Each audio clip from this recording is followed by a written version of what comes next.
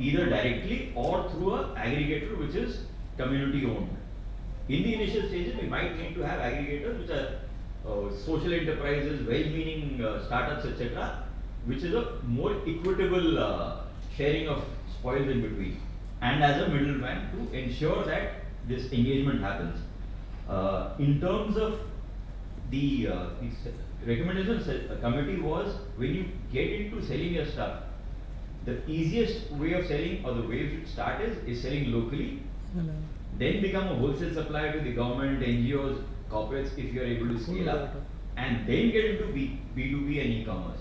E-commerce was shared by the panel that is the most expensive market channel that we have, and it needs a large, you need money for stacking of inventory, it is expensive, cost of returns, etc. are reasonably high. The other thing which came up was, when you incubate and market access, one of the biggest things that worked with DDs was motivating them and giving them the confidence they can deliver. Because that is something that, at the size at which they are, the self-belief itself leads to a uptake in the sales and the business performance. Subsequently, we had the inaugural session where the Secretary RD, Mr. 𝐍𝐚𝐭𝐢𝐨𝐬𝐷 addressed us.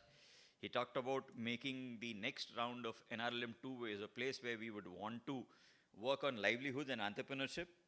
And he shared a vision that by 2047, the NRLM should be the largest women-driven entrepreneurship program in the world. The director ma'am shared the entire journey of NRLM for the sake of people who were freshers, who don't know about the NRLM, and about NRLM 2. The minister, Mr. M.B. Rajesh, talked about Kudumbashree and all, and he's the second politician after Nitish Kumar whom I saw exposing the benefits and the efficiency of the women SHG groups in delivering services to rural India.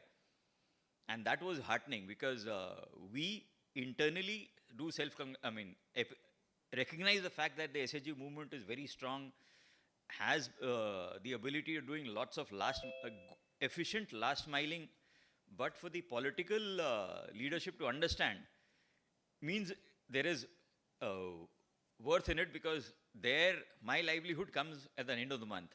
What's that? Their livelihood is based on these women voting. Yeah, so if they didn't fight it.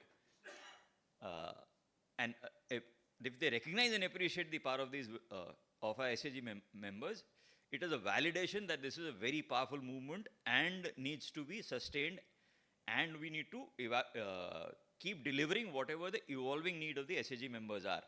They will not perpetually be there for mobilization. They have needs which we should be able to address. The next session was Mentoring for Scale, which was moderated by Mr. Deka, VC of Assam Agriculture University. Here, various panelists talked about the difference between training and mentorship, the fact that mentorship is more individualized.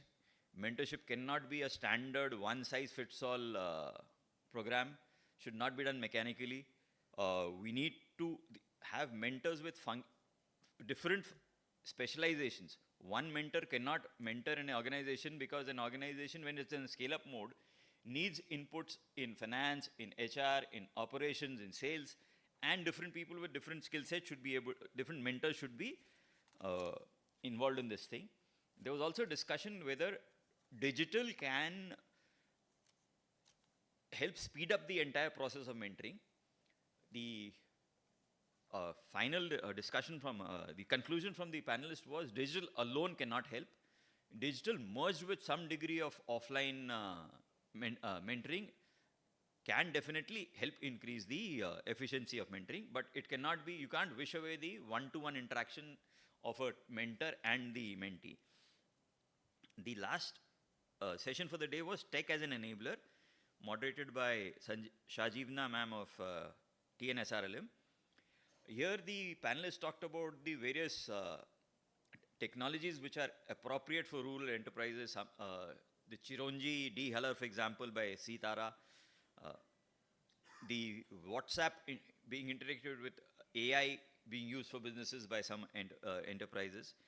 And the most important thing that came out of this particular panel discussion was we should have a mechanism of involving the energy of, good morning ma'am, of students.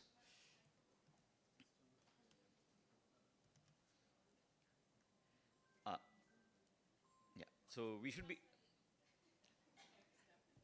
okay. Oh, so welcome to JS ma'am Swati Sharma. She flew in very late night from Delhi. So thanks for the effort and this thing. You're welcome for this. We're just doing a recap of what yesterday happened. We had some 3 or 4 sessions, and the major findings of the sessions were on the market access. The panelists said that the digital channel is the most expensive and the highest order of enterprises of market access that we can look at. The size of our enterprise is such that we should start with selling to local markets, then doing institutional sales to government, NGOs and corporates whenever we hit scale, and then get into D2C and e-commerce, because that's the most expensive channel and the toughest to crack for our Didis. Second thing was that when we want to engage with corporates, we have to appreciate the fact that our scale is nowhere near what those guys want to win. And any partnership has to be win-win for the parties involved. So if a corporate is dealing at scale 10 times higher than us, we have to engage certain some level of an aggregator in between to be able to deal with them as an equal. Because those guys can deal with us once from the goodness of their heart or because we have some personal relation or whatever. But a sustained business will happen only when it's a business transaction which meets their day-to-day requirement. The inaugural was, the part of the inaugural was that the minister was the second politician apart from Mr. Nitish Kumar who voted for the efficiency of the SHG memberships and the ecosystem in creating change at the local level, at the grassroots level. I mean, I was very impressed that the minister spoke extempore and he had all the numbers at his fingertips. Means he's involved, and our SHG, the Kudumbashree movement, has had such an impact that it makes sense for him to have it on the top of at his fingertips. Otherwise, if it was just under the program, he would have needed some piece of paper to refer to and read. So that's kudos to the Didis and the facilitators which are us. I mean, my personal belief is everybody here is getting our salaries because what the Didis are doing. We are mere facilitators, and we ensure that we give them the platform to showcase whatever the capacities that they have. We only protect them from certain externalities and give them that opportunity. There was another session on mentoring for scale, where the discussion was on mentoring being different from training, need for functional experts as mentors, because as the organization scales up, it needs specialists to give them guidance on different functional areas. And the fact that mere digital training or digital mentoring will not work. It needs a personal touch for it to be effective. The final session of the day was tech as an enabler.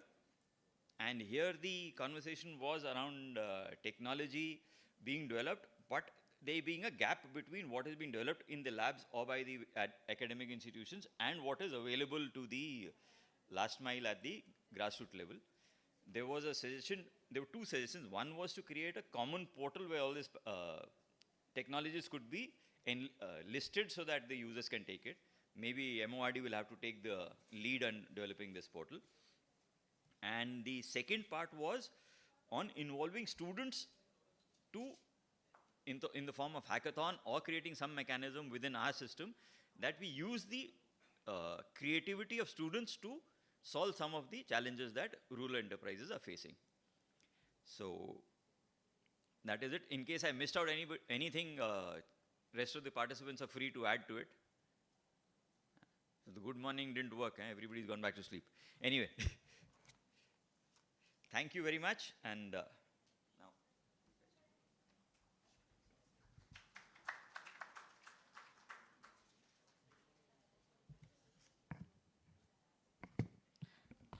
Thank you, sir, for recap session. Now, I would like to extend warm invitation to Swati Sharma ma'am, Joint Secretary in ANLEM, who had just joined us today. So, we warmly welcome you, ma'am.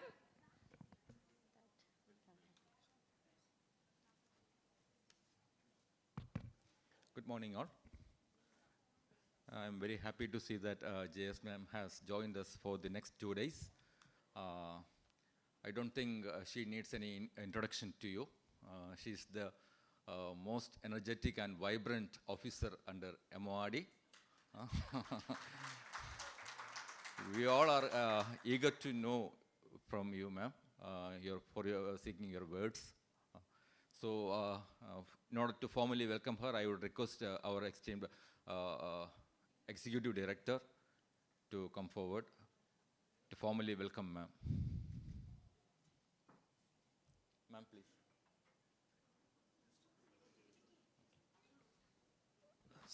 Good morning. Swati ma'am could not join us yesterday because of some busy engagements due to Ajivika Saras Mela. Madam joined us, reached here today morning at 2 o'clock only. Warm welcome, ma'am. Yes, ma'am. Warm welcome to this program. Welcome to Kerala, ma'am.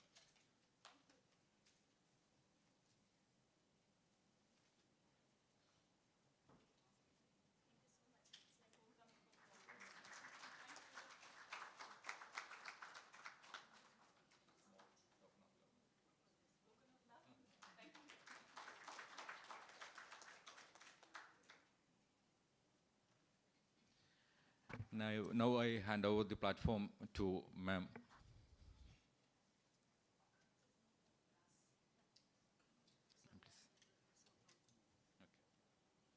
Good morning, everyone. Generally, I never prefer to speak with a paper in hand, but today I think it's an important day. So, good morning, all of you. Thank you so much, Kerala team, 𝐿, Naveen, the entire vibrant team of Kudumbashree and Kerala SRLM, who very graciously agreed to host the national workshop. I wanted to specifically thank Rajeshwari, my director, 𝐭𝐧𝐚𝐭𝐤𝐬𝐡𝐨𝐩, the National Mission Manager, and Rikhi, who continued with the efforts to ensure that this national workshop happens. I must tell you that this was not planned in a day or two. It has taken months and months of planning. For so many months, Raji was actually undertaking visits to many places. We were all tied in a lot of things in NRLM, as you all know, but Rajeshwari kept a continuous tab on what was happening in the incubator side, not only on file, but off files also. And all of you by now know Rekhi as an institution. I'm glad to be working with such a lovely team in NRLM. We do talk about the HR resource constraints in SRLMs, but please know that even in NRLM, we work with a very small team, but the team is very, very dedicated, very professional, very committed. This is how we've been able to work on the sub-schemes. This is how we've been able to organize national workshops or regional workshops. And this is how we've been able to bring out lots of innovations every year. However, we also realize that nothing can be done unless we have complete partnerships with the state SRLMs. That brings me to the most important point, which is why we are here. So, Rekhi presented what happened in the last 2 days. Give me 1 sec, please. Please excuse me, it's a little bit of too much of, I think I caught some infection somewhere.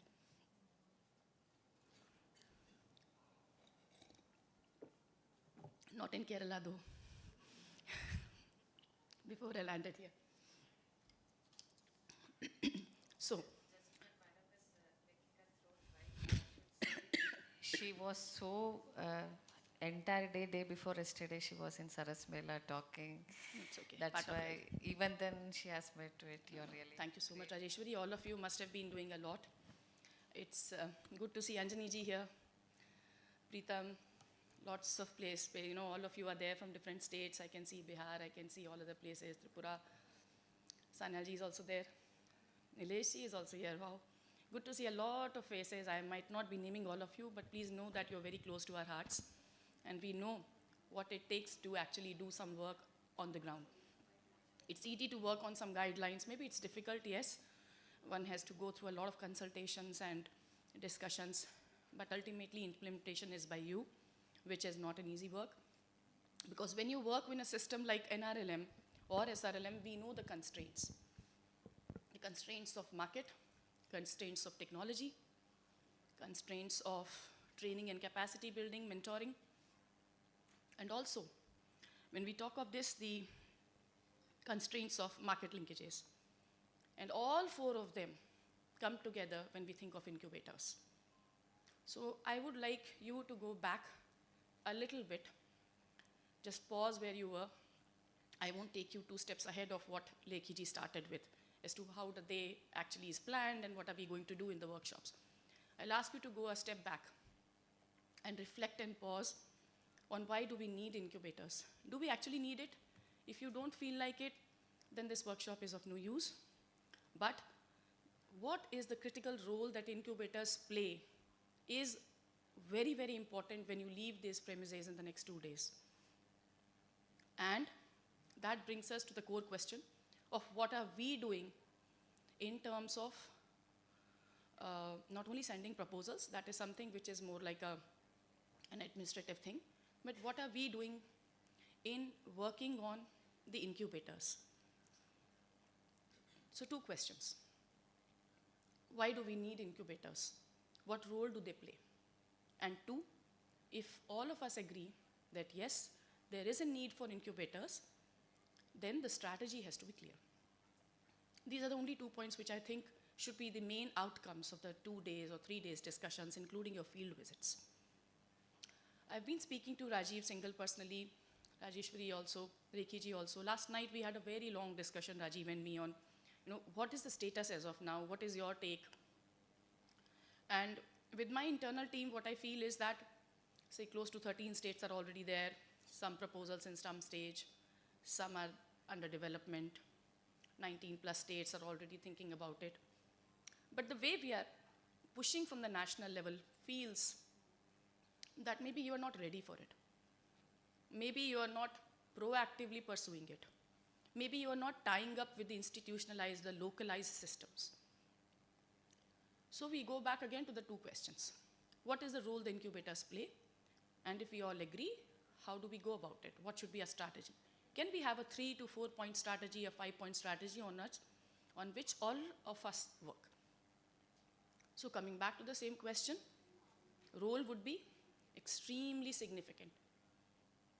Given the point that we have reached, when we have more than 2 crore Lakhpati Didis in the system, in fact, much, much more than that, because many of them have actually not got onboarded because of some reason. Maybe some were already earning 10 lakh, 20 lakh, and so in a state like Kerala, Andhra, and a lot of them in even Jharkhand and other places, where the basic minimum is already very high. That means entrepreneurship development becomes the key for everything that we do. And this is where incubators play an important role. We all know that you can't be providing finance or market linkages or technology or training and capacity building that is mentoring. I think I always think about these 4 things. And when we think of these constraints, we realize that incubators become very, very important. So when I went to IIM Kolkata incubation, the Innovation Park, or to NSRCEL in Bangalore, I noticed that this is one thing which is very, very important, which is what the role of the incubators is. But is it only tying up with the known institutions that actually help us? Is it only the academic or research institutions that only act as incubators, or there's something more about it? This is where I think we have to think of localized solutions. One size fits all will not work for us. So the strategy would not be that we provide you a guideline of incubators and all, though we did it in 2021 as a sub-scheme. We are all aware of what the details are. If you're not aware, please visit the website. You'll find a lot of info there. But I know all of you really, really are a very dedicated team on the ground. So all are aware. So the strategy is not that we should be pushing. So recently we went to Srinagar. Somebody from Jammu Kashmir? I saw Yasser in one of the photographs. Yeah, yesterday. So we went to Jammu Kashmir. Srinagar, there was a program on Lakhpati Didis and a lot of other programs. And I happened to get a very lovely chance, God blessings, I went to SCOAST. This is where I met the Vice Chancellor and the Sher-e-Kashmir Agricultural University, right? And T is for technology, right? So please have a look online if you're able to have SKUAST. And you will actually see what kind of brilliant work the institutions are doing in the particular states. So even when I discuss my team and we think of what a hub and spoke model would be for the northeastern states as clusters, etc., or at a bigger level with the institutions, what is important is to think of what are the institutions that are already with you. Why don't we leverage the institutions, either the academic research or even the practitioners institute, or even the startups or the private sector players or industry players who have their small capacities for bringing up the incubators. So I think one of the key things that you should do, otherwise this entire workshop will be of not much use, would be that before you go, and I would suggest to my team also, find out, please let us know what are the institutions that you feel are the incubators or they can work as incubators. Why do we think only of 𝐼𝐻𝑚 Kozhikode or 𝐼𝐻𝑚 Udaipur or Vizag or even Kolkata or Bangalore or maybe Bhopal, Raipur and other ones that we are working on? It's not that these are the institutions that won't be helpful. They would be. But certainly the span and scope of 10 crore Didis that we are working in, the SHG members, would not be covered if you actually concentrate only in the capital areas or the capital cities, whereas the entire profile of women who are very talented but need opportunities are actually scattered throughout the state, whichever state we talk about. So what would be the need would be a network of incubators in the entire country. It can't be that the NRLM would be running after you or chasing you for send your proposals and this is how you have to collaborate. But why can't we have small groups of SHG members being trained, being connected with the market, and for all the works that the incubator does. So one of the key things that I think, if it is not planned out in the entire thing by Rekhi ji and Rajiv, would be that kindly circulate some kind of a paper or something, find out what are the institutions that the non-farm team knows that they're already existing. It could be simply in Haryana, Chaudhary Devilal University or something, but we all know they do. Tamil Nadu Agricultural University, they do that. So why not go for places spread out throughout the country so that we have a network of incubators? And why are incubators necessary? Because of the linkages that we realized. We really need them to be the connectors with the market. We really need them to be the connectors for digital inclusion. We talk about the financial inclusion. Now I think it's high time that you don't talk about only of the digital integration, but of digital inclusion. Because time is ripe now, or we'll be losing out in the race if we don't connect our SHG members with not only new technologies, low-cost technologies. Low-cost technologies, new technologies, but also for onboarding on e-commerce platforms or whatever. Whatever is available in the state. So the idea is that when we think on incubators and leave this session for the national workshop, each one of us, from whichever state we are coming in, should have at least one blueprint of what we are planning to do when we come back again, or there's a regional workshop which will be carried on by my team now very soon. For the next 3 to 6 months, what is our plan? So October, November, December, and then January, February, March. If we all are able to do that, then the workshop is successful, or else it's just a gathering of few people, we sit together, we laugh and enjoy, and we just discuss what we already know, and then we go back. So the newness and the outcome is something which is very much required if we really spend at least half an hour individually in our teams and independently with your state people and work out on what are the possible institutions or the partners who can be the incubators for your state. This is where NRLM gets into. NRLM hands hold you, takes help from Anjani ji and other stakeholders and other partners who are already here, and we work out a strategy on how we do it. That brings me to the second point, which I always thought of it, which is the data part. It's very close to my heart, because what I feel is that whatever you do, unless you have a monitoring and supervision, and that monitoring and supervision is not physical, it's not through review meetings, it's something which automatically comes through data. So unless and until you have monitoring and supervision through data, which means, which Ricky ji just now pointed out, can we have a common portal? Or, I am also over that, decentralize it. Have your own portals, but all of them then actually are there in either LocOS or in terms of an institution, maybe an innovation kind of a portal, something like that, or an incubator portal that we'll work on this and maybe discuss during the 2 days that we are again here. So my only request to you would be that as the day progresses and we listen to Anjani and the other key stakeholders, some of them would be introduced when they come on stage. I'm happy that I would be meeting a lot of new partners here. We have to actually broaden our partnerships and our engagements with the private sector and industry players also. Industry cannot be only done with your ministerial partnerships or with the academic institutions. If we have to work with incubators, and we have to not only think of 150 or so, the number of people that we actually, the SHG members that we train, but smaller ones spread across the country with a localized approach. That is something that will actually help the SHG members much more. Because the local institution knows not only the supply side, but also the key demand side. NRLM is a demand-based program. Unless and until you get into the nitty-gritties of what the SHG members want, you would be just acting on the supply side.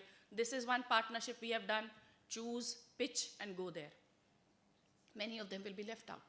So I remember when we did the NSR CEL, I remember Sri Vidya, I think Raga was there, Raga Priya was telling that more than 40,000 applications were received. It was so sad to see that we were able to support only 150. What happens to the rest of them? This is where the network of incubators come into play. This is where we also see that there's a folly in our approach also. Why focus only a few and actually review only those? Which means we are not here, sorry, excuse me, we are not here to monitor and supervise what you do or review it.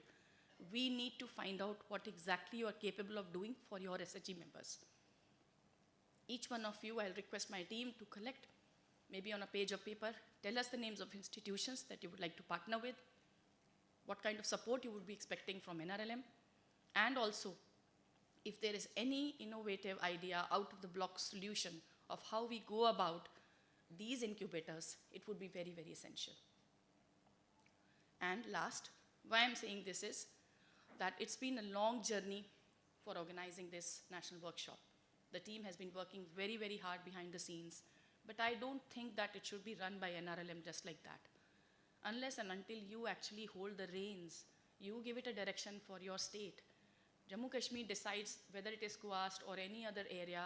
Maybe Jammu, you have some university or somewhere, you have a SQUAST Jammu also. Or maybe some other local university or a local institution that can support some incubators, some SHG members as an incubator. That would be the greatest service that we will be doing to our SHG members.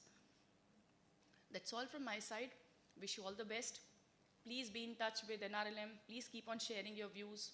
I keep in touch with Naveen, Dineshan ji, everyone. Nilesh ji is here. Some days back, we have the Navdisha Samvad Shrinkla, where Vijay Kumar sir had come, and he spoke about how we actually need to rethink in terms of going back to the grassroots. Not only making it a very supply side kind of a thing, but also finding out exactly what the SHG members need, whether it is natural farming or whatever. So my request to all of you would be, before we leave, please understand, all of us should be convinced that incubators are essential. They are really needed for our SHG members who have reached a stage where they can now take a quantum leap.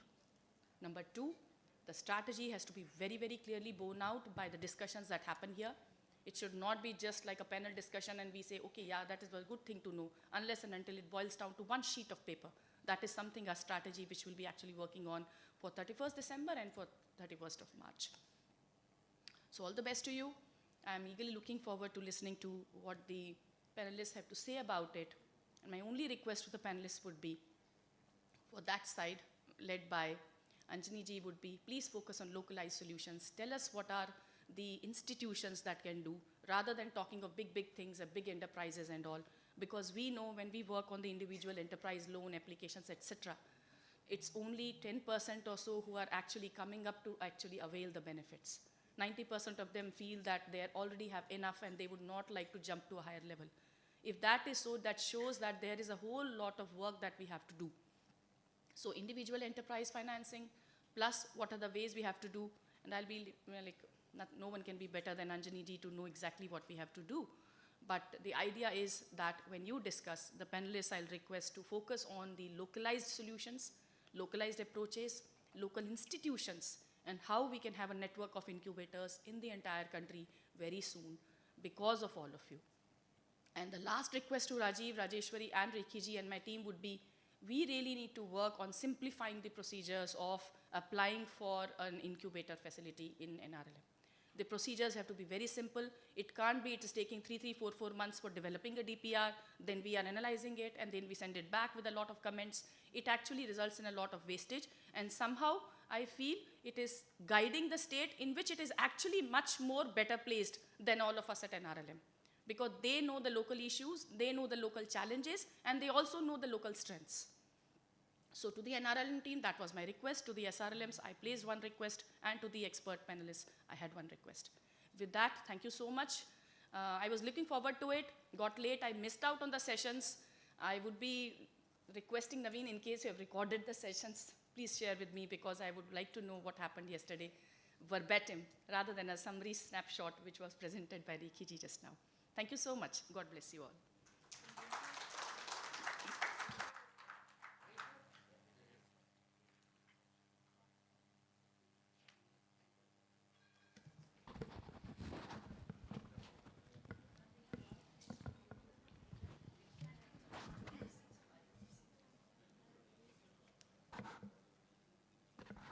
Thank you very much, ma'am, for addressing gathering and sharing your valuable words with us. We deeply appreciate your emphasis on setting clear goals and outcomes for this session, and for encouraging everyone present to collaborate and plan effectively. Now there is an announcement to the panelists and moderator. Please note a slight change for today's session. Session 10, Exploring Incubation Model for SRLM, will be now held from 2 p.m. to 3:30 p.m., followed by session 9, Convergence and Partnership, from 3:30 p.m. to 4:30. Kindly make a note of this update.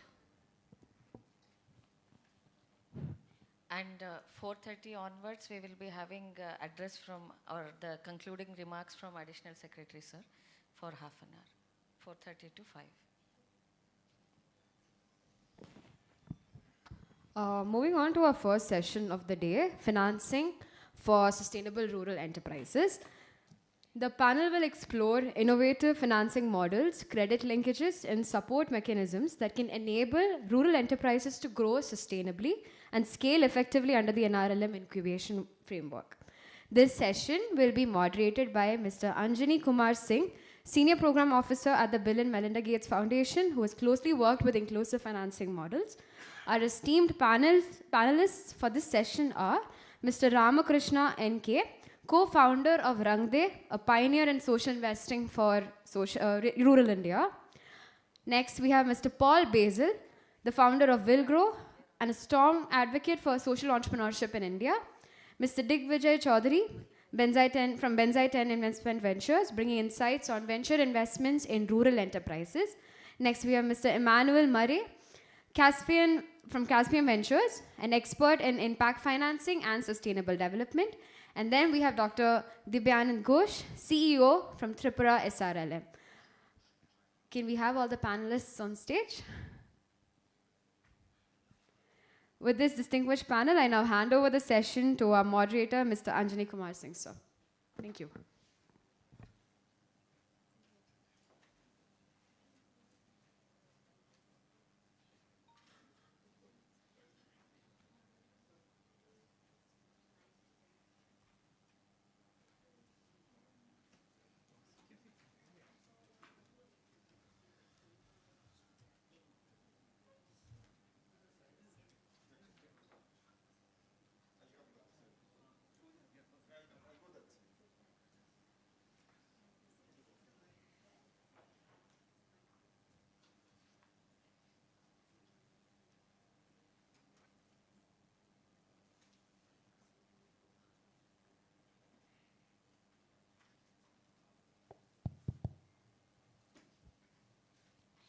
Thank you. Thank you so much, and very warm good morning to everyone. We are starting the first session. At the outset, let me, thanks Ministry of Rural Development, and Joint Secretary, Directors, and all the NMMU colleagues and all who put lot of hard efforts in terms of, organizing it and bringing all of us together under this one roof and all. And it's such a diverse audience, and participants, starting from not only the SRLM, and NRLM people, but also the whole academic institutions, people from, various, other organizations who have partners and all who have come to this event. I would also like to thank Kudumbashree. I think there couldn't be any better place and better host. Thank you so much for all your kindness and generosity. I remember for sure that when NRLM was started, while rest of the states were talking about SSG, Kudumbashree was building the whole micro enterprise consultants and enterprise promotions and all. So you have been always a generation ahead when it's come to the enterprise ecosystems and all. So that way it's a great place to come and learn about the whole enterprise work and all. Now, we have been given the task of, debating and discussing and finding solutions around enterprise financing. And there can't be a better panel than this. I've been working in this space, but, even in the last few hours, I learned so many new things from these panel members and all. So I'm sure you would also, when they would share their thoughts, audience would also learn, a lot of new things about, the enterprise financing ecosystems and all, and how an RLM can leverage. I would also thanks, I think J.S. ma'am had set the context right, and I think the three key things which I would like to, mention, so that all the panel members, when they are talking about it, they will take that into, consideration. While, ma'am highlighted about the whole diversity of institution, localization of the knowledge, and, incubation, centers, and building partnerships. And in this whole thing, innovation, scale, and sustainability was the key word which came again and again. So I would also suggest, that lot of people in the audience, they work with the SSG ecosystems and all. So we need to see that, okay, whatever, that we are sharing, how it is relevant for, the kind of women and entrepreneur that women, these NRLM serves to. So without further ado, I would say in terms of the structure of the whole conversation, we would like to, go at least 2 rounds, and and then each round I'll have some questions to explore. And the final 20 minutes, we will leave it to the audience also, because I know that, this is a very informed audience. They have a lot of knowledge in terms of, they work very close to the ground. So there are a lot of questions in their mind, so we need to respond to their questions as well. So let me start with Professor Emmanuel. Professor Emmanuel, you work, your work is well known in this whole enterprise ecosystems. And before I go to, ask you the real questions, in India, this whole financing ecosystem is very well developed. If you start from not only the financial institutions which are owned by the public sector, but there are a large number of private sector financial institutions. There are commercial bank, there are, payment bank, there are a small finance bank, there are NBFCs, and there are, NBFCs peer-to-peer lending that, the sole representative Ram is here. So there's a well-developed financial ecosystem which exists. Also, when it comes to the products and instruments, I mean, there are large number of products, not only the bank loan, but also, the equity, debt, blended finance. So many other instruments which exist. Angel investors, social impact investors, but in spite of having such a well-developed, mature ecosystem, still if you go to any entrepreneur and ask, what is the biggest challenge that you face? I think the first challenge which will come up is, they're not getting the adequate capital. Also, when they get the capital, it's not, at the right time and the right terms for the right tenure. So, 3T I keep saying, that, the ticket size, the tenure and the terms of the loan are still not in the favor of the women, small and marginal producers and all. So why this paradox and dichotomy which continues to exist in spite of so much of effort which the government is making, and the larger ecosystem is also making, that women and smaller marginal producers are not able to access as much as that should be. So over to you. Thanks. Thank you so much for the kind introduction and calling me a professor. First of all, I'm not a professor. Done a little bit of work in this space, that's all I can say. Largely, India has one of the most evolved credit systems in the world, what is called multi-institutional finance. And as of now, what little I know of, SHGs are overbanked. There's enough and more money available to SHG groups. But where I think the gap lies is, as these entrepreneurs scale their business, there is just a standard product available and there's a limit on the loan capacity that they are able to access. And one reason that I can think of is basically that the banking system is designed for commercial banking. So it is a branch manager, will work in an urban branch, he'll work in an overseas branch, he'll work in the regional office. Sometime along his career, he has a rural posting. So really, we don't have dedicated rural credit officers who understand these community businesses very closely. And to add to that, I think, is the complexity of trying to assess credit for small businesses. It's not an easy thing to assess credit on a business-to-business basis. You can always have a standard product, a checklist way of lending. But if you want to do evaluation of a unit and an enterprise, it requires a different skill set, which I think, again, the rural incubator that you're talking about will try and create that capability. So the first thing that we need to evaluate is the entrepreneurial mindset that the entrepreneur has. So globally itself, around 25 to 30% of any community has that entrepreneurial spark in them. So we really can't be giving wholesale lending to everybody for business enterprises. Now when that is reached, the next stage is to understand the absorption capacity of these businesses. So what is the level of absorption capacity? What is the unserved, what is the potential growth that the enterprise has, which is held up because of lack of capital? Now once we assess that, then we can design a credit product for that.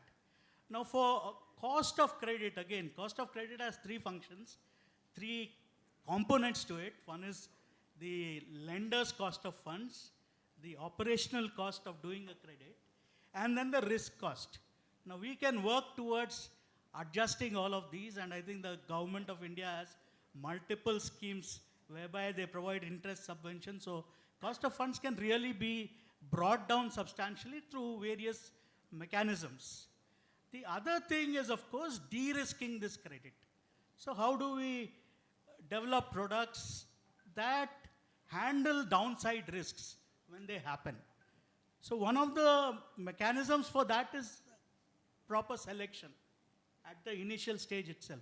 When you do the right selection of businesses who have a good market connect, who have the orientation towards dealing with businesses of a larger scale, who keep records in a manner that they make themselves bankable. All these help you to de-risk a business. But there are risks which are outside, external risks, whatever the Trump tariffs or the government policies. Many other reasons could be there for a business failing. So there could be different mechanisms like pooled guarantee products. So we at Caspian do a lot of funding to startups. The origin of where I come from and probably the reason why I'm here is also because of the 10 plus years of work that we have done financing first generation entrepreneurs. So we finance to entrepreneurs who are otherwise, from IITs or somewhere else, who don't have a background, who are not from business communities, who don't have collaterals to offer, but they have grand ideas and they have the potential to grow their businesses. So we evaluate businesses based on the entrepreneur, based on the business opportunity. 90+% of our loans are unsecured. We customize loan products for every business, understand deeply what that business is, and structure repayments according to the cash flows of the business that is there. So all these are the factors that could help you to give loans again which are convenient and do not burden borrowers and become a spoiler of relationships rather than being a positive relationship when you give loans. So all these are the things. A large, medium or a small enterprise, the variables are still the same. But again, the cost of doing, the cost of doing a 1 crore loan is the same as the cost of doing a 10 lakh loan because of the effort, the manpower that is involved, the processes that we have to follow. And therefore, lenders, including banks, avoid doing those small loans. And that is where I think we need to have more effort and concentration and doing it. There's a possibility. For the 10 years that we've been in business, 90% unsecured portfolio are NPAs. Our lost book is only about 2%. So it's really possible if you have the right systems and processes and the right approach to lending, you could lend because all these, as I listened to the Joint Secretary, man, all these are already entrepreneurs. They're not somebody going to start. They just need money to grow their businesses. It's easily possible to scale these up very quickly and give them money and just give them opportunity to get into the big league. Thank you. Thank you. Thank you, Professor Emmanuel. I'll continue to say, and I think you talked about financial products, the cost of loan. Okay. Yes. Thank you. You talked about the financial. The diversity of the financial product which requires, and I completely agree with you. Since in the last 4 or 5 decades, that country has the history of SAG promotions and all.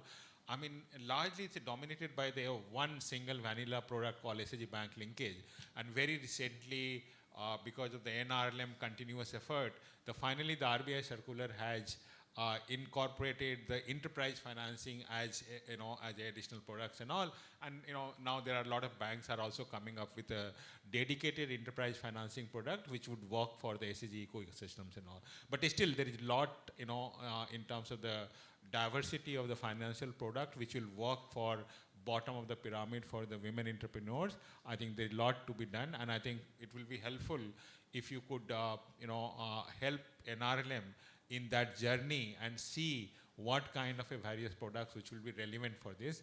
I think you also talked about the cost of loan, but because we also work in Africa, we see that the India market in that way is still much better rather than Africa market and other markets and all. Not only because Indian banking system is largely dependent on their own India's saving and not borrowing from outside, but also in terms of the the cost of lending to the poor people.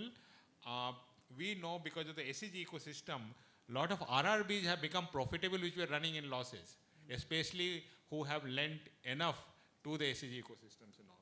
So, thank you so much for bringing all those things and all. Now let me turn to Paul. And Paul, I think, again, you have been, I've been tracking your journey, since probably more than, 2.5 decades. You started from the whole innovation ecosystems and now moved to the whole impact investments and all, So, still the whole journey of an enterprise from, from a seeding of an idea to running it as a sustainable business enterprise.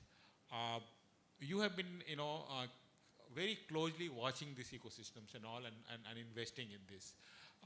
So if you could share your thoughts that before these enterprise go to financing institutions and all, what all that they need to do so that they are able to use these finances in a much more effective manner and all. So if you could share your thoughts, around that. Sure.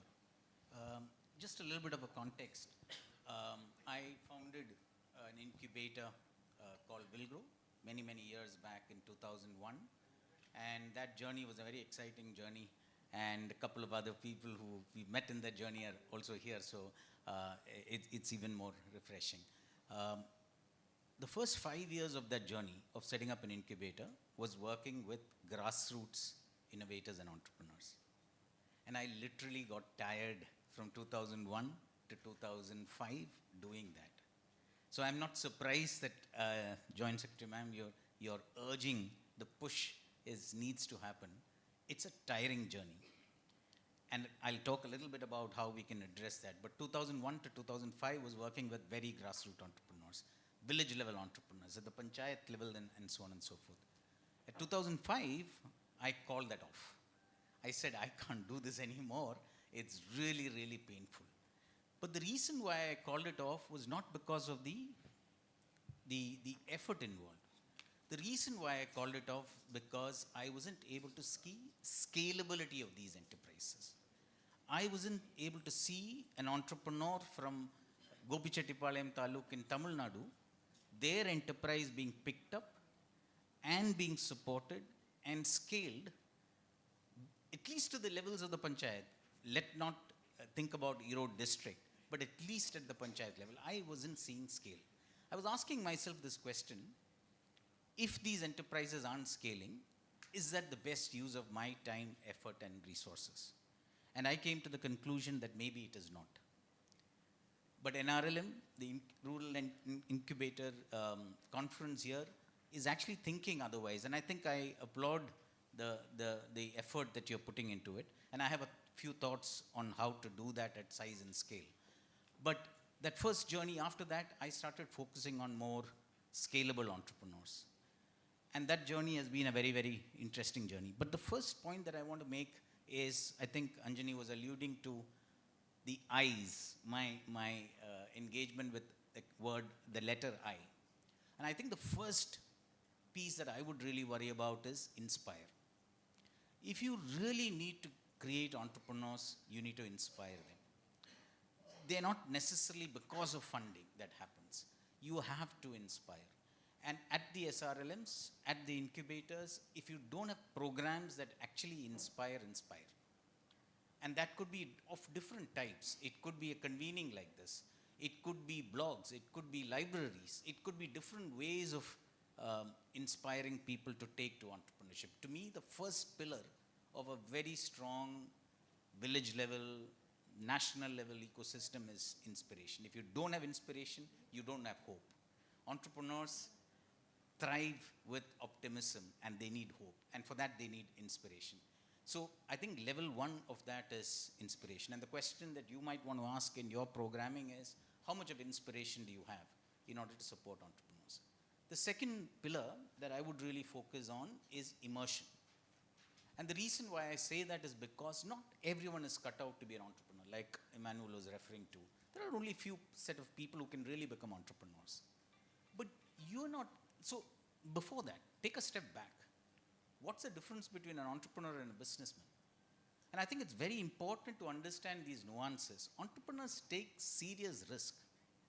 If a taxi operator exists who owns 2 taxis, are they an entrepreneur?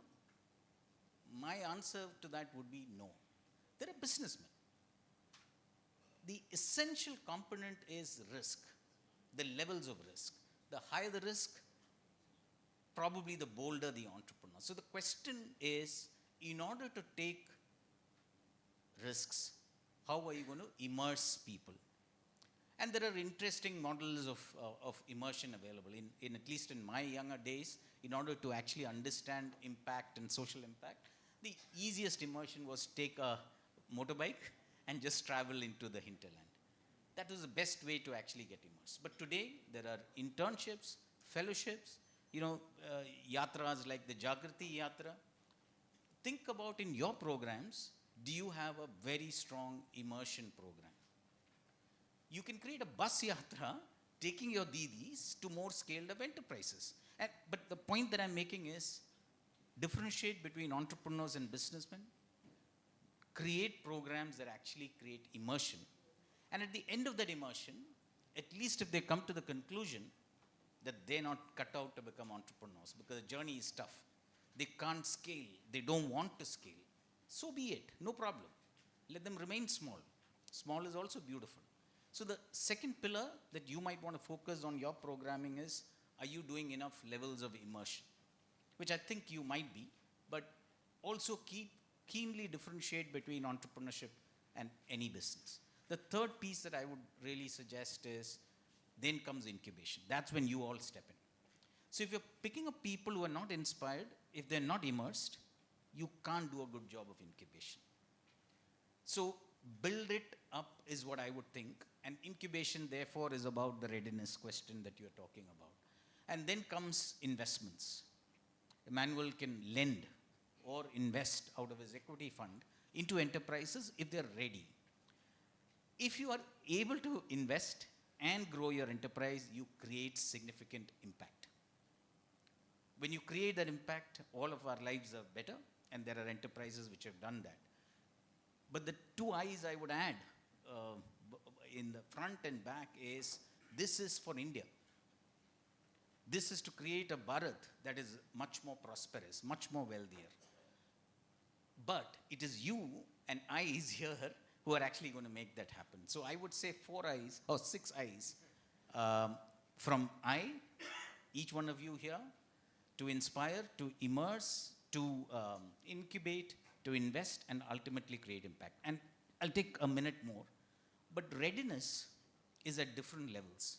If you're working with any business, a taxi operator or a chuckie mill which extracts, what training do you want to give? There are hundreds of such operators out there, but you want to create an ecosystem for them. So I think you need to really differentiate. If you are going to actually work with entrepreneurs whose products are far more risk-taking, who are creating new categories or a new product in an existing customer category, you will have to actually create, I would say, 3 or 4 things as part of your incubation program.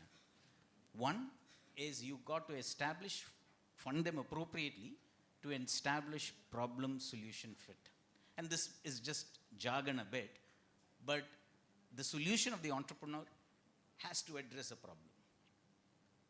And the second one, you have to create a product market fit, which means there has to be a customer who's willing to pay at a certain price point to make that work.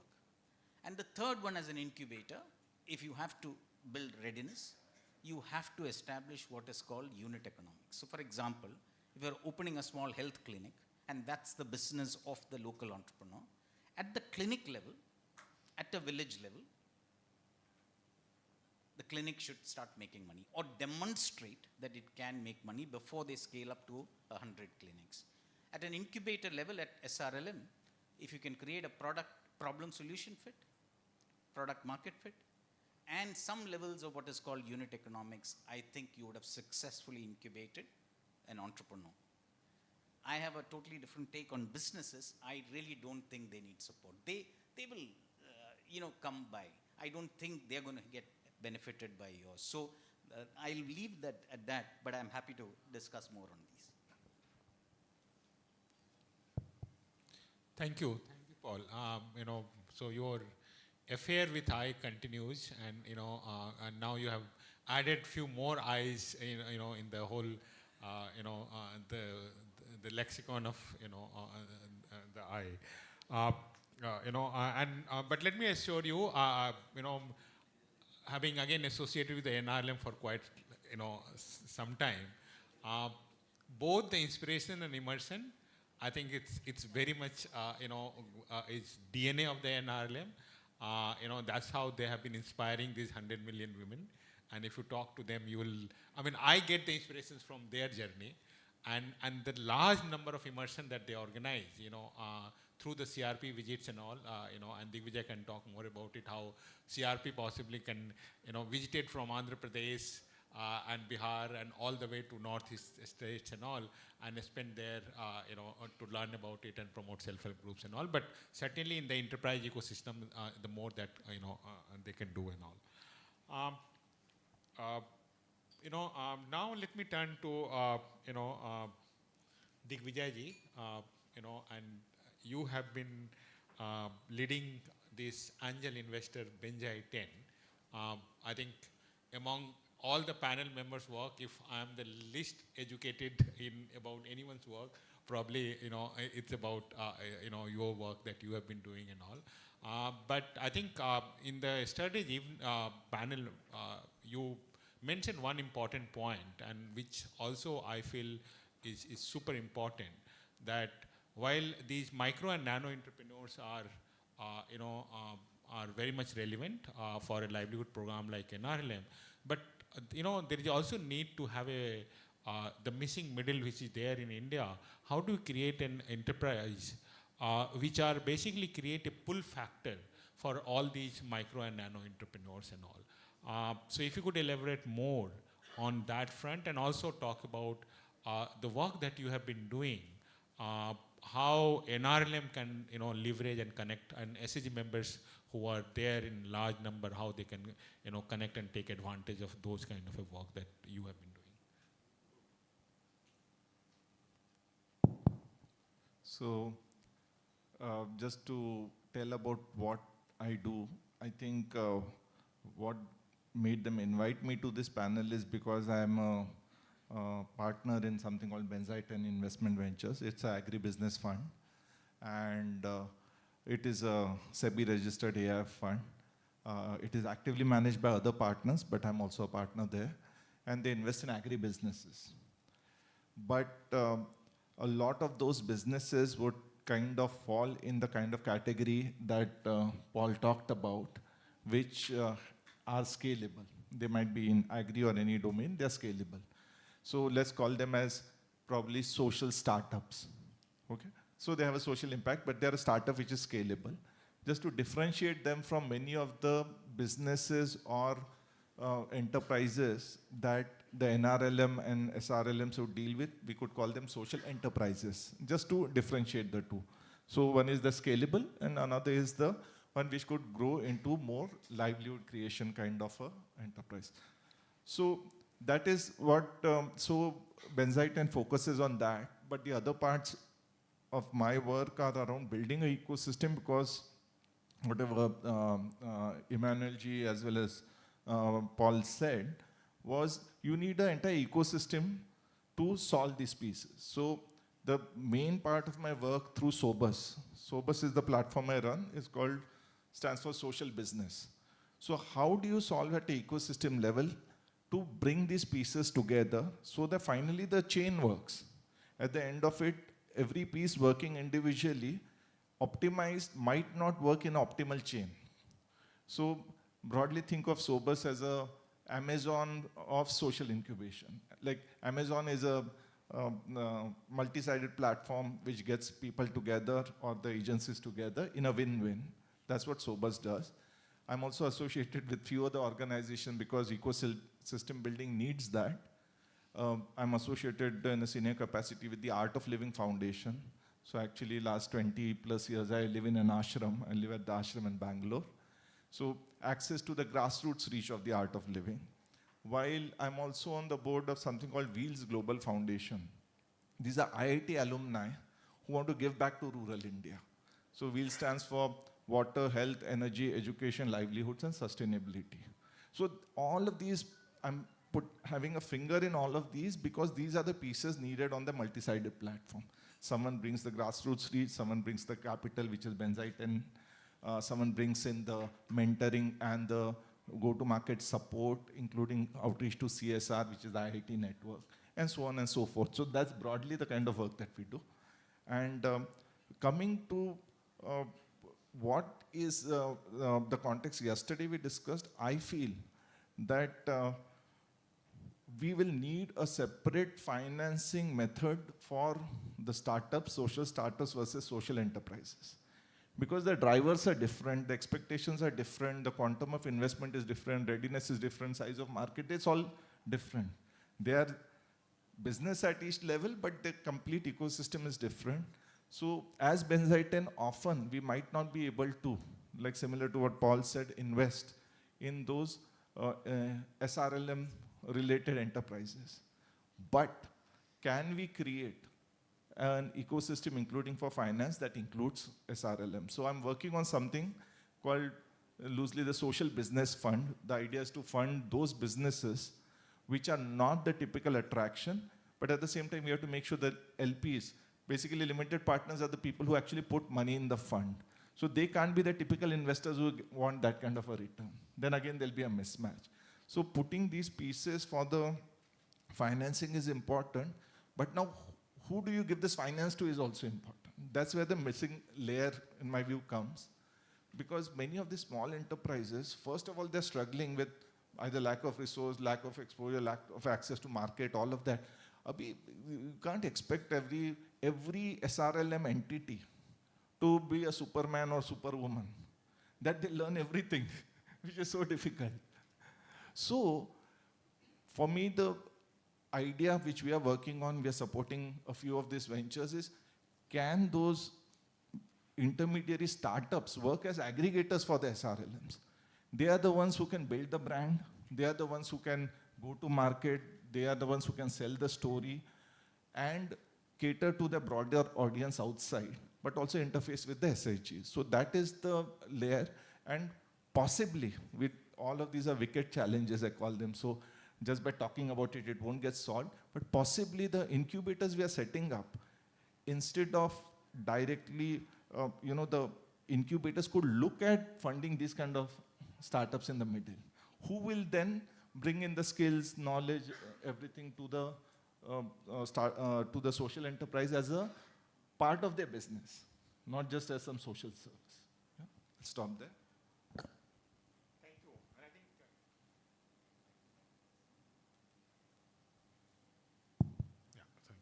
thank you. I think, the last sentence stuck to me in terms of, how do they consider, suppose some of these support services as part of their business and not as a social service. And that's important, to look at it.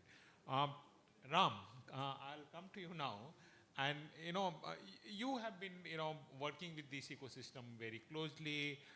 You know that ecosystem quite well. I know that the large number of partners and the SHG members also get support from your platforms and all. You are the probably the single licensed peer-to-peer lender in India. Globally, the experience has not been very positive and all. Also, there is a the challenge of a scale. So if you could just share your thoughts about how do we democratize this access to credit, especially when it comes to the lower segment women, a smaller marginal farmer. I know you have a presentation, so if you could, yeah.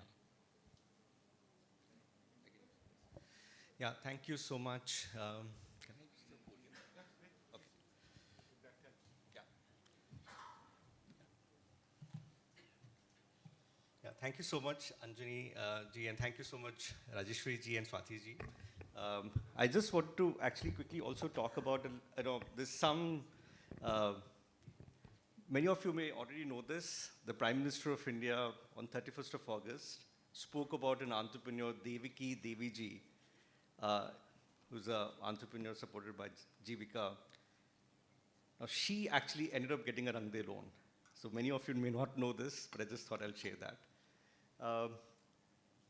So very quickly, Rangde is actually a regulated peer-to-peer platform. And we are trying to see if we can solve two problems for nano entrepreneurs across the country. And really, there's two simple problems. One, can we make sure they get reasonable rates of interest? They are not going and getting exploited by other financial institutions. And also, can we ensure that they have agency when it comes to borrowing? So we can also ensure that they are able to exercise agency. And what I mean by that is their ability to choose how much, when, for how long, and in what terms they want to borrow. I think Anjani ji was also referring to. So when you combine affordable credit with agency, it becomes a game changer, especially for nano enterprises. This is the model we all know, and I'll just come back to this model and see how we could, kind of make it a little bit more, workable for nano enterprise. But before that, I just want to walk you through the regulation under which we are governed. It's a very special type of NBFC called NBFC P2P, where there are two escrow accounts. And actually, it's revolutionary also because something magical is happening here. An Indian can lend to another Indian, and while this person is lending, or the other person is borrowing, the Reserve Bank of India monitors it and gives the person who is borrowing the same status as though the person is borrowing from a bank. In other words, they get a credit score in all the 4 credit bureaus in India. And I think that's where I think there's a lot of magic here. There are two escrow accounts which are, I think there are two escrow accounts which enable this. There's a disbursal, repayment, and what, and this is just an idea, given that, we also, looking at 2.0 for NRLM. So the idea really is, can we repurpose this regulated structure from RBI and repurpose it to make it a regulated digital bridge? What it would do essentially, if you were to do that, it would create a model like this, where you have a village organization who can actually become a lender, or a social investor, it could be an individual like many of us, who can actually invest directly into a nano entrepreneur on terms which work for the nano entrepreneur, but also absolutely affordable rates. It also would do something else, and I'm sure many of us already know about it. The account aggregators are all active now. All the banks have signed up with account aggregators. So what we could actually do now is enable cash flow-based lending for the nano entrepreneur, which was unthinkable earlier. So what Emmanuel ji was talking about, saying that, okay, we are now able to underwrite, that's limited to a very small percentage of enterprises. But now we can actually do that thanks to AA. And also, the last 2 days, I was, especially yesterday, I was hoping that, we also, start talking about AI now and how we can actually leverage AI. We just can't, afford to ignore it anymore. So one of the things which I want to also suggest is to create an AI native knowledge management system. Now it's super, affordable to do this now, given, and this could actually become a decentralized AI across all the SRLMs. We can even make it multilingual if you have to, which will capture the knowledge on incubation, credit, and mentorship. So this is just another thought I thought I'll quickly present. Yeah, and I think that's it. So I'll just stop now. And if there's anything you want me to... Yes. No, I think, sorry, if I can, further, because how does it work? Normally, one person lending to other person, it's, if I'm not mistaken, it's illegal, right? If I'm lending informally, so informal lending is, is illegal. But through your platform, it becomes illegal. So how it operates, so that's one. If you suppose a 𝐷𝐻𝐴𝐨 member sitting in Mirzapur in some village, if she wants a, what you said, affordable credit, and in a timely manner, how she can do it. So if you could give us some, and also I know that you are at this moment working with few like 10,000 entrepreneurs and all, but I think the NRLM requirement is nothing less than million. If you talk in thousands, the interest doesn't excite, because they have a large pool of entrepreneurs or businesses which require support. So how do we scale? Yeah. So the model, which we follow at Rangdesh, we work with partners on the ground. For instance, 𝐸𝐨𝐫𝐤𝐬𝐡𝐨𝐩 was supported by our partner AKRSP. We were just the credit partners, and that's a model which we've done. We work with Assam government, MORD there, the rural department there, and in every instance, we have happened to be the first formal lender. And coming back to Anjali, the point of saying that yes, informal, it looks like informal, and that is why it's revolutionary, right? So I'll just go back to this slide. So the magic is happening here, that because of these 2 escrow accounts, the Reserve Bank of India makes it formal. And in the Credit Bureau report, you see the NBFC P2P's name, even though there are 100 individuals who have actually funded this loan. So that's that. We are at about, we've done about close to 100 crores in the last 6 years. We're super tough years, the couple of years were pandemic, but then we also, there was a lot of changes in the regulations in the last couple of years. We've survived that. So we are now looking at scaling it. The question is that, how do we get to 1 million social investors, right? Because we can then unlock substantial scale, at least $1 billion a year. So we've been doing a lot of experiments, and one of the things which we feel will really, really work is how do we do storytelling at scale? And coming back to Paul's point, there's one I would like to pick up, that how do we get people to, really aspire? Right? One is inspiration, but then how do you have aspiration for entrepreneurship, rural entrepreneurship? So I won't share much, but it's just that, we're working on something. We're working on creating one of its kind reality YouTube series, which will showcase and celebrate rural entrepreneurship like never before. I think somebody else also was talking about it yesterday, that, where are those stories of grit and resilience? And, where do we, so, should we really wait for the Prime Minister of India to talk about stories like 𝐸𝐸𝐸𝐸, or should we make it more mainstream?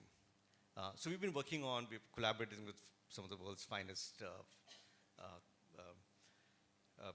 media professionals. We should have that something going in the next 6 months. Now, once that happens, I think we will get into this kind of a growth flywheel. We will be able to get to 1 million social investors in about a couple of years.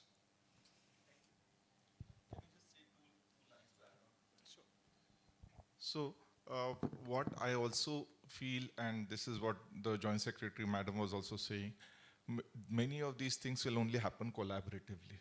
So like the discussion Rama and I were having is, now that they have established a model which is approved by the RBI, can we, for example, take the Art of Living Network, which is at scale across the country, to scale Rangde's model, for example. So Art of Living brings in, if we call the skill and will and then the capital, we also talked about the energy needed, inspiration needed. Art of Living is good for that. But they won't have the wherewithal to give the loans and all of that. That's where Rangde could come in. So we'll have to create those kind of win-win partnerships where everyone brings their own strength and it ties up in a smart and efficient supply chain. Because, I'll take this. I think the problems, what we are trying to solve here are much more difficult than other startups. Because the resource constraints are there, the scale is not there, the literacy. I'm not talking about the reading ability, financial literacy, or about those products or the markets might not be there. So we are actually tackling a much more difficult problem. So it will have to be done collaboratively. No single agency can do it. And the platform coming together with the win-win is very critical. Thank you. Thank you. I mean, great to see that, the collaboration has started among the panel members, and one is starting thinking that, okay, how art of living can, also leverage the Rangde platforms and all those things. So, and I think thanks, Ram. I also like the whole idea of how you are, contextualizing your model into the NRLM ecosystem and bringing the village organizations as part of your delivery, partner ecosystems and all. So I think, probably that's the kind of a thinking which is required, that how the various model which operate for different kind of a client and the segment would, can be contextualized and, localized, if I borrow the term from, JS ma'am's, vocabulary, and make it work for the SAG ecosystems and all. Sorry, 𝐶𝐿𝐵𝐽, I mean, sorry, Dipayan, yes. I'm coming last to you, but, I mean, I know that Tripura has been, the pioneer in promoting enterprise, even the quality of the SAGs and SAG ecosystem that you have. You have heard now, the various stakeholders and people who have been working on the financing side. How you would like to see that all these work is, is getting executed in Tripura ecosystems and all, and the work that you have been doing, which will excite them to come and work in Tripura. So if you could share your thoughts around, the Tripura SRLM work around enterprise financing.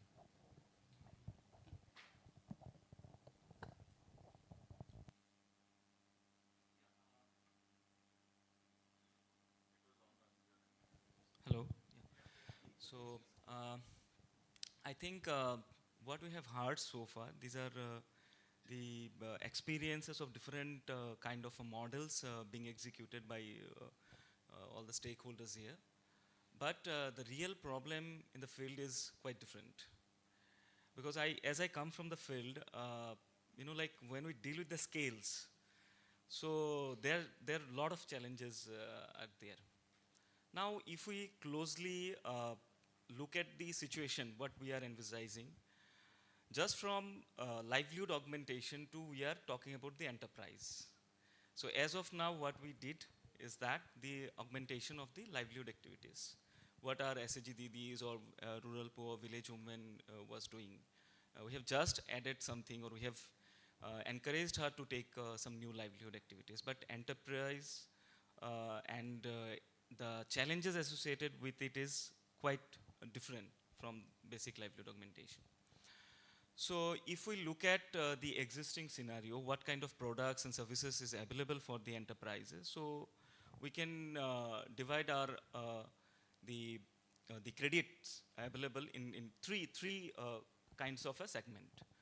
So one is that the working capital which they require. Second is the term loans or term kind of a finance which can support their capex requirement, because it is very, very important. From the Tripura experience, what I can clearly share is that we are working with a couple of enterprises, and we are having, recently we have started one model last 1.5 years, and that started yielding results also, which is called the collectives, non-farm collectives. So it's not like the model like the producer enterprise, a bigger model, or neither a small model. So there, that through these collectives, a lot of risks are getting diversified among the members. Whether it is the requirement of the capital, whether it is the requirement of the skills and market access, scale of products, quality of products, and all these things. And third, which is very, very important, is that the blended finance. So I think my previous speakers were talking about the blended finance. So this is the need of the hour actually. Because when we are talking about the various enterprises, whether it is an individual enterprise or a group enterprise, we cannot confine them in a single kind of a financing or single kind of looking at it. So every enterprise is having the different challenges. It has a different pathways, different value chains. So I think we should have a very flexible approach and flexible products in front of us so that these enterprises could be supported. For example, my previous speaker was talking about the peer-to-peer financing. So let me tell you a very simple example. There are some CLFs who are sitting on an ideal fund of around 2 crores, 2.5 crores, and some CLFs, they are struggling for the finance. So there can we implement this kind of peer-to-peer model. Okay, so that is the demand of the hour actually. Say for example, some enterprises are part of the bigger value chain. So there are a lot of actors when you are going to the rural areas, why we are always struggling to access the market? Because there are a lot of value chain gaps are there, the intermediary gaps are there. So when we look towards the rural areas also, yesterday also some speakers were saying that the big value chains or like big companies, they are not much interested into rural areas because of the scatteredness and the kind of investment is required, it is not yielding that much of result. Then there are different actors in the value chain who also need this kind of finances.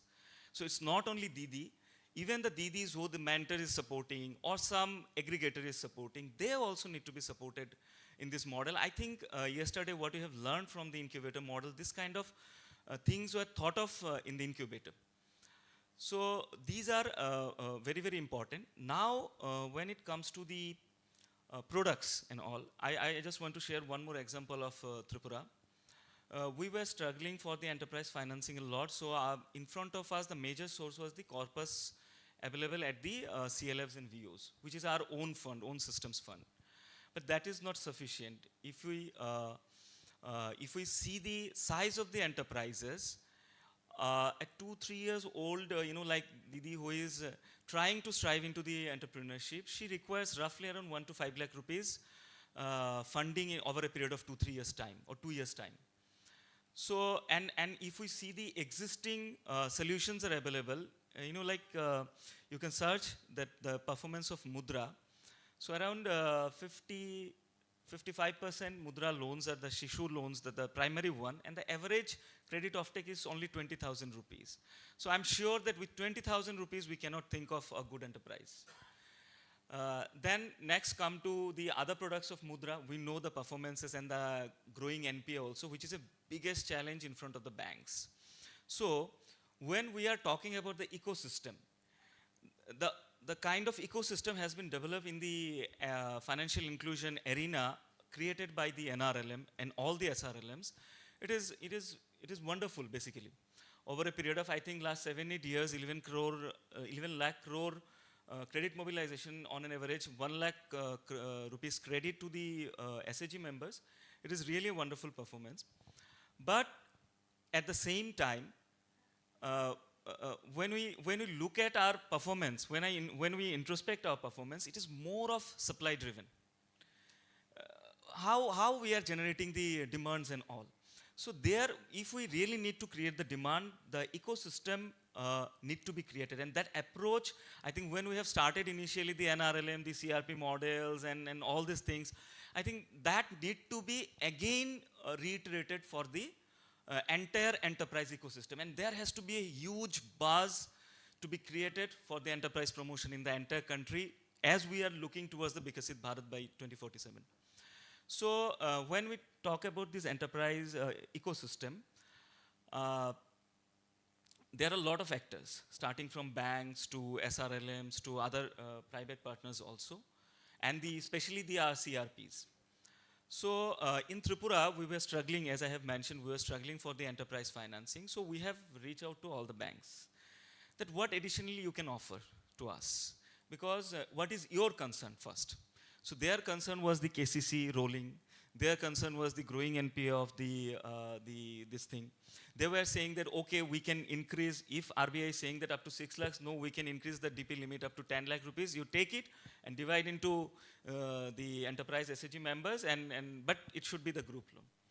So then we have demonstrated them the good enterprises which have developed over a period of time with our support and little bit of maybe with the bank supports also. Then some banks, especially the cooperative bank and the RRB, they plays a very, very important role, because I think from the state side we can convince them. There are platforms, various platforms are there through which you can convince them, no, we are there, your loan will not be a bad loan, or we will ensure that the repayments are on time. So then we have sent around 60 bankers to Andhra, Telangana for the exposure visit to see. And it has happened in the last year only.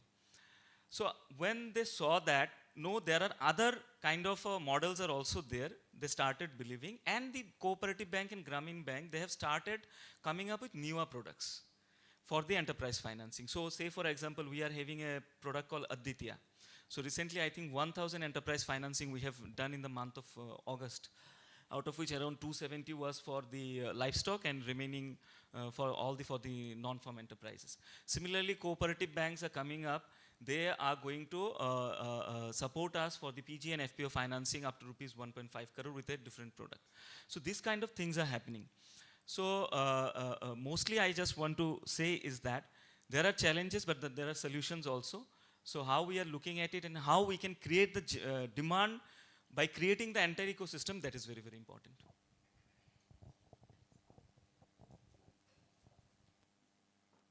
Thank you. Thank you, Dr. Dipayan.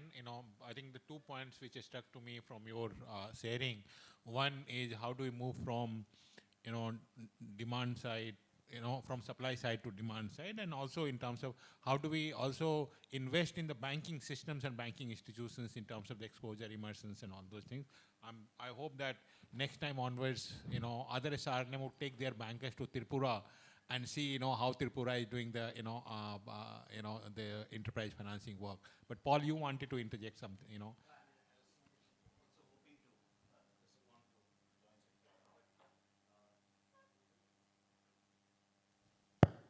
Yeah, I think she was asking two important questions.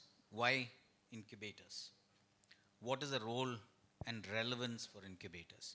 And the second question she was asking was, how can we do it at size and scale?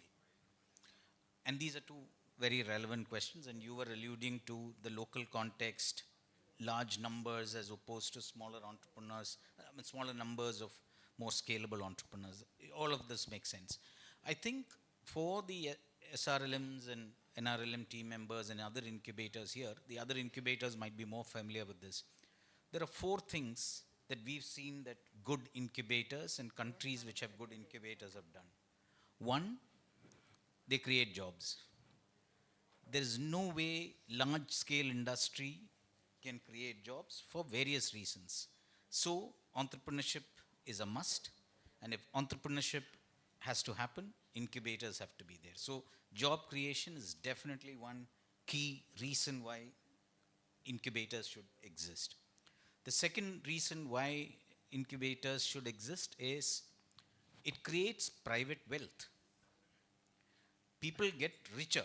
Entrepreneurs, businessmen get richer with good incubation. When they get wealthier, they obviously employ people and jobs, but more importantly, more spending in the economy. Consumer spending generally goes up, and that is good sometimes. So to me, the second reason why good incubators should exist is more wealth in the economy. The third reason why incubators should exist is because the moment you have a formal business, your GST, your all taxes, all of that goes up, and more tax collection. If that means greater tax collection means greater public spending, and therefore more public infrastructure, and so on and so forth. And that's the third reason why more entrepreneurship should happen. One could ask the question, isn't corporate India contributing to it? Yes, they are also contributing to it. But the more you get people to pay tax, not just personal income tax, but also GST, that actually contributes to public spending. So private spending on one side, public spending on the other side, jobs on the other. The job thing I want to stress further, because countries which have grown fast and which have a strong divide between the rich, the haves and the have-nots, have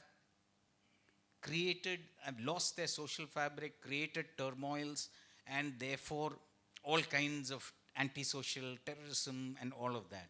And I think if we have to bridge it, this middle level of micro entrepreneurs is a big important level, and that is what actually would move us from a lower middle income country to becoming a middle income country. So I just wanted to stress on that, but I have a few other thoughts which I will share later. No, thanks. just to add to your point, I mean, we did some kind of assessment of the, what within NRLM we call it the growth entrepreneur and the enterprises which were incubated. Every such growth enterprises creates, 2.6 jobs in the local environment, in situ job, that they create. And I'm also, happy to share that some of the, these enterprises have start paying, GST and income tax both and all. So I think, the science of all those that you were sharing is already happening, though might be at a small scale. I think now what we need to do is how, these things happen at a scale at large, in large number. But, thank you for, bringing that up. I know that I had promised to go to the audience and I'll come, but before I go to the audience, very briefly, if each of these panel members can just take 1 minute. And, if you remember, the JS ma'am talked about NRLM 2.0 and they are thinking to design the new phase of the NRLM and all. If you want one thing, we should go to the 2-page note that JS ma'am talked about the NRLM 2.0. What would be that one line which should be there in that document, which will basically facilitate, the better, more and better credit to the women entrepreneurs and all. I would start with, again, Professor Emmanuel.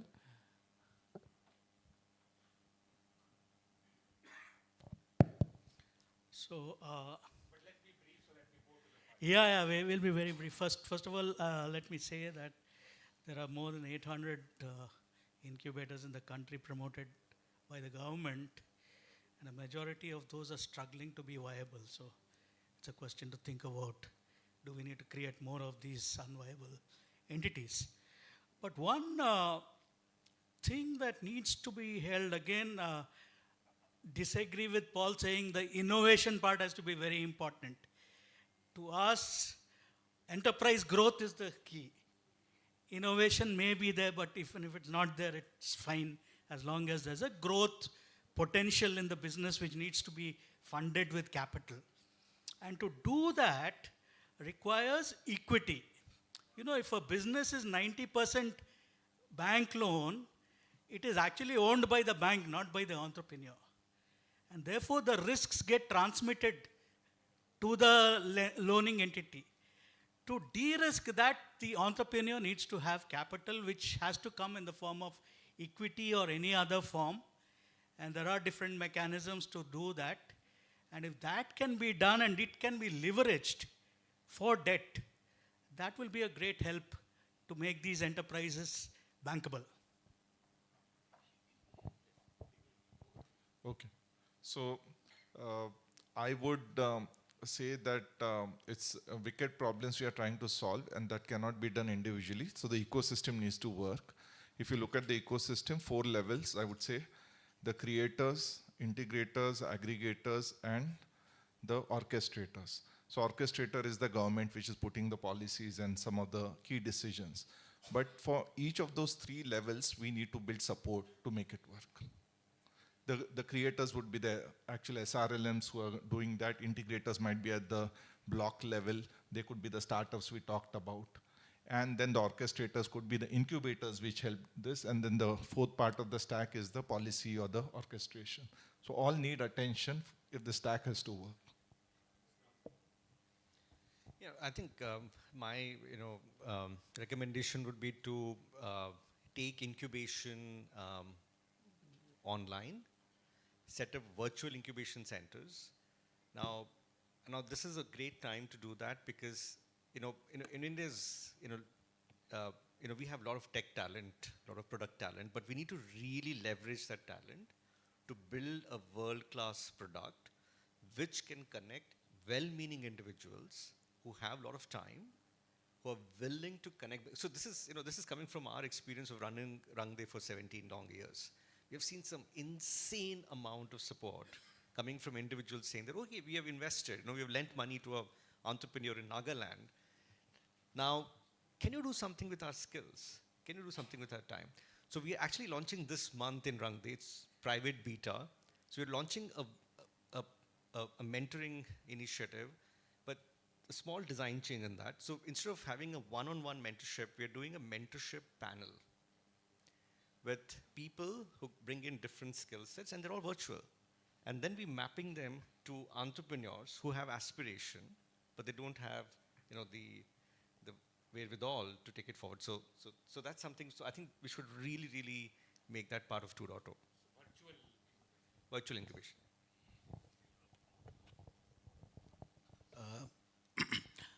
In my mind, if you have to address the scale problem, Emmanuel was actually talking about 800 odd incubators in this country and even more, Atal Innovation Missions and all of that. So I think all of them can be used. But the issue is all of them are tech-leaning, scale-focused incubators, and therefore alignment with the issues on the ground that you're talking about doesn't happen. In my mind, the silver bullet to scale would be making your DDs your incubators. And what does that mean? If there are successful entrepreneurs in the mainstream ecosystem, that's how an entrepreneur breeds other entrepreneurs.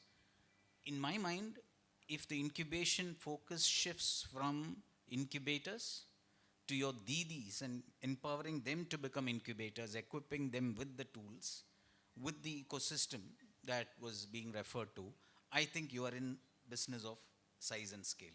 Question is, how can you do it? And I think SRLMs are best positioned to do it. But one more idea for that. Again, going back to this issue, I think we have to pick on the idea of franchising a lot.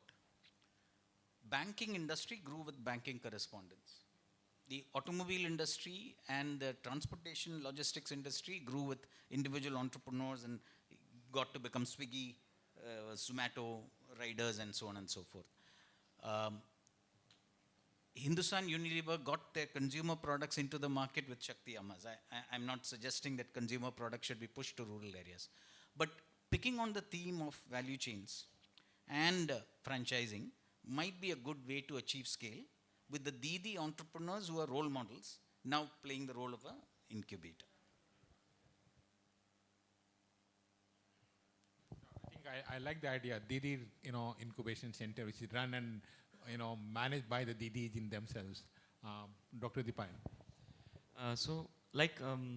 Financing for sustainable rural enterprises basically require 2-3 things. In a nutshell, I can say that. One is that financing should not be unilateral. It should be like diverse one, and it should be, there has to be options, various options should be available with the women enterprises. And I think we have to see the women as an entrepreneur as a different segment. It should not be coincide with the entire, enterprise ecosystem. Why I'm saying that? I just want to cite an example here. Just I'll take 1 minute time for that.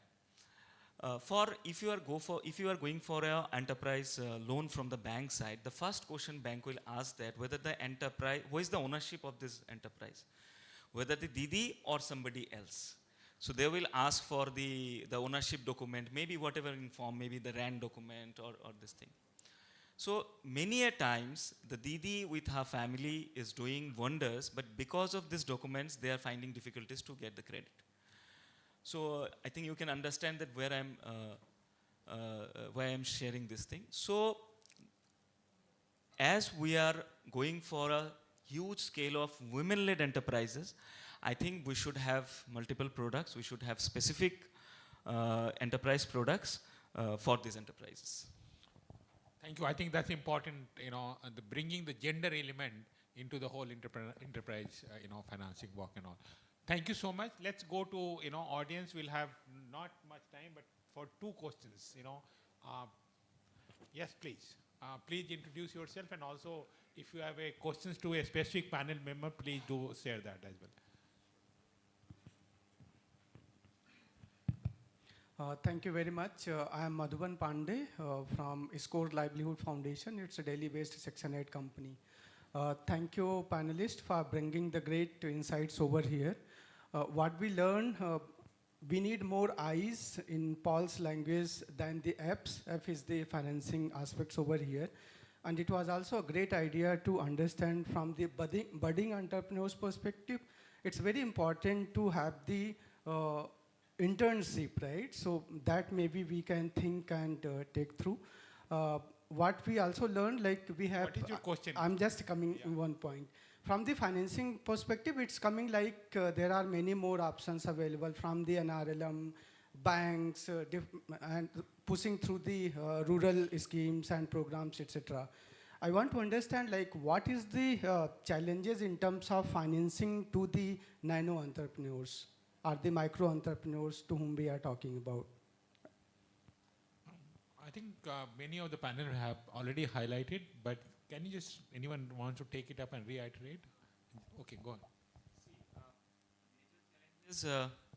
Challenges or the problems they are facing is that the complexity. It's not easy for a very, a woman who is staying in a village and arguing with the banks and going to banks to get the finances. The process is still having a lot of complexities. They have to produce a lot of KYCs, a lot of due diligence has to be produced. Second is that the credit history. So that women do not have that credit history, which becomes an enabler to the branch manager who can sanction the loan. And third is that, yesterday also we were talking about, many of the panel were talking about that, the drudgery associated with the women in terms of various livelihood activities. So they are so busy sometimes, so they are not coming up in that way, or there is lack of that kind of mentors who can help them continuously to bring them at that level. So these are some basic 2-3 challenges which you can often face while going for the individual enterprise financing, especially with the women SHG members in the field. So Dr. Dipayan highlighted a lot of the challenges from the borrower side and the demand side, but I think again Professor Emmanuel had highlighted already a lot of supply side, that these financing institutions are not designed to serve the women and at the bottom of the pyramid. So that's another kind of challenge. So just one point is formalizing the business. Yeah. There has to be some records. So that's another that is the clear thing. Yeah, I had seen the hands up. Yes, please. Yeah, my question is to Ramakrishna sir. Yes. You explained money going from social investor to nano enterprise. Please introduce also. Yeah, introduce yourself. Okay, my name is 𝐨𝐺𝐿𝐴𝐺. I am representing Center for Management Development in Trivandrum. So my question is that money going from social investor to nano enterprise, whether this is an investment or a loan? It's a loan. It's a loan. It's a loan, okay. Yeah. Because technically investment is different. This is the loan returnable with interest, right? Absolutely, absolutely. Okay. Yeah, and its interest rate is capped at 8.5%. So based on the risk which we do, risk rating, so they pay anywhere from 8 to 8.5%.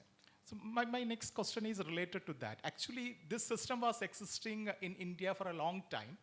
Money lenders giving money to nano entrepreneurs. But the community role came into force. Community needs some kind of control over this kind of transactions, and we started promoting SHGs. So again, are we going back to that old system of person-to-person lending? There is community has no role. If there is no repayment, what will happen? Otherwise, the community will come and take care of the entrepreneur. Yeah, so I think just to clarify, I think even Anthony also had the same question. So very quickly, I think we are not trying to, in fact, what we are trying to do is leverage the social capital which the community enjoys to unlock formal credit for them at affordable rates and also restore agency for the communities. So we are complementing the existing community structure by giving them on-demand access to credit. But the community, is community aware of this kind of transactions? No. Yeah. So, again, just to your point, in a very crude language, one is the benevolent money lenders. That's one. Second is, Paul highlighted the transparency. And third, if you remember, the diagram that Ram has presented, he brought in village organization as the channel of credit disbursement. So already, he is contextualizing that in that NRLM ecosystem, what could be the way to, disburse this channel? But I could see more of bringing efficiency and formalizing the entire chain of this money lending. That's what I could. It's a wrong connotation. Financial linkage. That's right, yes. No, but you cannot use the word investment also. No, I have one more question. Actually, I don't know. No. It is about the financing options available within the incubation program. If there is another opportunity, I'll reserve the question. Sorry. Can go I ahead. ask? Ma'am, JS ma'am has given you permission, so please go ahead. Okay. Okay, in incubation program, there is an equity fund of 50 lakhs. So I think there is some clarity required for that 50 lakhs because it is called equity fund. At the same time, it is returnable with interest if the partnership fails. That Right. Reiki or Rajiv can take it better. Yes, because you're talking about the the guideline of the NRLM. That money is not for incubated enterprises. Yeah, I understand. It's for innovation. Yeah. So, So it's a loan or equity? Ek minute, sorry, can we settle it outside? Yeah, I mean, during the break, Reiki, and you know the person, right person, so you can connect with Reiki and solve that issues. Thank you. This was also discussed in detail yesterday, but you That's can have right. a one-to-one connect with Reiki ji. He will give you a good insight. This was not discussed, sir.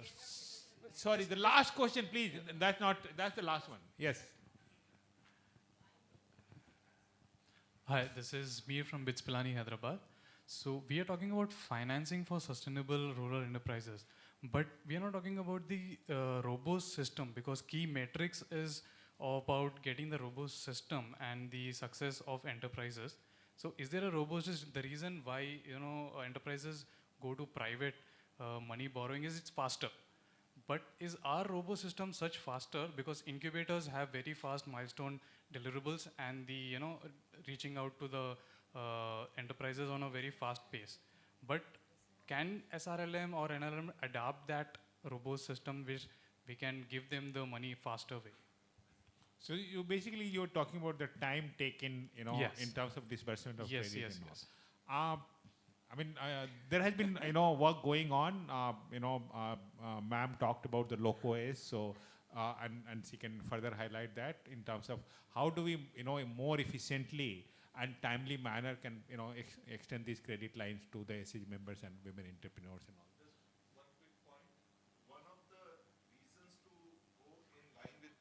One of the reasons to go in line with the thought that Ram has presented is if it cuts out some of the steps in that and it is tech enabled while still maintaining the accountability at the different levels. So there are ways.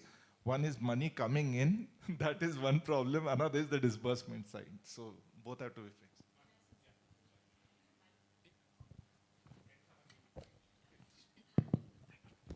So, good afternoon. Thank you so much. This was a very, very enriching kind of a discussion. And I have only 2 points to make. One is that I wanted to brief all of you of how the Government of India and Ministry of Rural Development is working in regards to what Mr. Ram and Rang, they just presented. Because that is one of the beautiful things and that is something which is the future. And the first slide that you showed about giving the buffet of opportunities and the options to the SHG member is very, very critical when you actually think of building an enterprise. Technically, not like a business kind of a thing which you said. For our SHG members and these, it is all the more lowly, if I can say the standard and the kind of investment that they do. It's actually at the livelihood kind of a thing. It's not even in many cases reaching to that entrepreneur level. So on that account, there are 2 things going on. One is that you said RBI thing. So certainly ULI is the one thing on which now we have started working on that. So we are already in touch with RBI. So ULI is almost like UPI, dear friends, which is being worked on with the Department of Financial Services and being undertaken by RBI per se. They've started having discussions just last month only. In August, we had a first meeting on a unified lending interface.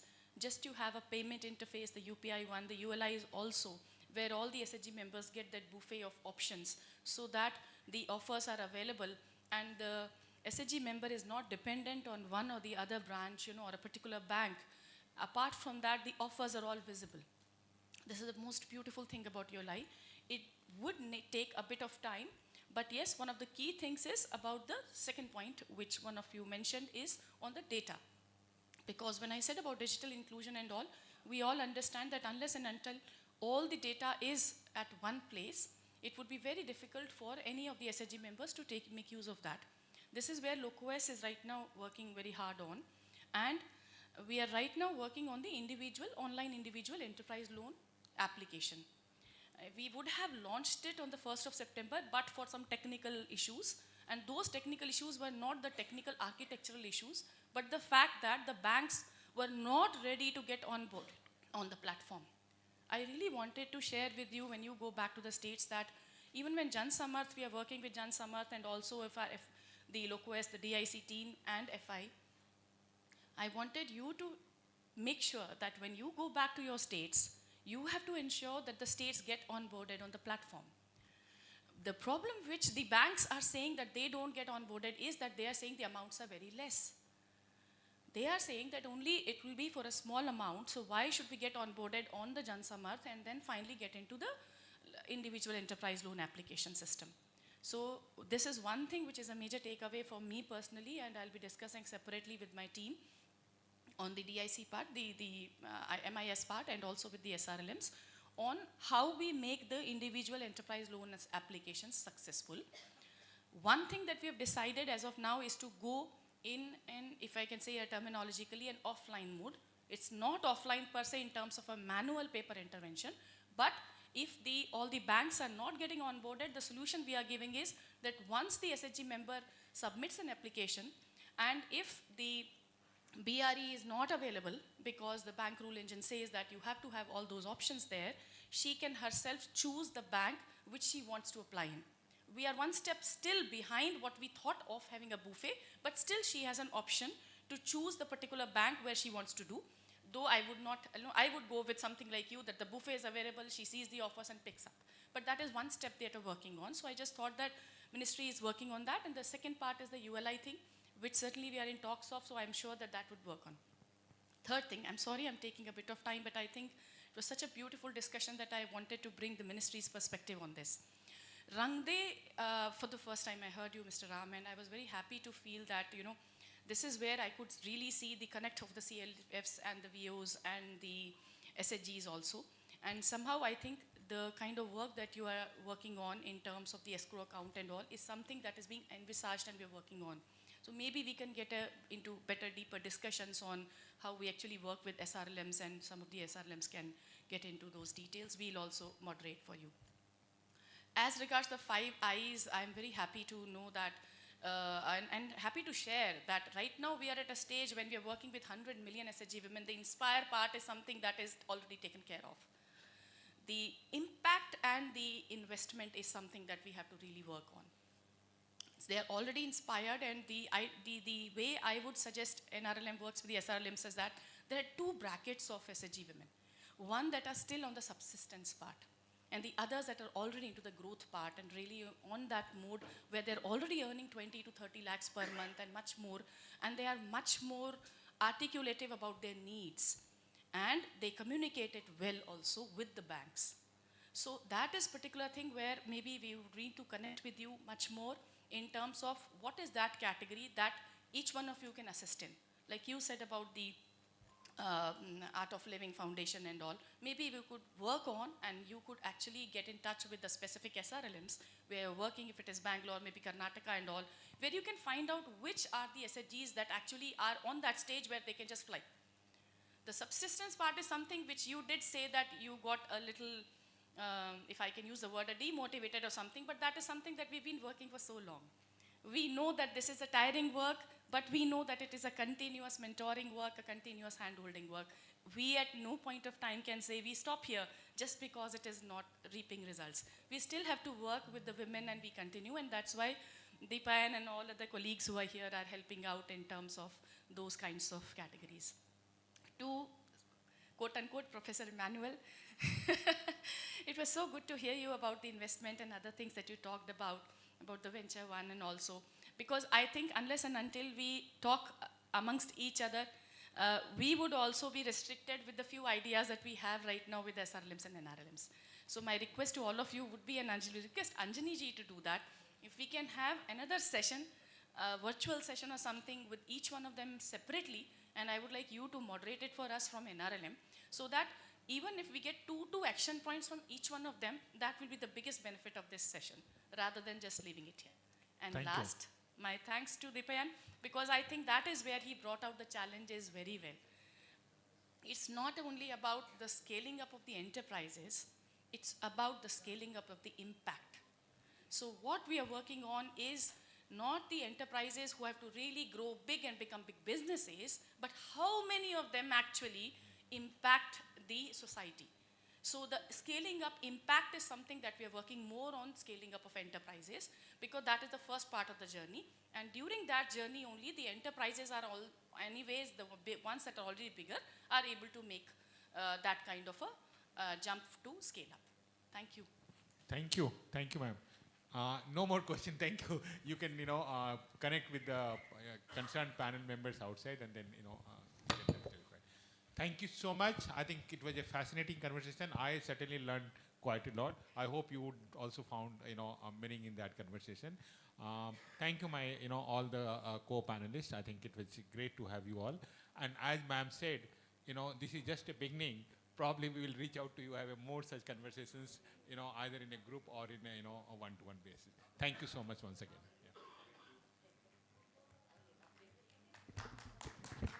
Before we close this session, may I kindly request Joint Secretary Swati ma'am to kindly come forward and present gift to our panelist and moderator.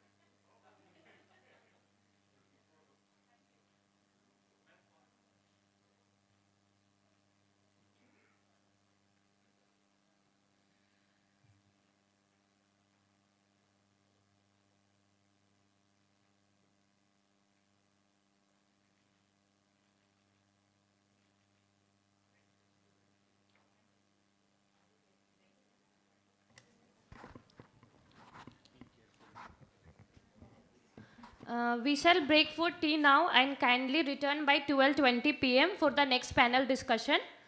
And we also kindly request all the participants to confirm their availability for temple visit and tomorrow field visit through the spaces shared with you. Please confirm, that's it.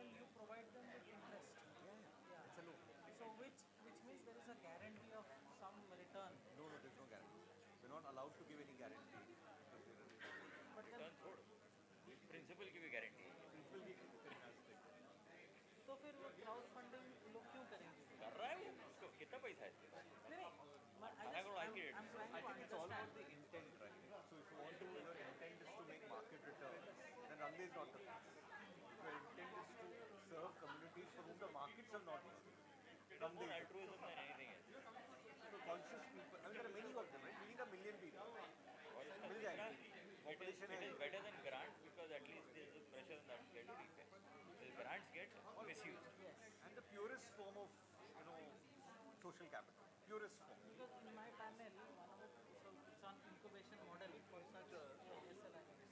So one of the things that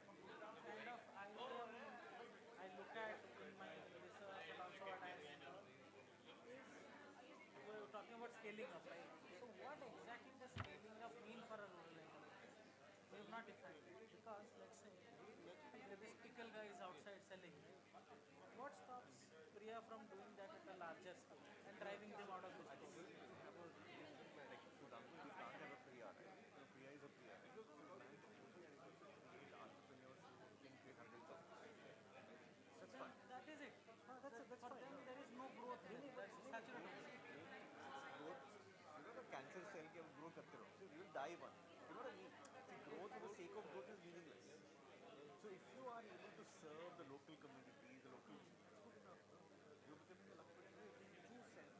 You're not just doing lakpati for the sake of being lakpati. You're creating hundreds of jobs and stuff. If you imagine if you have a million people like that, Then you create small clusters. hey, good. Huh? No, I'm sorry. Oh, okay. Hi. Yes. Yes.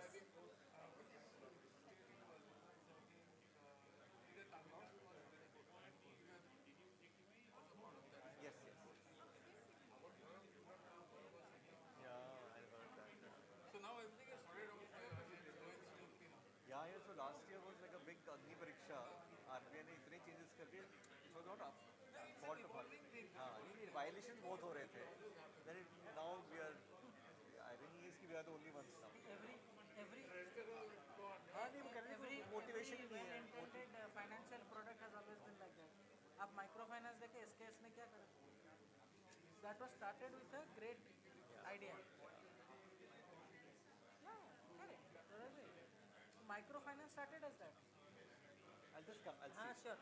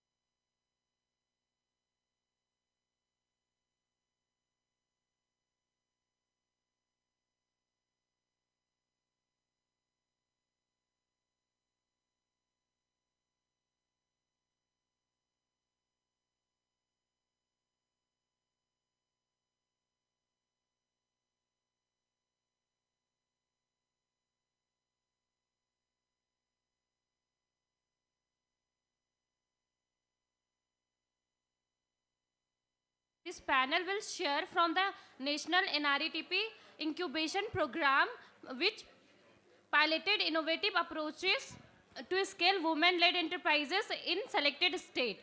So for this, the designated panelist will be Dr. Subhranshu Sanyal, CEO, IIM-CIP, is a passionate startup everlasting and currently the CEO, IIM Calcutta Innovation Park. He has been with IIM-CIP since its inception and it's working on creating a comprehensive ecosystem that will promote entrepreneurship and nurture innovation. Dr. Subhranshu will also be moderating this panel discussion. Mr. Indrajit Das, SPM Enterprise Promotion of Assam SRLM, who is actively engaged in enterprise promotion in Assam. Mr. Anand BV, SPM Non-Farm Livelihood Karnataka SRLM, who is appropriately building scalable enterprise ecosystem in Karnataka. Ms. Madhumita Parihari and Ms. Nirmala Mehto, SHG entrepreneur from West Bengal, sharing their real-life experience, challenges and success. Requesting the panelists to come forward to the stage for the discussion.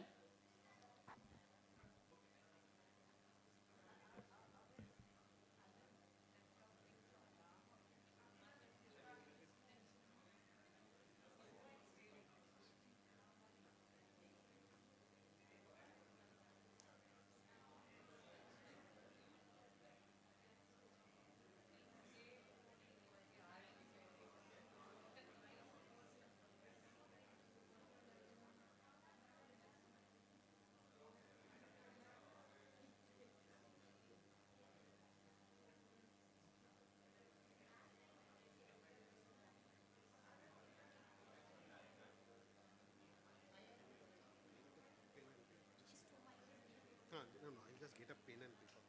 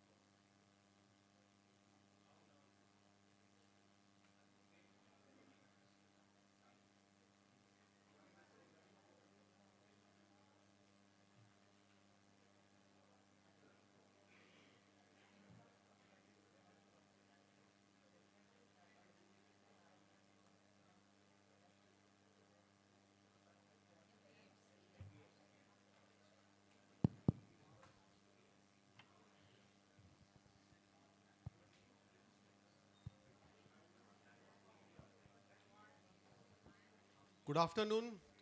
We are all ready to start. Okay. So post tea break, I think everybody has got enough caffeine to interact. So what I plan to do is quickly, I think the panel, our MC has already introduced the panelists, but just a quick round of introduction so that you know who all are here. So I am Subhranshu Sanyal. I am the CEO of IIM Calcutta Innovation Park. And IIM Calcutta Innovation Park has implemented the first round of pilot projects in 3 states, West Bengal, Bihar and Assam. And I'll be sharing some of the learnings from those experiences. And I have with me Mr. Indrajit Das. So good afternoon, everyone. My name is Indrajit Das. I'm basically from state of Assam, looking after the non-farm enterprise promotion part. So initially, we have piloted the incubation project in the state of Assam in support with IIM Calcutta. So my fellow colleague. Very good. Good afternoon, everyone. My name is Anand. I'm State Program Manager in charge SVP Umbrella Non-Farm Livelihoods. Previously, I was associated with NSRCL IIM Bangalore, and we were the ones who implemented the incubation program in South India, and it became very successful. And we did it with partnership with both 𝐍𝐚𝐭𝐢𝐨𝐽 and NSRSL and Bangalore. Thank you. मेरा waste Bengal district Jhargram, मेरा नाम निर्मला महतो। नमस्कार sir ma'am, हमारा नाम Madhumita Parihari, waste Bengal से आए हैं। हम लोग झाड़ग्राम डिस्ट्रिक्ट, झाड़ग्राम ब्लॉक, पाटाशिमूल ग्राम पंचायत नवजागरण बहुमुखी संघ समवाय समिति থেকে এসেছি।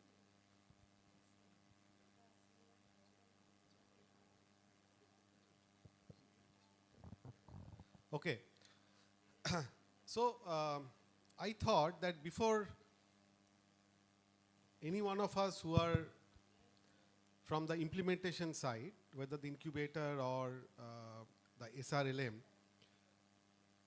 let us first hear from the beneficiaries, right? Because that's the best way to understand that what kind of experience it was when the incubation program was done. तो मधुमिता दीदी और निर्मला दीदी, आप लोग एक साथ बात कर सकते हैं। तो आप लोग तो इंक्यूबेटर प्रोग्राम में पार्टिसिपेट किए थे हमारे साथ वेस्ट बंगाल में। तो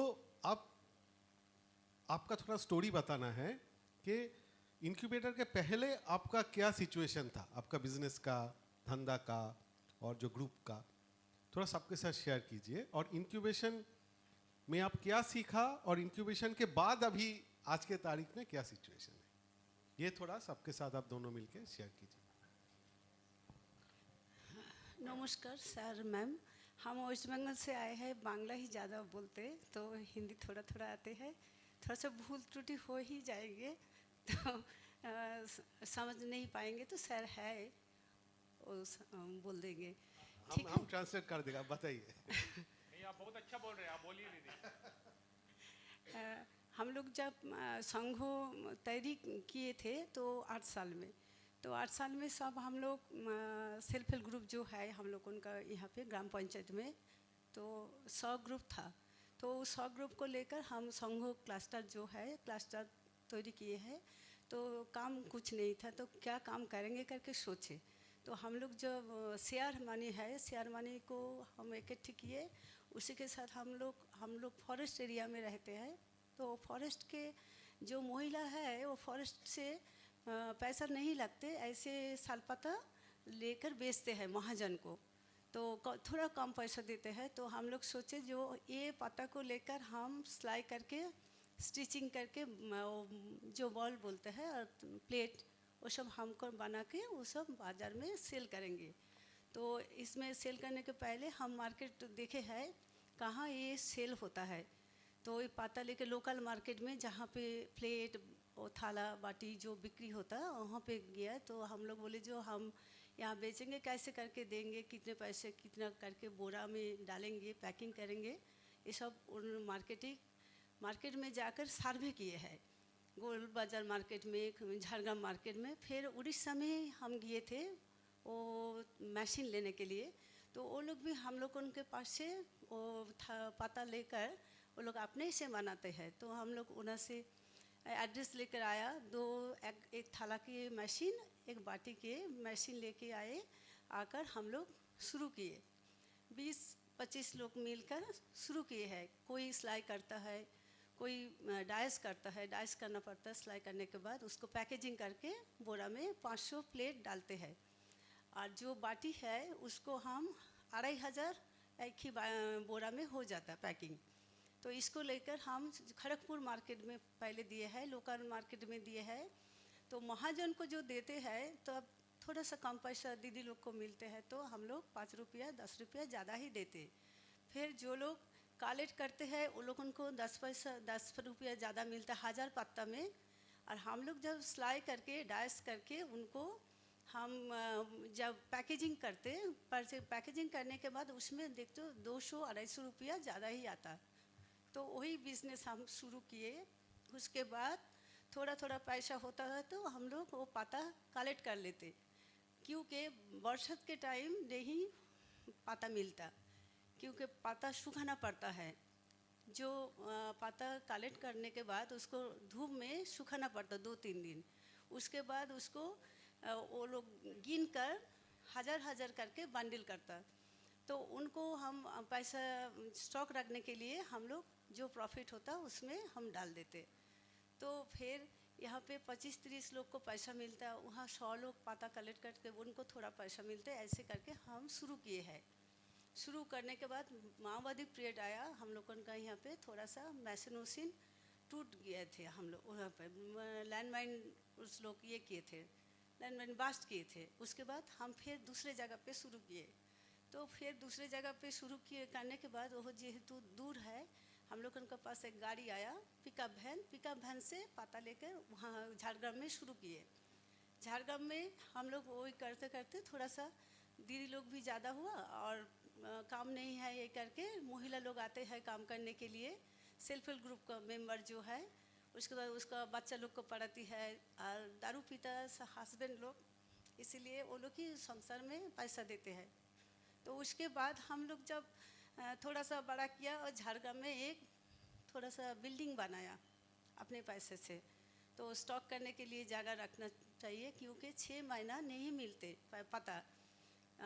पहले वो उसको बरसात के टाइम 3 महीना और जनवरी फरवरी मार्च में सभी पता झड़ जाता। इसीलिए हम लोग 6 महीने के पता स्टॉक रख के यदि प्रोग्रामेर ব্যাপারটা একটু এবার प्रोग्रामेर ব্যাপারটা বলুন। है शुरू किए थे। उसके बाद हम लोग के साथ आर.एल.ए जो है और जो ഐ.ഐ.এ कलकत्ता है इनके साथ हम लोग मिले हैं। इनके साथ मिलने के बाद थोड़ा सा ट्रेनिंग मिला, कैसे करके हम पैकेजिंग करेंगे, कहाँ कहाँ बेचेंगे, ये सब जगह हम लोग उनका उन लोग बताया है। फिर हम लोग भी थोड़ा सा आर.एल.ए के साथ मिलजुल के काम करते हैं करके, इसलिए मार्केट भी हम लोग उनको ज़्यादा मिला। अंडमान, बेंगलोर, उड़ीसा ये सब जगह हम लोग पता तैयारी करके बेचते हैं। और जो गंगा सागर मेला है वहीं पे भी हम गाड़ी लेकर पहुंच देते हैं। फिर ये ट्रेनिंग होने के बाद थोड़ा सा फंड मिला हम लोग उनका ഐ.ഐ.এ कलकत्ता से। उस फंड के लेके हम लोग ज़्यादा लोगों से पता लिए हैं और भी ये बेचते भी है, काम भी मिले हैं ज़्यादा। हम लोगों के ACT मेंबर जो है उन लोगों को भी ज़्यादा काम ही मिला। दीदी अभी कितना पैसा हो रहा है आप लोगों का? अभी 1 कोटी 2 कोटी 2 कोटी 2.5 कोटी का So business the किया है। revenue is around 2.5 crores that they are making now. तो उसके लिए इनकम भी बढ़ गया है दीदी लोगों का। हाँ, तो पहले कितना इनकम था, अभी कितना इनकम है? पहले तो 1,75,000 ऐसे शुरू किए थे। हाँ, अभी 2 मशीन लिए हैं, अभी 30 मशीन है और ऑटोमेटिक मशीन है वो 3 लिए है। अभी 30 मशीन है, 30 मशीन। हाँ, 30 और ऑटोमेटिक मशीन जो है वो 3 है। और कितना महिला जुड़े हुए हैं? 500-600 ऐसे करके महिला काम करते हैं। 500 महिला का इनकम यहीं से आ रहा है। बहुत बढ़िया। तो अभी ये प्रोग्राम तो आप अटेंड किए हैं। आपका अभी मेरे को याद है कि जब शुरू किए थे तो आपका रेवेन्यू 1 करोड़ से भी नीचे था। So when we started the incubator program, the revenue was around 70-75 lakhs, and in 3 years' time, they have tripled their revenue. So, and the intervention, let me tell you, were not such a like a rocket science. The simple interventions like product design. They were making only one size of plates, right? All we said is that why can't you make different size of plates to address different needs of customer? One size of katora, why not multiple size of katora, right? फिर ISKCON के साथ connect किया आपको, where use and throw plates are used. So these simple interventions, and yesterday we discussed about local consumption, mostly boosted by local consumption. Local market में आपका अभी बहुत ज़्यादा बिक्री हो रहा है। हाँ, so अच्छा, last question है आपको। अभी आज के तारीख में आपका ये situation है, अभी आपको क्या उम्मीद है, মানে কি আশা আছে আপনাদের আর কি কি চান, মানে আমি জাস্ট সেইং ইন বেঙ্গলি যে আপনারা কি চান আরও যে গভর্নমেন্ট থেকে SRLM থেকে কি হলে আপনাদের ব্যবসাটা আরও বাড়তে পারে, আপনার স্বপ্নটা কি আপনাদের? মানে স্টক রাখার জন্য এর হিন্দিতে চেষ্টা করুন বলার। वो जो हम लोग साल पता लेते हैं गांव का दीदी के पास से, किसी का घर बड़ा नहीं है, तो स्टॉक रखने पड़ता है, इसलिए स्टॉक रखने के लिए गोडाउन चाहिए। गोडाउन रहेगा तो सबका माने हर साल काम मिलेगा, हर साल सब लोग का काम भी करेगा, पैसा भी मिलेगा उनको। तो आपका भी एक बड़ा गोडाउन होने से ज़्यादा स्टॉक होगा और ज़्यादा बिक्री होगा, मार्केट में डिमांड है। अच्छा, और आप लोग वो डिमांड पकड़ सकते हैं। ठीक है, बहुत बहुत धन्यवाद दीदी। अच्छा, so now I think is a story from the beneficiary side that how the intervention has helped them, and more or less like a 3x kind of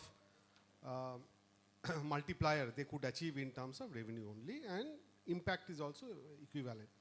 Now, before coming from the incubator side, let me now reach out to SRLM side, because I feel this incubator program is like cricket na, you have batsmen on both sides, दोनों को ही run बनाना है। एक side से run होगा तो team will never be able to win, right? So while we are playing, SRLM was also supporting equal amount to make this program successful. So Indrajit, I'll request you that what are the learnings that you have received while implementing the program, and some of the ideas that how it can be made better later on. Yeah. Okay. Thank you, Sanal sir. So first of all, I would like to thank NRLM for giving Assam SRLM the opportunity to pilot this incubation project. So during this project, initially everything is very new to us, and we are very keen to know how the incubation will happen in the state like in Assam. So the key learnings which we have achieved under the process of incubation, that is initially we already had non-farm interventions we have been doing under MED, SBP and OSF interventions during the process, during the NITP project as well. So during that time there are enterprises who are grooming up, but there is a gap that they are not competing to the market. There is a gap, a challenge that how they can sell their products into their local areas to the outside areas, even in the outside district within the state as well. So in some cases there are entrepreneurs who are doing good businesses within the state, but they are trying to grab the external state market, but not able to do that. But while the incubation project started in Assam, so we come to know that there is a rapid growth in the entrepreneurs. Initial selection process took time because it was during the period of COVID. So and again the flood is also a concern during that time in Assam. So we shortlisted 150 enterprises within a period of almost 6 months. It took a longer time. So during that period, after selecting those enterprises, we got only 18-month period of incubation project, exactly if we can say. So during that process, we come to know there are enterprises who want to grow bigger.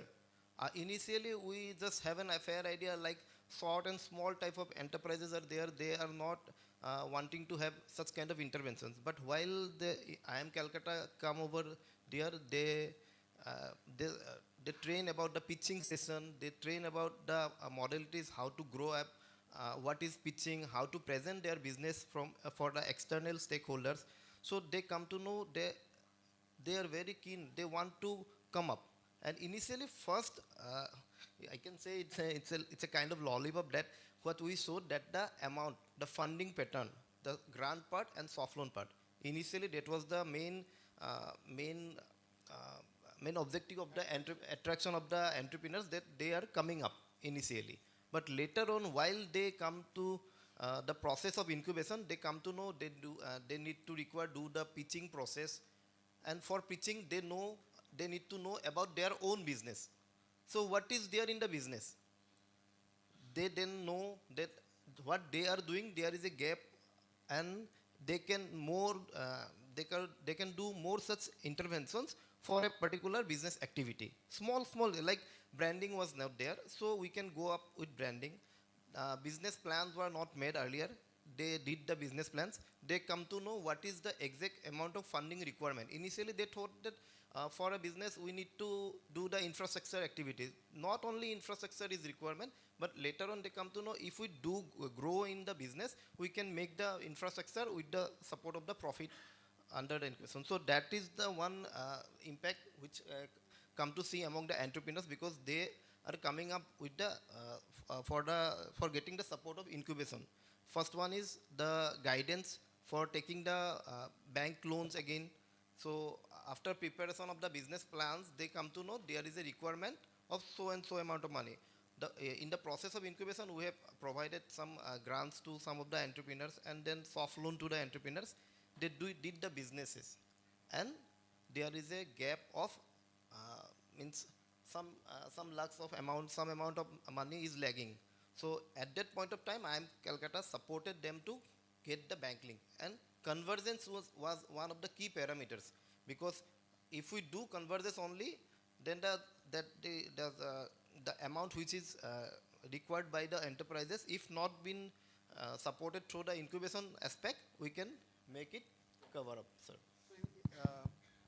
I'll come to Indrajit, but let me now request Anand, because Anand has been closely associated with the implementation in Karnataka. So Anand, now in fact during the break, Swati ma'am was speaking that how do we scale it up? Because scale it up from both angles, in multiple states as well as the number. Because 150 is a very small number, right?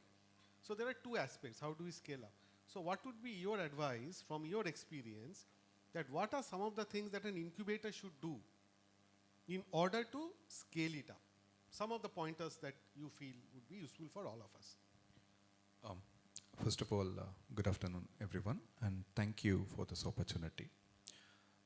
As you know, Karnataka was one of the few states that implemented this incubation program, and very successfully too, in association with NSRCL IIM Bangalore. So you won't believe it, there were 2 phases of application sourcing for us. 2 phases. In the first phase, what we got is only 6,000. 6,000 was the number what we got across Karnataka. And the feedback when we presented to NRL is, Karnataka is a very big state, and what are you talking? 6,000? Come on, you can do better. That is the feedback we got. Then we took it more, and then we got the number, you won't believe it, 40,000, as ma'am rightly pointed out today morning, 40,000. NSRCL was like fingers on the mouth. They were like literally surprised by the numbers. And then, as per the guidelines, it is 150, but... I'll just add on to this. Yeah. 40,000 from Karnataka, but then don't think the other states are also lagging behind. Bihar was 29,000, Assam was roughly 10,000, and West Bengal was around 29, 26,000. So what I mean by this is, there is a tremendous potential which even the SRLM was not aware that so many people will apply online. And that's a huge database that was created right at the onset of the project. Continue, Anand. So as you rightly pointed out, yes, that is the potential which we saw in each state where the incubation program happened, and it's not a small number by any means. Then as per the guidelines, it was only 150. We can't change the guidelines, right? So it was 150. And what about the rest? So we are now in the process of formulating a plan, a policy. We are trying to work with NRLM and MMU. We are proposing a divisional level change to implement this program to scale it up better, and this is where the role of an incubator becomes crucial, because a good teacher guides in all manners in such a way that it creates an impact at grassroots level, that people should come and ask, why I am not part of it? How can I be part of it? That is what the impact we want to create on ground. That means raising the aspiration so that people would like to be part of it. So Indrajit, again coming back to you, in order to scale up, what would be some of the recommendations that you can share with our incubator partners? Number 1. And number 2, for the SRLMs. Okay, well, so first of all, though we are talking about incubation support for higher growth enterprises, growth-oriented enterprises, but perhaps the first point, our SRLM officials should know about the entire process of incubation. We need to capacitize our staff's cadres, because until and unless we don't know what exactly it is and what is the requirement, we cannot do and actively participate in the incubation process. That is very much important. First, I would like to know. Secondly, what I come to know during the process of incubation, what our enterprises saw, there is an impact of 2000 plus enterprises created directly or indirectly. That has again impacted the entire environment of the rural scenario, because initially those DDs who are only having 1 or 2 members as an employee, they are all of a sudden supporting 10 more DDs from their cohort. There are DDs, आपको समझ में आ रहा है? तो actually क्या हो रहा है कि हमारे पास ऐसा कुछ मतलब हम लोगों ने इंक्यूबेशन प्रोसेस में ऐसा कुछ काम कर लिए थे कि यहाँ पे हमारा जो एक दीदी पहले खुद से काम करती थी, उनको जो सपोर्ट मिला उससे वो लोग क्या करने लगे कि अपना और 3-4, जैसे एक मान लीजिए हमारा एक कुही एंटरप्राइज बोल के एक एंटरप्रेन्योर था, वो शायद हमारा ऑनरेबल मिनिस्टर एग्रीकल्चर सर भी विजिट किए थे वहाँ पे। तो उनका जो अगर एग्जांपल हम मान के चलते हैं, वहाँ पे दीदी पहले खुद का एक टी शॉप चलाती थी, उसमें after incubation support they did the value addition. Initially वो अगर मान लीजिए ऐसे आपका रेस्टोरेंट था, वो लोग खाने देते थे, लेकिन वहाँ पे हमारा लोकल आसामीज थाल होता है, जैसे मतलब पीतल का थाल बोलते हैं, उसमें वो खाना परोसने लगे। उसके बाद उनका जो presentation seems to be different, that added an value. और वहाँ पे आपका क्या हुआ कि ऑल ऑफ ए सडन बहुत सारा कस्टमर्स वहाँ पे विजिट करने लगे, what changes have been made. Again the impact of IIM also, the organizations like IIM, IITs and all this incubation has a good impact in the market, because after मतलब इन लोगों का जो incubation का process है, वो market में जाने के बाद अगर ये लोग चले भी आते हैं, उनके पास वो दीदी को बाकी जो हमारे दीदियाँ हैं वो पूछती क्या हम लोगों ने सीखा। अभी वो जो दीदी है वो दूसरे दीदी के लिए मेंटर है, एज मेंटर वो काम कर रही है मैडम। तो वहाँ पे अगर मिले, अगर रेनू मोहंतो बोल के एक दीदी है, उनका आज के डेट में 70-80 लाख का टर्नओवर वो अभी कर रहे हैं, और उन्होंने जो बिजनेस अपना पहले रेस्टोरेंट का था वो अभी ग्रो करके वहाँ पे एक सेटअप बनाया कि अभी होम स्टे टाइप का डेवलपमेंट किया है। मतलब उन्होंने पहले तो 30-40 दीदियों को काम करा था, अभी 60-70 दीदियाँ उन पर जुड़ गई है। मतलब ओवरऑल इम्पैक्ट अगर हम लोग देखें इंक्यूबेशन प्रोसेस में, हमारा टोटल जो एंटरप्रेन्योर कोहोर्ट है रूरल एरियाज़ में, वो हमारा बढ़ गया, क्योंकि हमारा दीदी लोगों को अभी नौकरी के लिए घूमना नहीं पड़ता। जो घर बैठे थे, कुछ काम नहीं कर रहा था, शायद आज के डेट में वो लोग मतलब घर में हाउसवाइफ की काम करती थी, लेकिन आज के डेट में वो लोग यहाँ पे आके कुछ ट्रेडिशनल पिठा बनाते हैं, पिकल बनाते हैं, उसका ब्रांडिंग पैकेजिंग करके मार्केट में बेचते हैं। फिर यस, और एक एग्जांपल मैं साइट करना चाहूँगा। एक मैडम, ये आपको जानने की भी खुशी होगा कि हमारा नलबारी डिस्ट्रिक्ट में एक कोनिका बर्मन बोल के एक दीदी थी, आज कोनिका तालुकदार। वो दीदी का आज के डेट में वो दीदी आज एक मतलब स्टार्टअप बन गई है।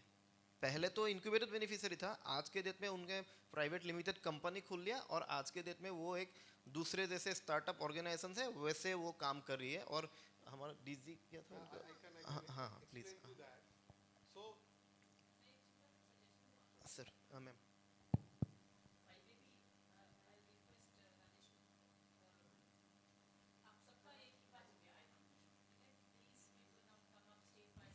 Yes, ma'am.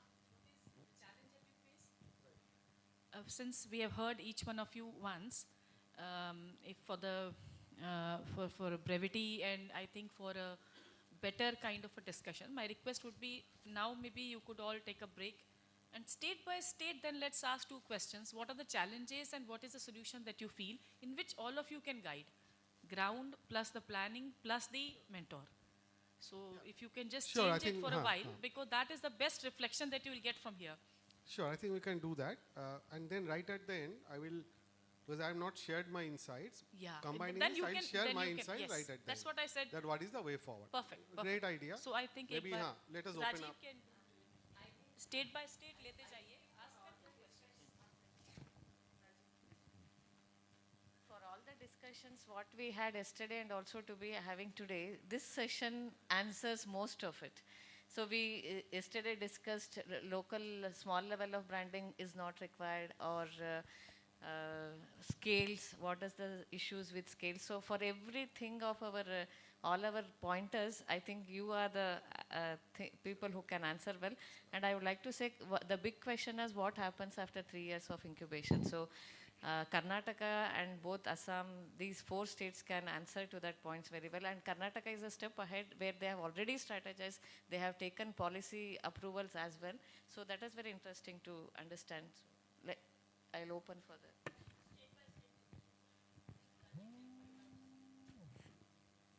Shall we start from Jharkhand? चलिए चलिए चलिए. Yes, yeah, Yasir, बताओ. Good afternoon, everyone. Yasir, SPM, non-farm J&K. Ma'am जो अभी मुझे चैलेंज फील हो रहा है एंड जो पॉलिसी या गाइडलाइंस है जिसमें अगर हम बड़ी स्टेट्स की बात करें, बड़ी स्टेट्स के पास नंबर ऑफ हाउस होल्ड ले लें या नंबर ऑफ एंटरप्राइजेस बहुत है जो पिछले 10 सालों में बनी हुई है. But then when it comes to the small states like J&K, Himachal और Uttarakhand, so can it be possible to rationalize the numbers?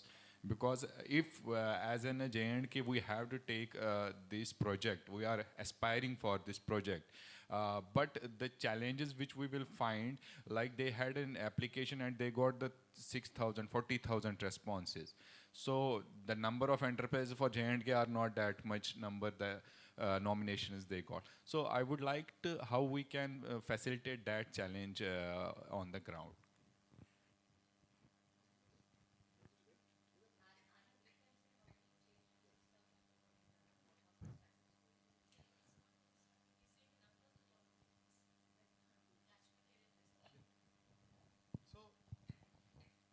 See, we are talking about 150 to start with, right? And I think 150.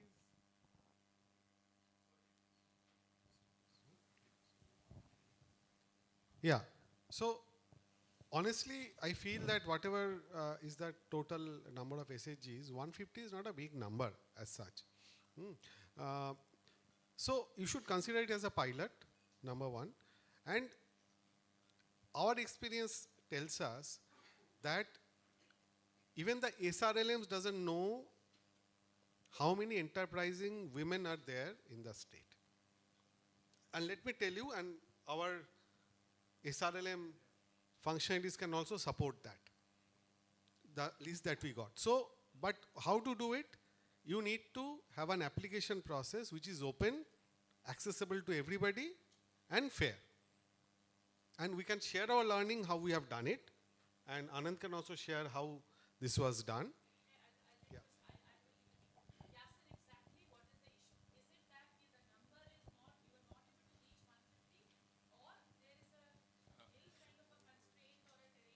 Ma'am, I just want to rationalize the number of members or enterprises with the state or a UT with the number of target enterprises. Like it is 150 is a small number, I can say that as well. But I want to rationalize, is it possible to rationalize the number of enterprises or the members the state have with the number of enterprises which we support in the incubation? Because I am doing it, I think since last 2-3 months, I am trying to create a tool rather where from I will get the data, because I think data एक बहुत important role play कर लेता है इसमें कि एक जो इसमें जो कंडीशंस है लाइक 12 लाख का टर्नओवर की कंडीशन है, उसके बाद मैन्युफैक्चरिंग सर्विस वाली एंटरप्राइजेज को मैप करना है.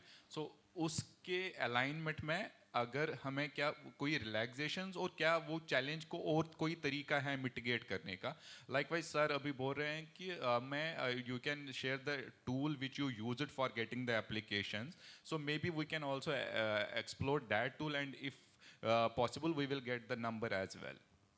So I'll just add on to that. Yes, we used a software tool for that, sourcing the applications. It was called 𝐸𝐴.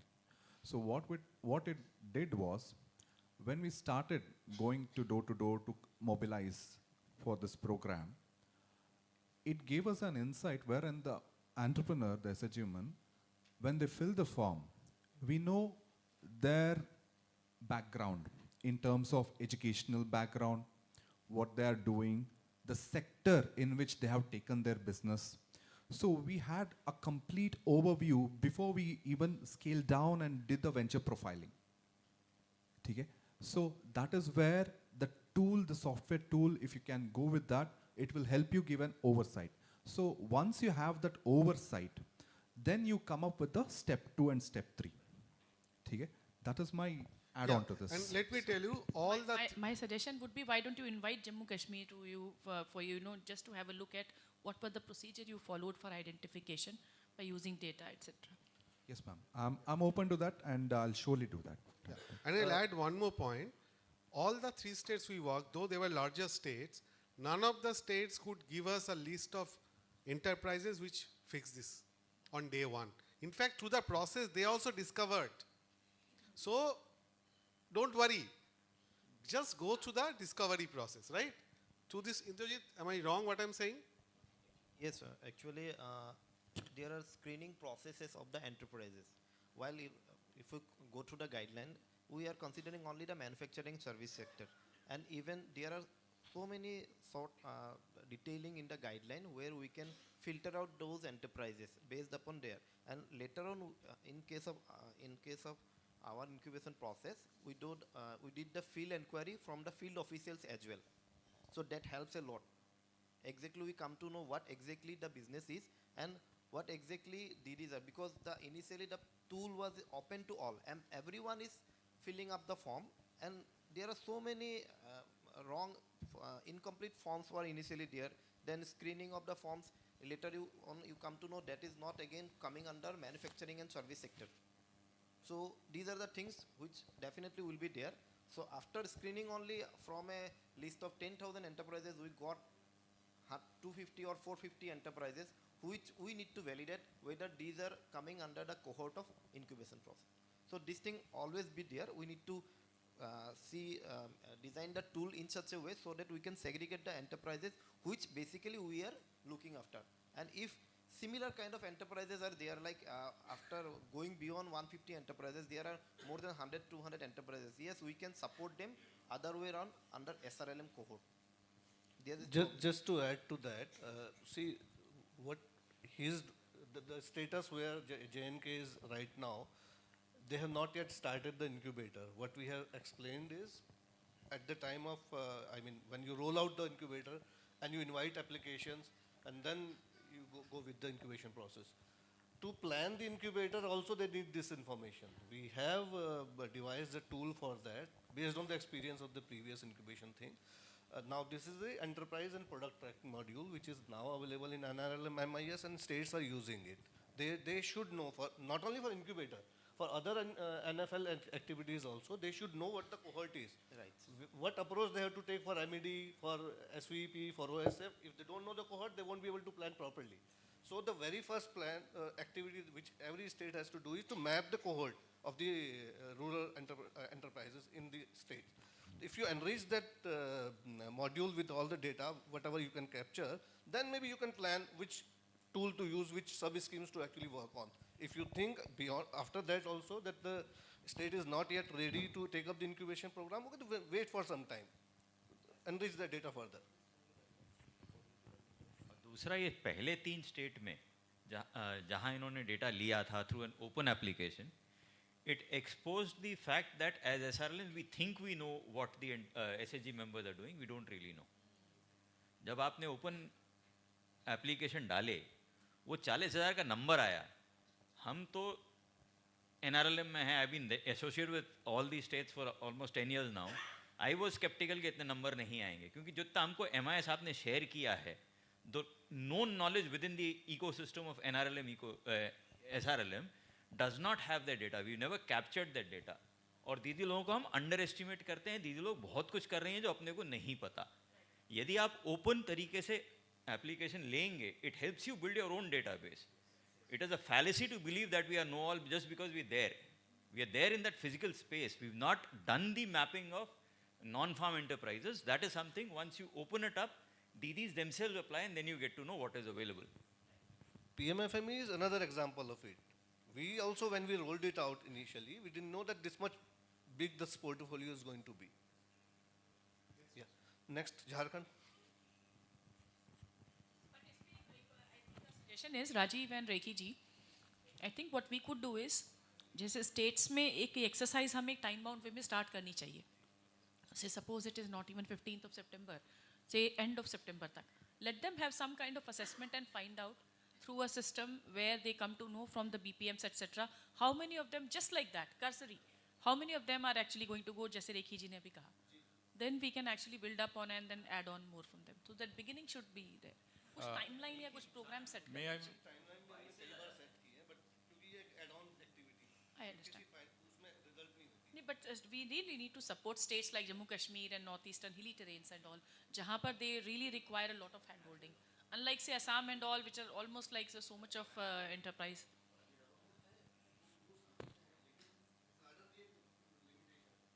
Yes.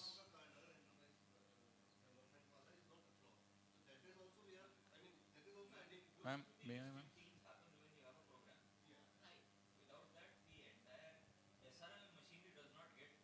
Activated into working this on this program, क्योंकि वो हाँ अपन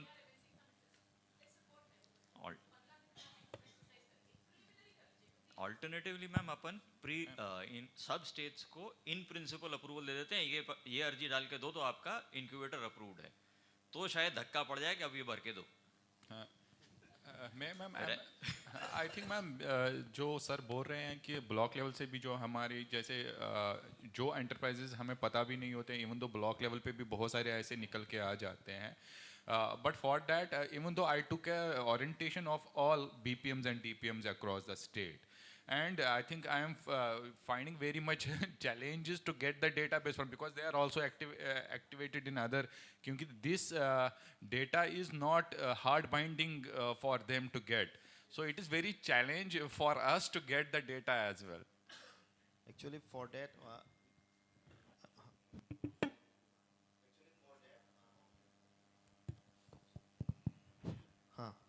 so for that actually we have to man the blocks as well. We develop cadres for across the district blocks. We have 219 blocks and each block are having 8 non-farm dedicated cadres. So they are supporting us. So that was, we planned it last year. So that is helping a lot actually. See, when we rolled out that CRP-EP qualifications linked with our cities and NAR, I think Jharkhand was the first state to first develop the cadre to make the trainings. The TOT they did, got them certified from NAR, and then saturated the whole of the state with CRP-EP cadre. I think 2 to 3 they placed everywhere. Ma'am, in our case, we also developed some master trainers out of the cadres. So they did the training of those cadres, ma'am, which we are developed, because we won't be able to get this much. Right, ma'am. Same, yes, ma'am. Yes, ma'am. Yes, ma'am.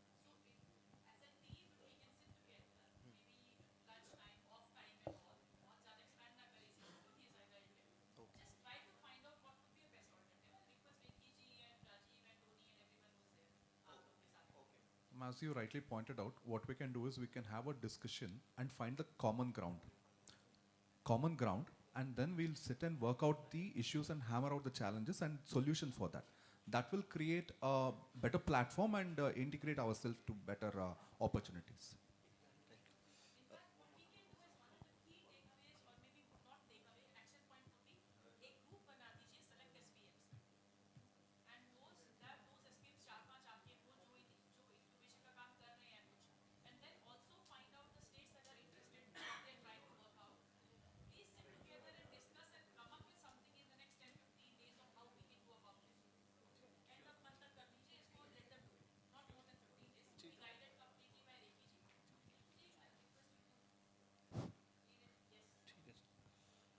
Next we will take ma'am from Jharkhand. They have developed the proposal, the challenges they faced, and maybe any suggestion they would like to make. Sir.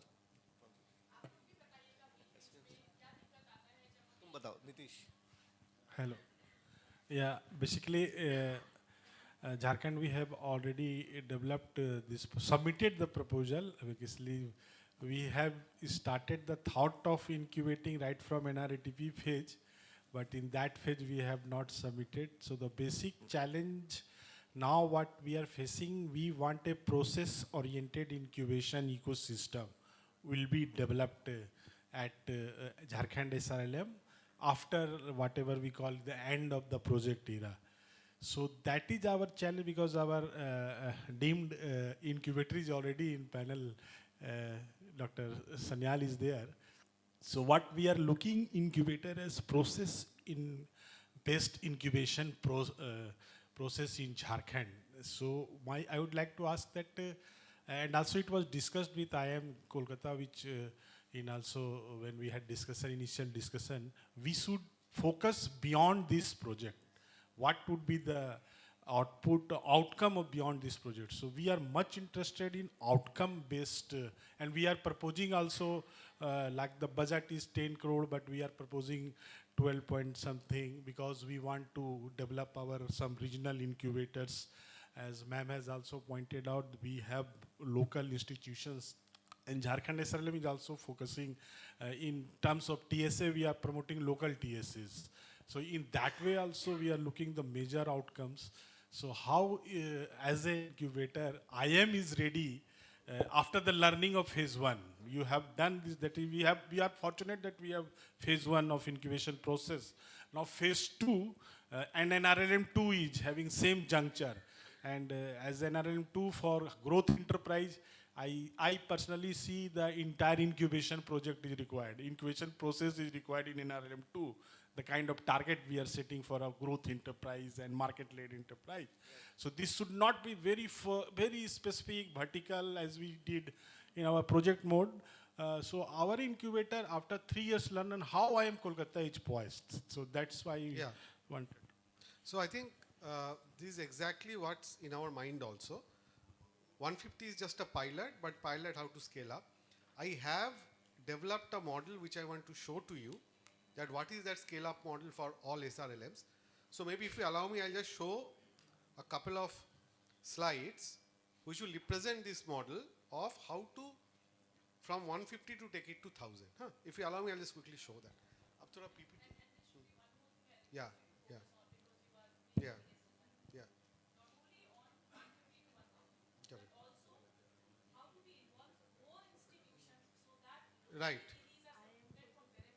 Right. I have all these things covered based on the data that we have.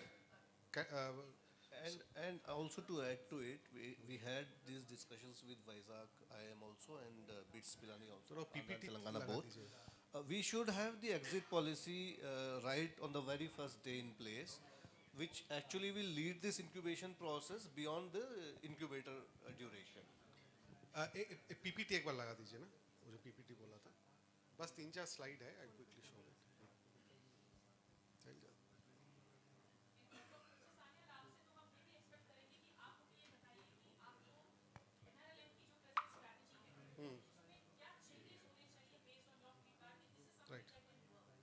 Right. So I'm showing a few pointers, but then we'll think more about it. कोई slide changer है या will just इधर है? ठीक है. So I'll stand and present. So this is just a snapshot of the incubator program. So the data that I'm going to present is based on this 450 enterprises, which is part of the pilot. 3 states. Total revenue is 244 crore. That's the end line. 13,000 plus employment, and 59 out of these 450 DDs have crossed 1 CR turnover, and our Patashimul SAG is one of them. Now, this is one interesting data I want to show you. This is only for West Bengal as a sample. So, if you look at the baseline and end line, right? The left-hand side is 1 crore and above, and the right-hand side is the lowest, which is less than 25 lakhs. So after this 18 months or 2 years, we have seen a distinct shift from the right to left. That means there are more enterprises which are moved from the lower bracket to the higher bracket. And you have seen that the percentage is more on the higher side. So if you look at, only 5 have jumped from the 25 lakhs to more, but 19 has jumped from the 50 lakhs to 1 crore plus. So this is a very significant observation, and why I'll tell you. So what are the key learnings from the growth of an enterprise? Typically we think it's a function of money. Growth of an enterprise is not a function of money. All incubators, please, this is our experience. It is a function of mindset and aspiration and the scalability of the business model. These are the 2 things which has contributed to the growth. Money is just supported that. Enterprise, now all enterprises are not the same. So The needs are not the same, so the intervention should not be homogeneous. There are distinct categories with varying needs, and intervention should not be democratic, that same money and same intervention for all. That is something which clearly comes out. Third one is, now scaling up the pilot model. We cannot use the same model that you used for 150. You need a little bit more innovation in the model to support a much larger number. I'll have some suggestions. And role of SRLM would be critical when you scale up. Because 150, it is possible by the incubator. But if we go beyond 1,000 and the entire pyramid, SRLM functionaries should be trained enough to take it themselves. And even one interesting thought that came up, that maybe why not some advanced DDs can be the mentor for the less matured ones. Mentor is a scarce resource, so we need to use mentors judiciously, because mentors are not abundantly available. Scalable and growth-oriented enterprises, if you invest in them, the ROI, which is both social and financial, is much greater than the investment that you make in the low-order enterprises. This is what our data tells. Now, if I just put it, now this is something which came out of the data. These are the various categories of enterprises we've identified based on and the needs. If you look at the lowest level, these are livelihood or subsistence level enterprises. They are minimal aspiration. Their only objective is I earn enough to survive. The next level is 5 to 15 lakhs range. They generate, but important thing is the lowest level doesn't generate additional employment. It's only restricted within the family members. So even whatever intervention you do, it will not give lot of ROI. The next level, stability oriented, but they don't have a very high aspiration, moderate aspiration, and they want to restrict within the district or block, and they want to do good. They have the ability to generate little bit of additional employment. If you look at the third one, that is the scalable level, where the business model is scalable beyond the district. And these are the enterprises whose revenue typically we have seen is between 12 to 50 lakhs. And the number of employment they generated ranges from 5 to 50. The last one, which is the growth oriented, these are the ones which are a national, can be national level player or even international level player. And these are the enterprises where we have seen a significant traction in terms of employment. For example, Patashimul SHG, आप लोगों का 500, at least 500 दीदी आप लोगों के साथ जुड़े हुए हैं, right? And their revenue is 2 crores. So it shows the exponential growth in revenue with a incremental growth in, exponential growth in employment with incremental growth in revenue. And their high aspiration, the aspiration is very important at all levels. Now, if I realize this, the pyramid is actually not this. This pyramid looks stable. Actual pyramid looks like this. Highly unstable pyramid. Because the entire load is taken by the tip, which is the growth-oriented scalable enterprises. Why? Because Patashimul, as an example, they are supporting at least 100 smaller enterprises who are supplying to them. So if I scale up one enterprises at this growth-oriented level, automatically in the value chain, probably 50 or 100 such enterprises would get regular livelihood. We have similar example in the fashion segment like Katha Stitch and all. Now, we have noted down that what are the needs they have at various levels. And if you look at that, who would be actually supporting them? So the top level, which is the heavy level, making it unstable, I think the government programs currently are good enough to support them and stay where they are. The next level, government program, the government functionaries with support of technical agencies, basically skill training, how to do better packaging, how to do, let's say whatever you are doing, how to include hygiene, all those kind of technical training. But not much incubation from that angle. That can be done by trained government functionaries. Incubation you need actually for the next 2 levels, where you need growth capital, all the strategies to grow. So at the scalable level, this is where we are. This incubator program, which is 150 or around 150 is actually the third level, which is to take Didis at least to 1 crore and see that exponential rise in income, employment, at least reach that stage. The bottom level which you have not started is actually acceleration, which is again a jargon from the startup world, where we take the top 20% and make them great success stories. So they will be like a 10 crore kind of level, we should take them. It can include collectives also. So this is the picture that exists. And the only message is that if you don't strengthen the tip, the entire employment pyramid is very, very unstable. Now how to implement it? 10,000. We feel this hub and spoke kind of model would be ideal. Now what will happen in the hub and what will happen in the spoke, right? If you look at the pyramid again, the livelihood and the stability oriented can be support to the spokes, which can be at a district level or at a block level. And the smaller, I will not say smaller, the local universities and academic institutions who want to be part of the incubator can actually lead the spokes with support of the SRLM functionaries. The hub ideally should be managed by a PMU, and the expert agency like IIMs or IITs or whoever, the top incubators.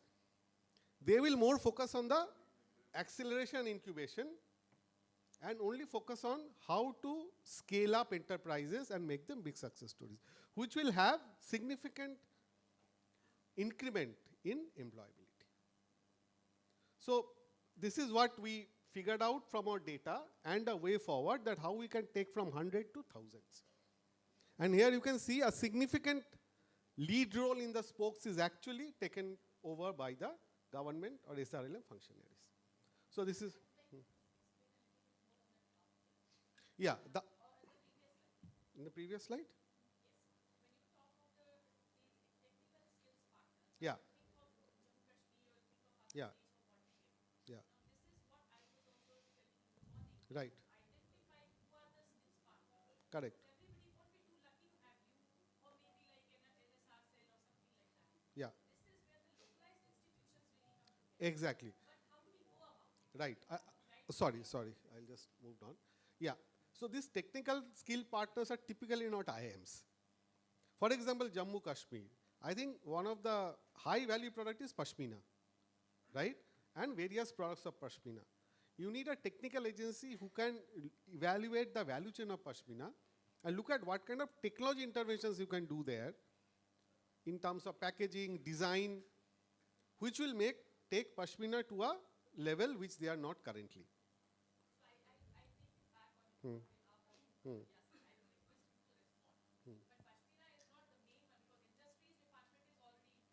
Okay.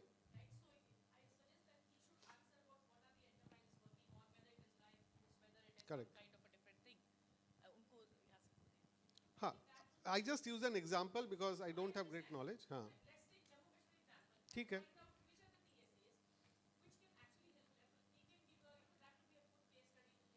Correct. What are the major products there? I think handicraft handloom is one of the major in which members are associated. Yeah. Then it is also there are some food products like ma'am suggested for dry fruits are there, and there are also products which are which have a base of agriculture, but they move into the non-farm which need processing and packaging or value additions. So I think these are the general categories of the product. So let's take example about handicrafts, right? Let's say wood. Wood is one of the key items for the handicrafts that are produced, right? Now, there are more efficient way to make those in terms of quality or in terms of design, right? Now, these artisans are producing products which have been used for generations, the kind of design and all. But now the world is more moving towards utility products. Same skills, if you, example, bamboo. Bamboo in Northeast, same challenge. In the usual way to tell, na? But if you convert that bamboo to utility product, you start getting premium and things move on. So we need technical agency like a NID or a NIFT coming into picture. It is more not business, it is more technical input to those products. Otherwise, they are in a small scale, whatever they are doing is good enough. So this is what I mean by tech. This is not the IIMs of the world. Yeah, the IIMs of the world come at a later stage. Now, so this is what we mean by hub and spoke, where spokes should be supported by the local institutes, and you need a capacity building of multiple local institutes who can support at a grassroots level. This is where I think I see the scalability in the next phase of NRLM. So that's all from my side. I think if there are questions, I'll be able to answer them.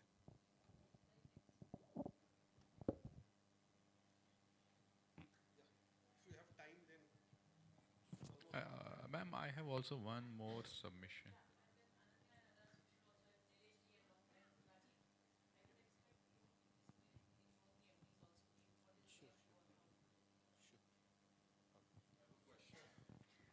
Sir, this model is great. Where is the win-win for the local institution? Why would they do that instead of trying for, say, aspiration of the local institutions? They might also want to do scalable, growth-oriented, because that's where it seems, so how does the win-win happen? See, when I'm talking about local institutions, it's not necessary it has to be a management institution, right? Let's say the government engineering colleges, which are there in districts, which has a multi-functional kind of a discipline. Those are the institutes I see, and they know the local ecosystem better than anybody else, right? And one of the motto that they have is to support the regional. That is their vision. They are not a national level player anyway. So I think those are the institutes which should be selected to support them, because this aligns with the aspirations or the mission of those institutes. And if you look at the students in the institute, they're actually coming from this community only. So this is how we see it. Okay. Next, Tamil Nadu.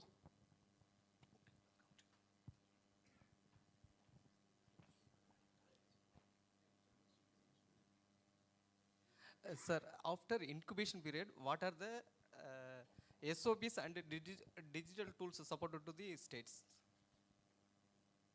Sir, incubator. I have the question to incubator. So you're asking about the digital tools, right? Yes, digital tools and SOPs. Yeah, so standard operating procedures, what we did is, we compiled our learnings, okay? And how to take it forward, that was a question in our minds too, okay? And how to sustain it in future. So what we did is, we compiled a handbook detailing all the SOPs, the challenges we faced, and all the necessary things that needs to be corrected. Because this was a pilot program. Mind it, it was a pilot program, okay? So the handbook was compiled in such a way, it ran into hundreds of pages, and now it is given to SRLM to plan for the next cohort, and also for the states that are planning to do this incubation program in their states. And we have shared that same also. It's an open thing. Yeah. It is there from IMCIP side, already handed over to NRLM. I think that has been shared to all the states. We can share it again also. In fact, ma'am, we used a digital tool called from Accubate, Quinomial, and the uniqueness of us was, the thing is, we even conducted the mentoring session via that tool. We scheduled the mentoring sessions, even the VCs, what we did, we scheduled via that, and we found it extremely useful to conduct and monitor the program. And also it gave us various insights in terms of the cohort, the readiness, and the impact what we are doing. After 6-8 months, we wanted to see the impact, what kind of impact we are having. So we saw very change in the mindset of the people. So earlier they were not very open. So we pushed them via mentors, the right kind of mentors were there. So we pushed them, and when we saw after 8 to 9 months or the 10 months period, we saw that they have opened up. They opened up and completely, on the path of transformation to become from a regional or some block level entrepreneur to a state or national level entrepreneur. There is one entrepreneur who has done only 3rd standard no formal education as such. But today, that Didi is now exporting to America her product. That is the impact what is created. That is the role of incubation in creating such impact on ground. That is what the future holds. Yeah, the tools are there, the digital contents, everything is there. In fact, ma'am, I was speaking to many of them. One request was that, can we do a capacity building workshop for the incubators, where they are exposed to these tools, they do some hands-on and all, and do it. So we'll be happy to do that. That might answer all these questions.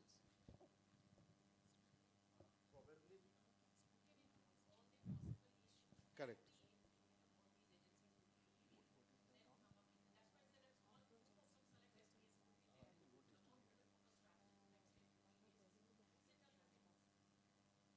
And probably we can have a centralized tool to monitor all the incubating at real-time basis. So that could be helpful, ma'am. Or I think we are running out of time. So I think with your permission, let us conclude the session now. People are hungry also. But then we are all available. Please catch up. Rajiv ji, any other question? Just one question from Telangana, and then we'll conclude this. Actually, few questions, sir. Not one question. Sir, one thing regarding this incubator program for 150 enterprises, I think it is a very large demand from all at the state level to meet this requirement. So, are you face any demand from the aspirant enterprises also while implementing this program?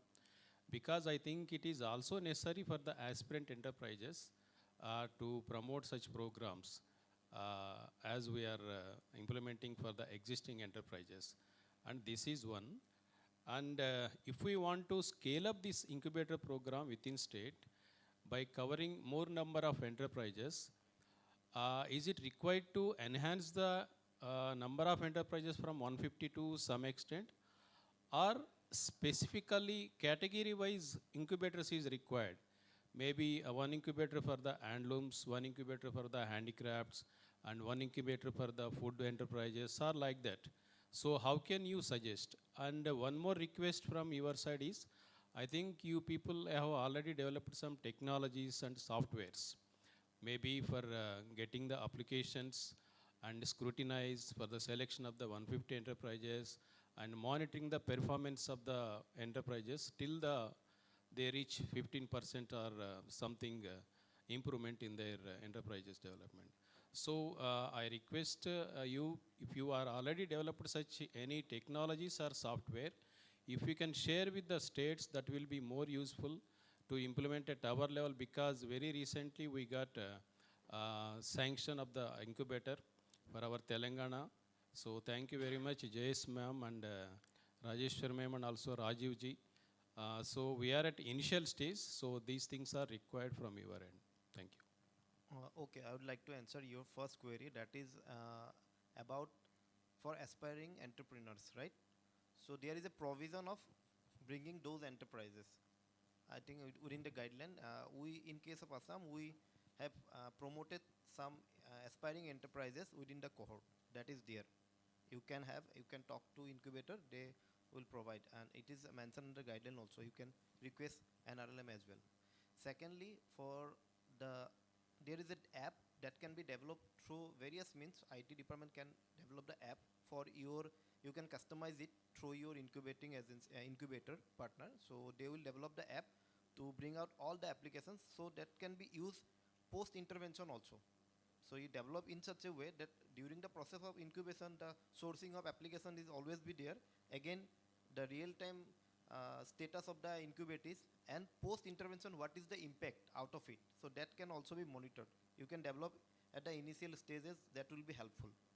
Thirdly, you mentioned about the third query was the sector specific. That is very good question. Actually, I was talking about Sanal chair a few minutes before, that in our case, we have got sector specific training on handloom and handicraft. But there are incubators under food processing domain, but we missed those cohort. So incubators are not, we we need not to have incubators under such sectors. We need the mentors on that domain. Actually, just to add to what you said and what Sir asked, we had already made this plan to provide all the states who are taking up incubator a digital tool to facilitate the whole process. The business document for this software is already ready, but we are now to just put on the resources to get them coded and implemented. So maybe I'll request ma'am also to maybe put some resources for that. The things are all ready. We have rounds of discussions with IIMs, captured their processes, and it is in place, ma'am.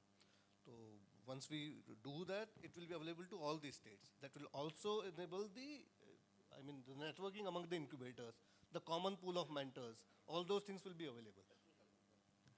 Thank you. What we want to add is there are mentors who are generalists and there are mentors who are sector specialists. So we need a pool of it and segregate. Okay, that will help. And with a special focus which I may add is on GI products. That will help us a lot to create a market access for them.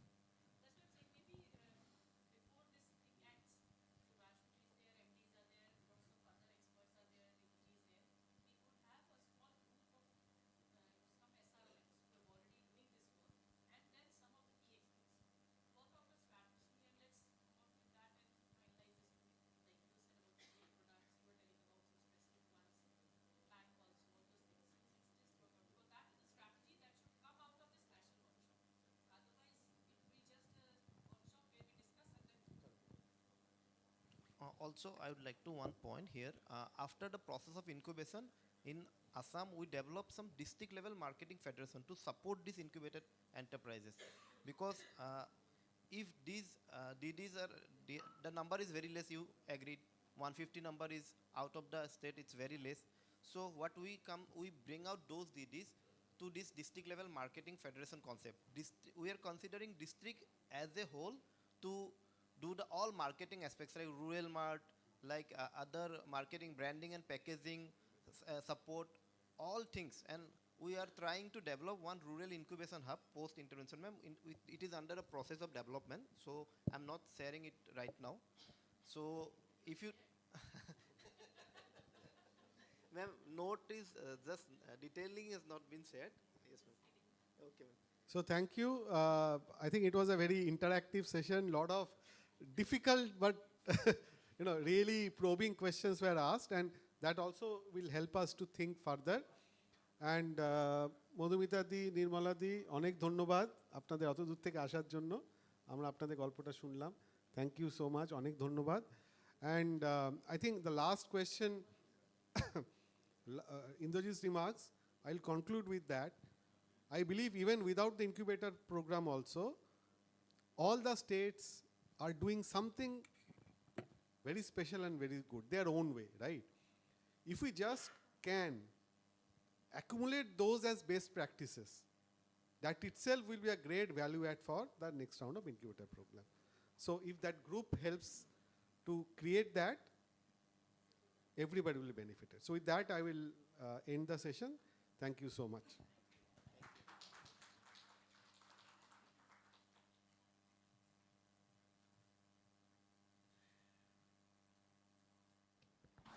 Before we close the session, I would like to invite Swati ma'am for presenting the gift to the panelists.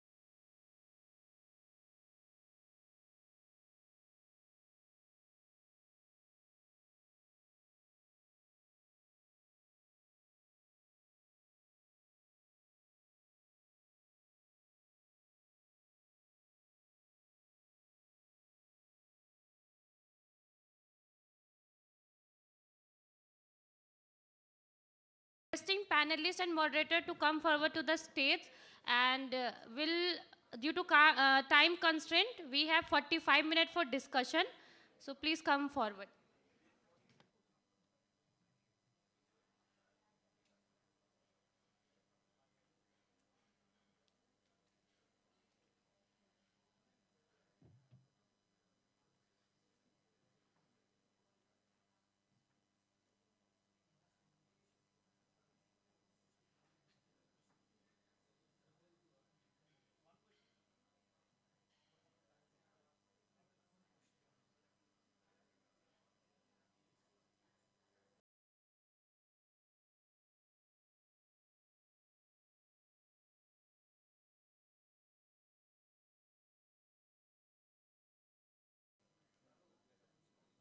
Hello, hello, hello. Can we start now? Okay, good afternoon, everyone. So, thank you for giving me this opportunity, giving us the opportunity to talk to you about the topic is finding incubation models and the related success stories on various incubation models. So success actually depends on multiple factors, right? I mean, incubation, especially the incubation for rural enterprises, which is very different from working with the incubation model on the conventional startups. It will be very different.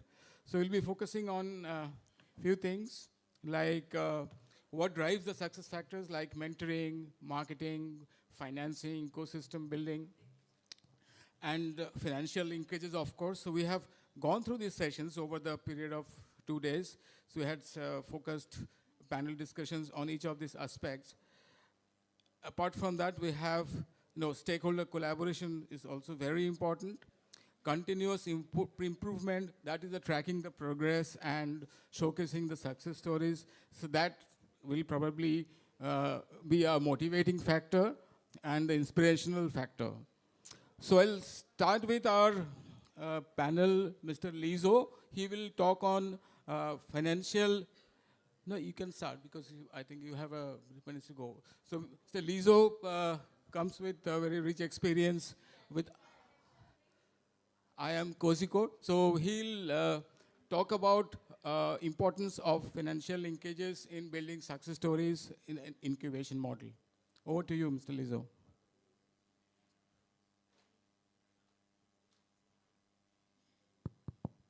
Hi, myself 𝐬𝐸𝐽. I am from 𝐼𝐺𝐭. Very good afternoon to all. Coming to the financial aspect and the financial linkages to support the units. So how we have planned at our program is that basically first the biggest question is why do they need finance? I request for attention from last tables, please. Let's be silent and hear to what panel is speaking. Yeah, so so the major aspect here is that what is the kind of the finance which they require and where do they need to deploy this finance? So that's the first major question or the answer that we need to find out right from the initial stage, because one is that they need to have a clear clarity on where they need to deploy the fund which is allocated as part of this program, plus other external funding sources which these units can avail from. So when you interact with a unit, they will have multiple objectives. They will have different perspectives on getting soft loan from under this program and how they need to use it. But the major crux of the matter is that how do you plan this financing? Okay, so you have this 4 to 5 lakhs money which is coming under as part of this program. So the major thing is that you need to draw a plan on how this finance can be deployed over a period of this incubation program. So for which activity do they use this finance, right? So that has to be really planned right from the initial stages, and only then the funding needs to be given. And also if you look at, we at the center, we plan for a 3-layer of funding support to the units. The first one is that if you look at, as mentioned earlier, there is a funding component as part of the program itself. And the second major funding component is that within the SRLM itself, there are different schemes which they operate. And many of these schemes are not even, most of the units are not aware of. So how do you avail these schemes which are currently up and running? So how do you capitalize that? How do you utilize and channelize these schemes to the units? And the third one is there will be a lot of external other schemes which are being operated by the Department of Industries and other organizations and other government like MSME. They may be running multiple schemes. So those options and schemes you should try to help the units to avail and try to get support from those schemes. And finally, the institutional finance, right from different from the banks, from the banking channels which are available.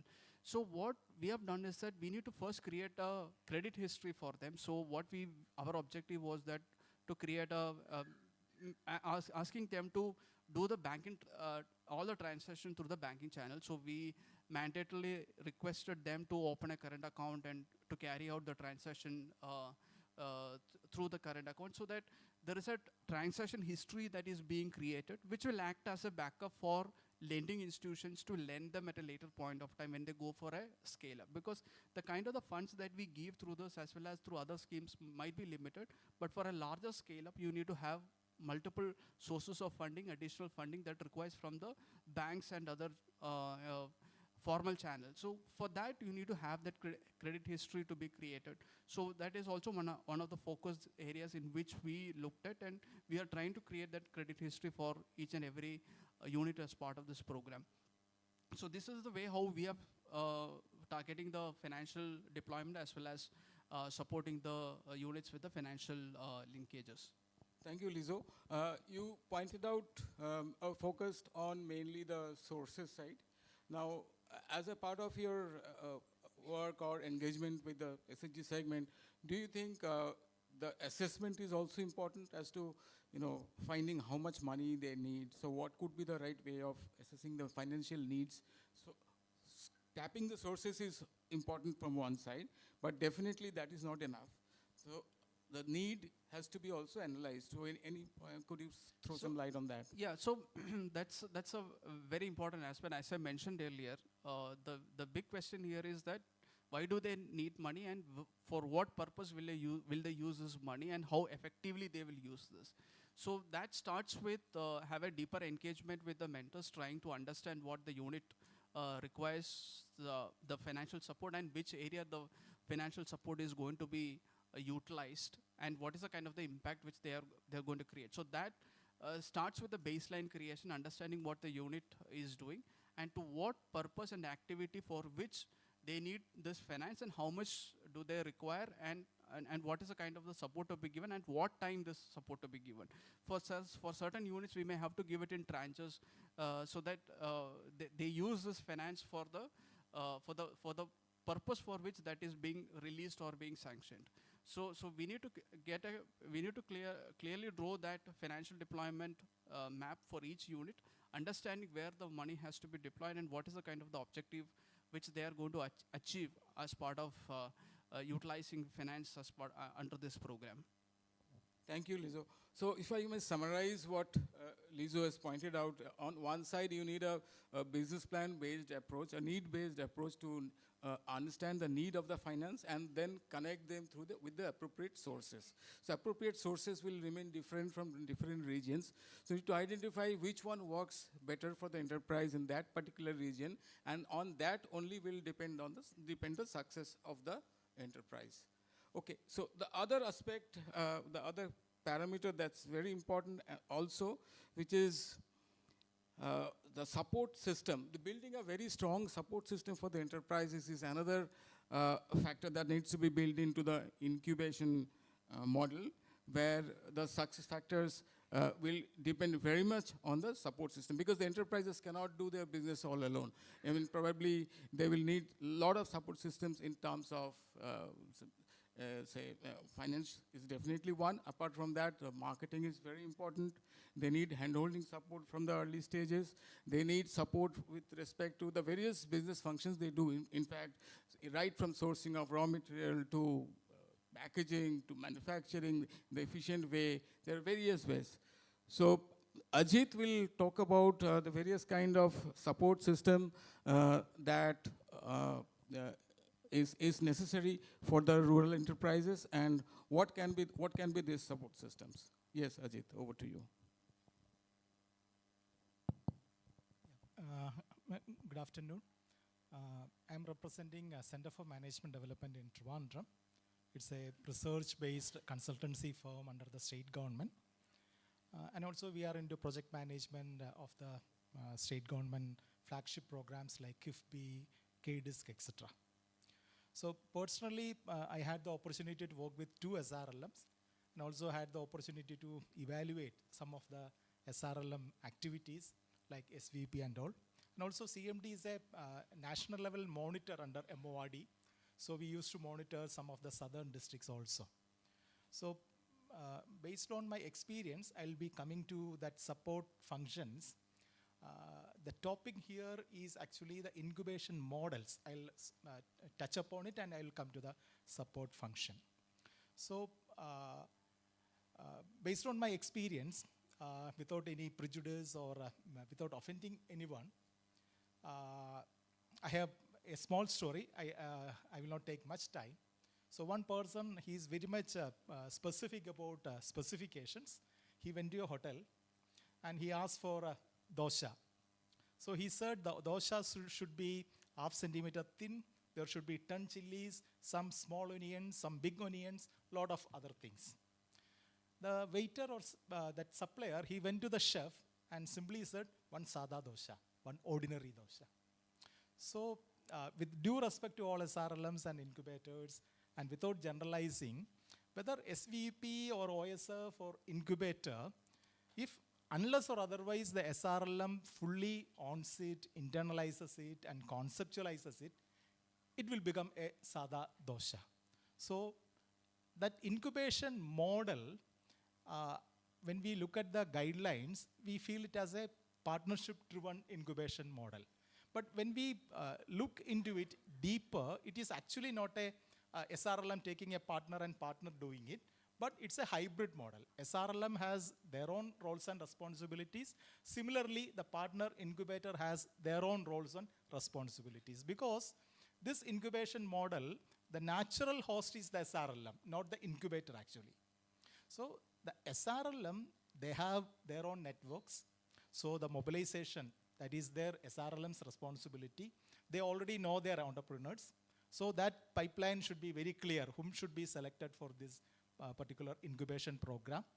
So the selection is very much important. The SRLM has their own financial arrangements. CIF is there, CEF is there, revolving fund is there, many other financial products. So how to repurpose these funding, these products for the incubator program, that also SRLM can do.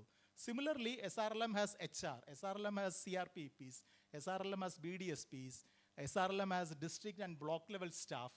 So some of them may be trained as enterprise coaches, some of them may be trained as mentors. So it is a kind of win and win situation. It is a joint work actually.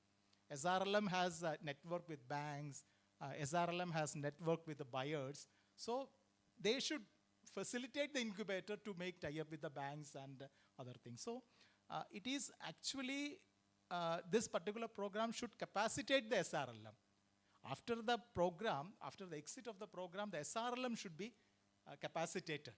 And SRLM should own the program and they should continue the program, maybe different cohorts, they can have it their own. So coming to the support functions, I think there are 2 support functions are most important for this particular program. One is finance and one is marketing. Because if these 2 pipes are clear, because these are the most important needs of the entrepreneurs. Finance already Liju has talked.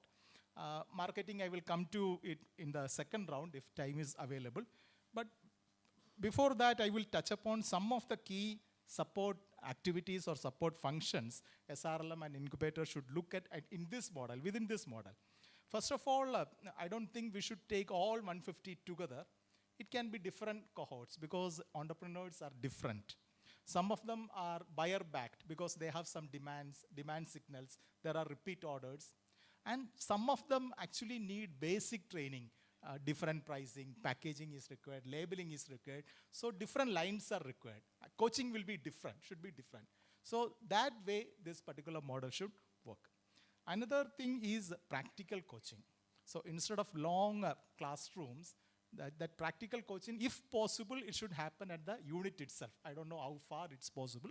Maybe mentors or coaches can go to the units and conduct the programs. Otherwise, 2-hour sessions, and each session should end at a tangible product. For example, it is if the class is on a creating catalog, at the end of the classroom, they should develop a catalog. So practical sessions are required. Then partnerships.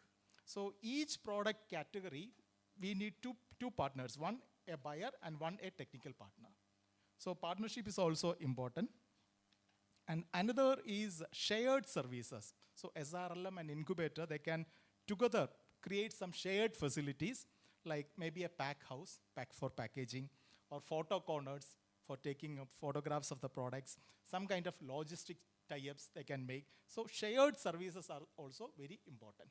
So if time available, I'll come back to the marketing and branding aspect later. Thank you.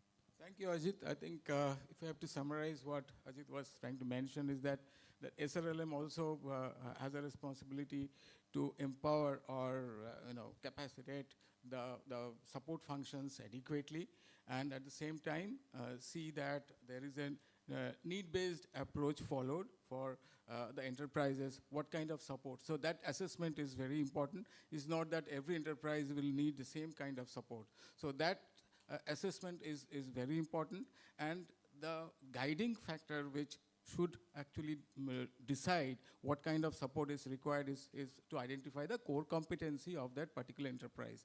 Everybody's core competency is not the same. So people, the enterprise owners should focus on their core competency in the areas which they have been doing the business, and that will decide what other support functions will be required. So that is different for different enterprises. Thank you, Ajit. Let's move on to the other critical aspect which determines the success factor in an incubation model is the capacity building. Now, capacity building is, there are 2-3 different aspects to it. So we are talking about the building capacities of the enterprises through various kind of interventions and knowledge inputs to the which are practical oriented sessions through the enterprises. That is, make it relevant for them to understand what additional knowledge support is required by them. The other aspect is also empowering or building capacities within the incubator managers of the as a facilitators, as well as the SRLM officials who are working at the block and village level. So that capacity building is also a very important success factor to be built within the incubation model. I'll invite Dr. Punnoslok to talk about this. Thank you so much. I'm an academic in this panel, so feeling out of place. However, what I will try and talk about is what is meant by capacity building in this sphere. So when we talk about the traditional incubation model that we've started in India, that started with kind of helping out entrepreneurs, startups in this, kind of an urbanized and thickly dense market, system, and therefore a lot of the IIMs and IITs which house a lot of these incubators are based in cities. So, however, what is important for managers or incubators who will have to manage enterprises at the rural level, first and foremost is the understanding. Now, many of these incubator managers, they come from backgrounds which do not really support that particular, very small scale rural level enterprises. So they come from startup backgrounds, they come from the, industry, and so on and so forth. So first, how do we make them understand enough the fact that those enterprises at the rural level can never be equivalent to a startup at the urban level or city level? And for that, I think the training needs to focus on understanding culture and language in the first place. Now, someone from the north coming to Kerala and heading up an incubation center and going around talking to the rural entrepreneurs may find it very difficult to actually connect at that level. Secondly, what the focus could be is to understanding what actually is behind the product that is being sold or marketed or created by the rural enterprise. We are as incubators or as consumers very enamored by something new that has come across. Now, for example, I was looking outside. There's a stall which is supported by Kudumbashree which sells pickles based out of local produce or local sea food, including prawns and all. Now, the question becomes that who are they competing against? So, is it possible for them to become a Priya Pickles? May not be. And that is what we as incubator managers, we need to make them understand that scaling up simply does not mean that you become so big in volume that you start competing with let's say large national chains. Someone selling spices cannot immediately think of becoming an MDH.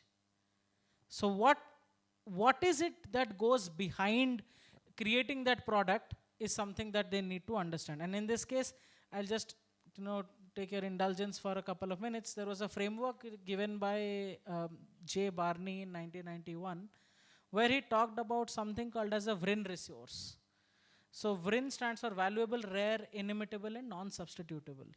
Now, that is important for an incubator manager or an SRLM officer to figure out in an enterprise. And so is it for the enterprise to figure out.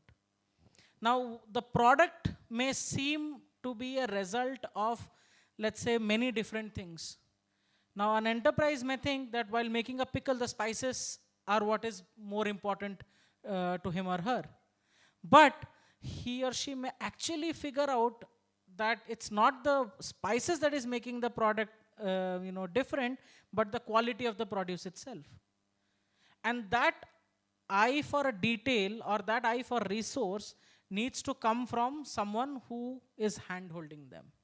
So I think probably as we go forward, I think we'll probably discuss more about this. But I think training programs and capacity building for both incubator managers, SRLM officers, as well as micro level enterprises must focus on determining what exactly is it that is making them different from their competitors, and whether scaling up for them means the same thing as scaling up for someone else. So those ideas probably need to come up much more in our discussions, and then we move forward based on that. Thank you. Thank you, Professor Puneslok. Basically, what he was trying to suggest is capacity building is important. Capacity building is important from the aspect of understanding first what exactly is the need, and then building a capacity building program accordingly. So that, if it is made too generic kind of a program, the benefits may not be actually reaped by the enterprises. So that's very important. The other aspect now we may focus on is again extremely critical for building success within the incubation model is the mentorship. Mentorship is absolutely a key element in the incubation process. So without which probably it doesn't hold good at all. So mentorship is absolutely the key. So we had a good session yesterday on a panel discussion on the mentorship aspect. So mentorship basically, it talks about, it starts at the very early stage, understanding their business, understanding, the approach has to be very, very empathical approach to understand the enterprise's business. Otherwise, the mentorship won't be there. And there are two aspects of mentorship, basically, when you talk about a business mentor, which basically focuses on the business aspects, understanding customer, understanding the market, and the pricing and stuff like that. So that's the business part of it. As equally important is the domain mentoring part, where you need experts to kind of, depending on the business process of the particular enterprise, you need to build in a domain training aspect into it. So over to Vignesh. Vignesh comes from IIM Vizag. So he will talk about the importance of mentorship and how it actually builds into the incubation model. Yeah, thank you, Professor. Good afternoon, all. Thanks for the opportunity. IIM, we feel, is the incubation cell of the IIM Visakhapatnam, and a brief introduction about the organization we have running for the past 7 to 8 years, and we have incubated close to 190 plus startups. And when I say 190 plus startups, they all have been mentored by the mentor pool of IIM Visakhapatnam. Now, whether the mentorship model which we deployed so far for the startups, can we replicate the same for the rural enterprises also, is a question here. So I don't think so.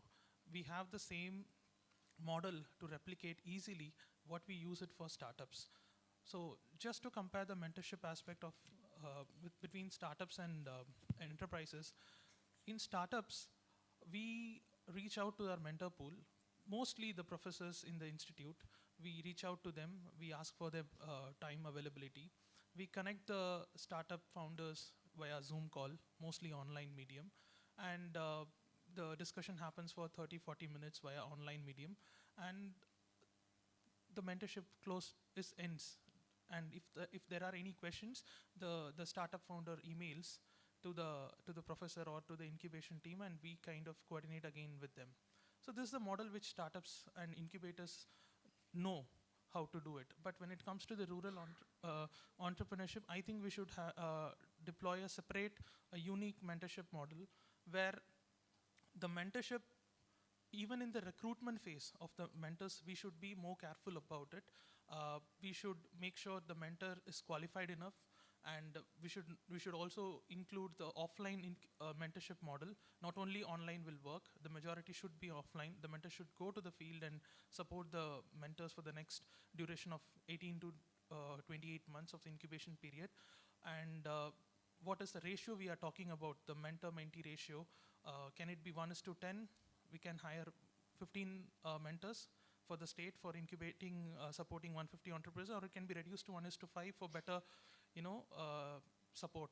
So, and what should be the qualification of the mentors? Are we going to really put certain category below which we are not going to hire, and are we going to keep it as broad as possible and take into account the experience of the mentors also in concern, other than the education qualification, for supporting these rural micro entrepreneurs? So that is something which I wanted to convey, because mentorship is different for both the kind of startups as well as rural enterprises.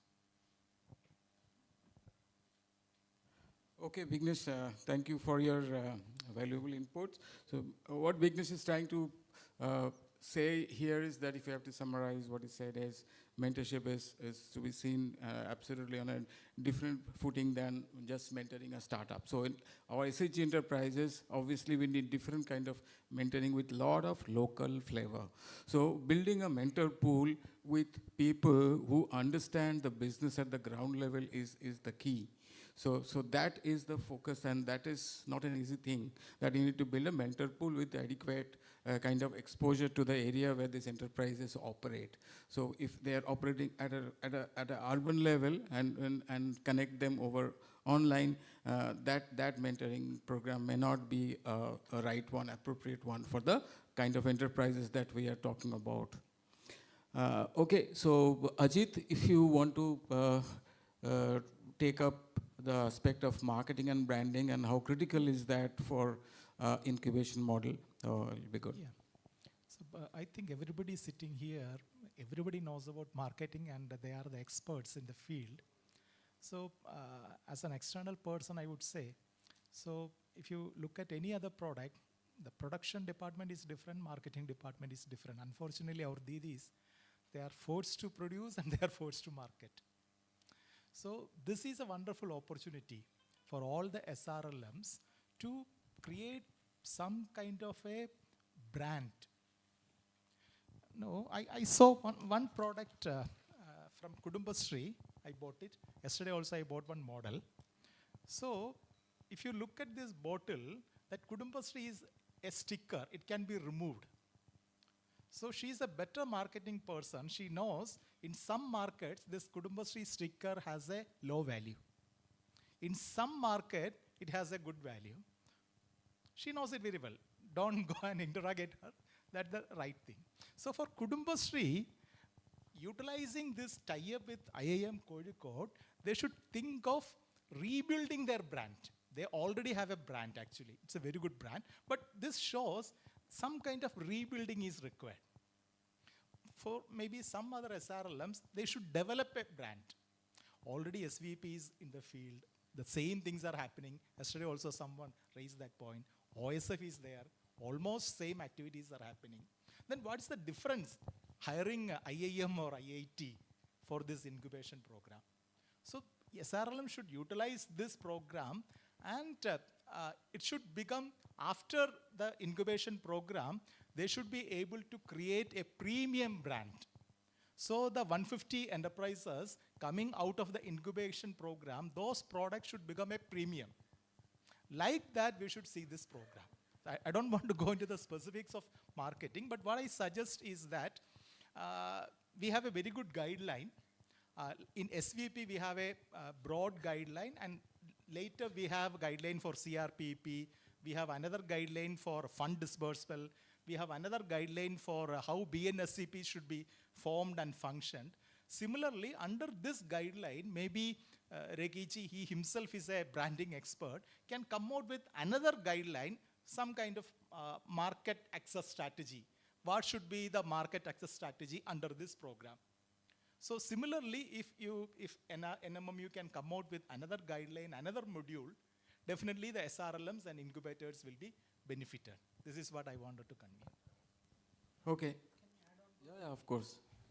So I think we've discussed a lot about market access and getting products out in the market. Now it's probably very important to understand that the demand for a product is not the same as the demand for an enterprise's product.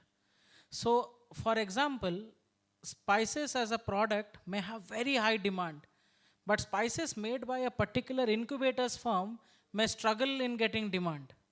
So just because that particular enterprise is not able to generate demand doesn't mean that there is no demand for that product.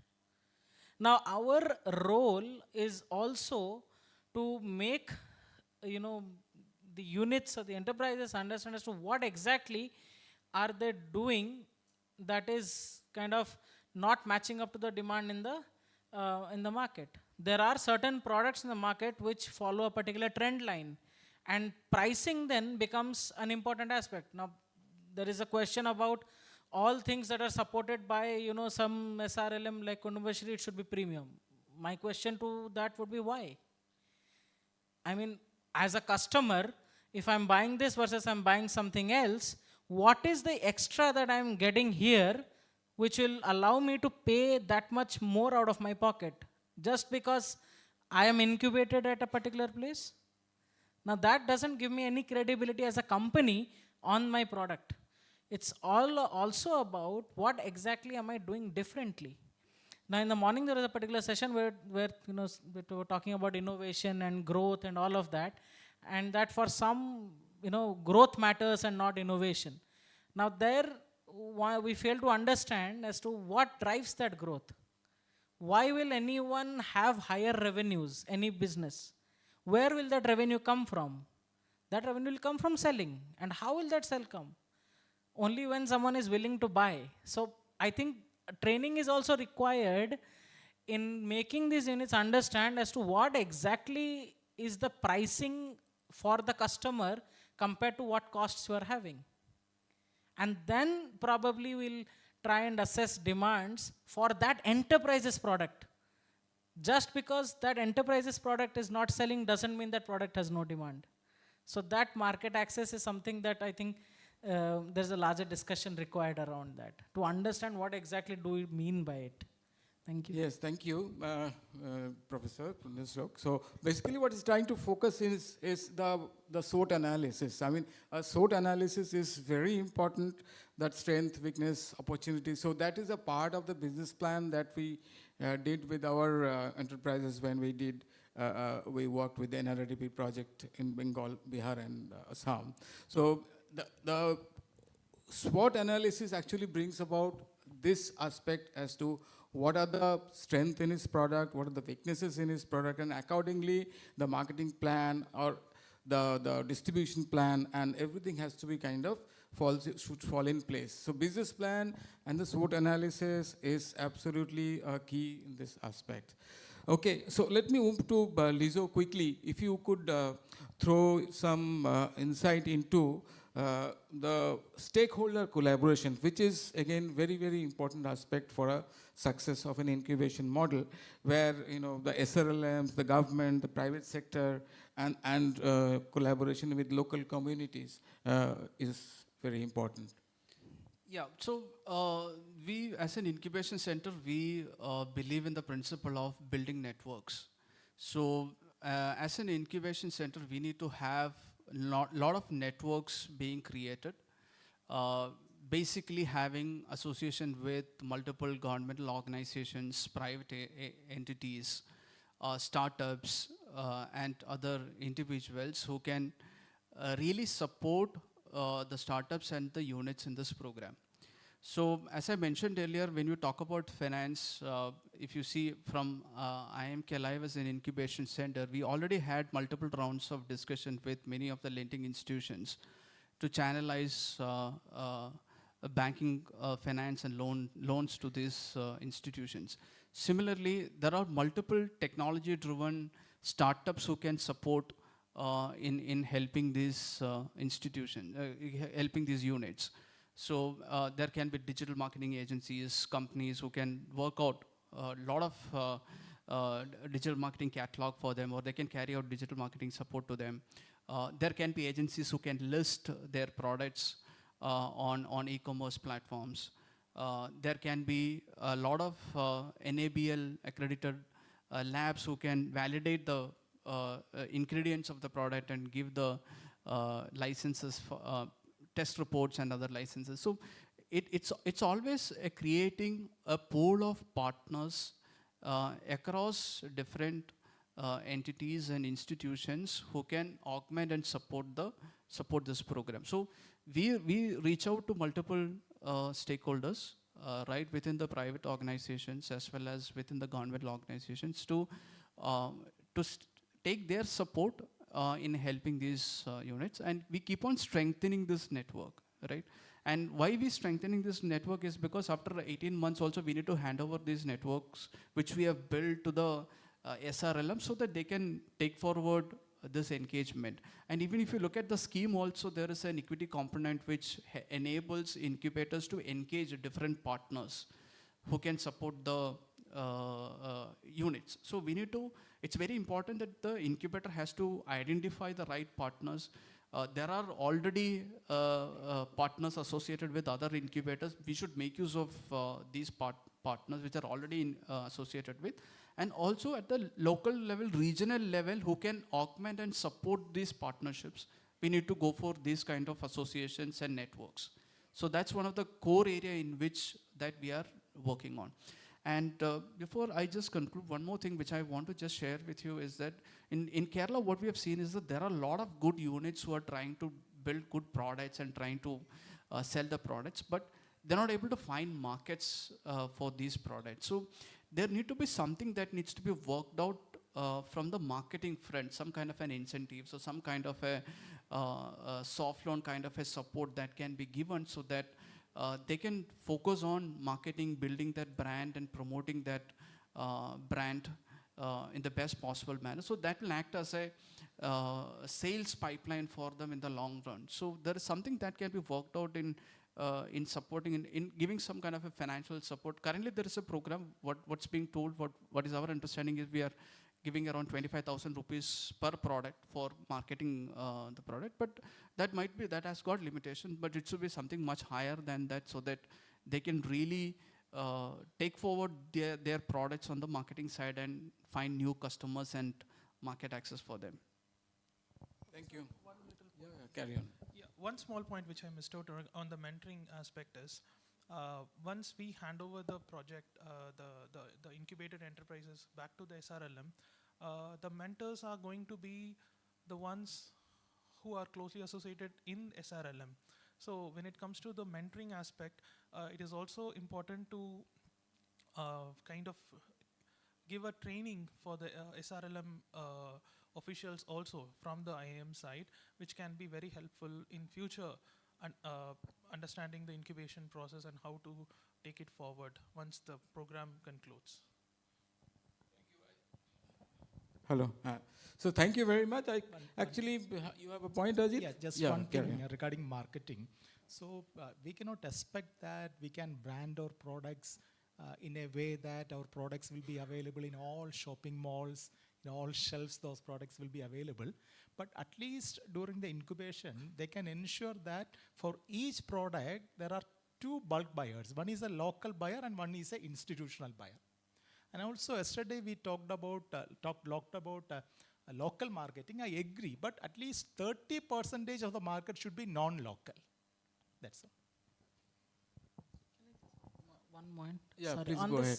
On this marketing point, I think it's a very good point made by Ajit. Why can't we mobilize panchayats? We look at a lot of panchayats. Within a district, we have ODOP scheme. Within the district, there are so many villages which might actually be, suppliers and buyers of a part of the value chain that we may not actually be considering.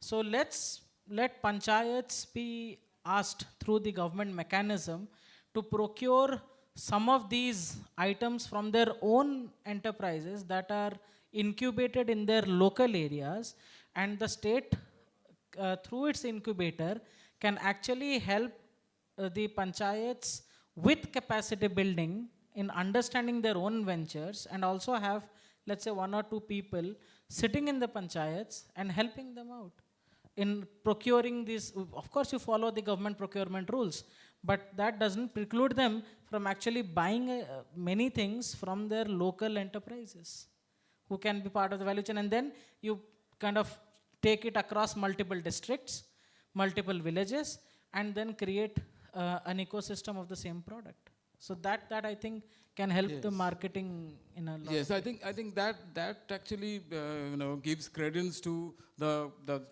stakeholder collaboration aspect even more than enough.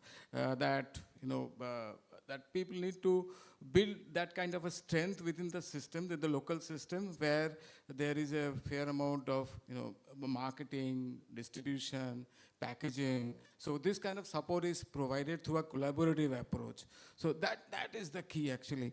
This is not enough. What you have heard from the panel today, on top of that, there is an absolute need to track the progress. So if I am incubating an enterprise for a period of 6 months, 9 months, 12 months, and what happens after that? So that also we need to keep track of. If we leave them, just like that, but they have been, in a position to kind of scale up, but they don't find that support going forward, then that also is not something which is welcome. So that needs to also be built into the maybe incubation. What happens after incubation? Do we consider acceleration for enterprises that has the potential to scale up further? So that also can be looked at. The success stories also depend on how much the models actually are adapted into the local context. So if a model is built which is relevant for a particular region or a geography, that may not be relevant in other regions, because India is a very diverse country with multiple cultures and practices. So that also needs to be looked at while building an incubation model. I think with that, you have something to add. Achha, you have to leave. Okay, Lizo has a time constraint. He has to catch a train. So you can go. Okay, so with that, we conclude the panel discussion. It's open to questions from our delegates. So, and participants, if there are any questions, please, we can take, we just about 5 minutes. Oh, you're already past the time. Anyways, we just have enough time to take a few questions.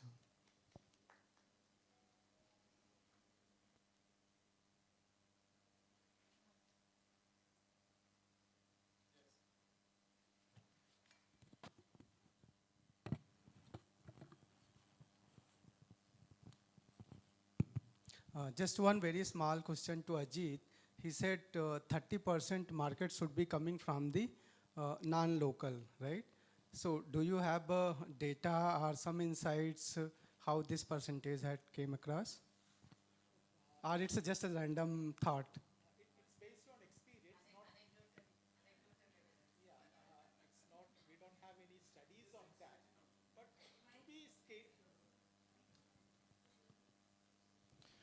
To be sustainable or to scale up,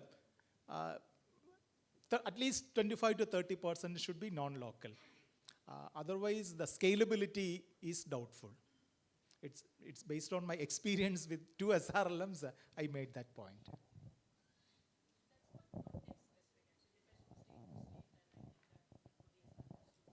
Right. Now, in fact, that also gives a bit of, if he's exposed to the larger market, it will also give the enterprise some amount of confidence as to how his product is doing in the markets outside. So that dependence on only on the local market will also reduce the risk for him. Yesterday we had a discussion that, okay, why should we go for non-local, local? So that's why I made that comment.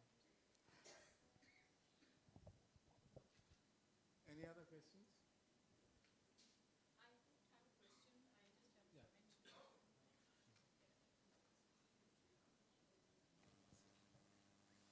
I don't have a question, I just had a comment to make, and I think that was very important. Yeah. One of the key points that came out was the importance of partnerships, whether it is at the local level or at beyond local, if it is a regional one or a higher level.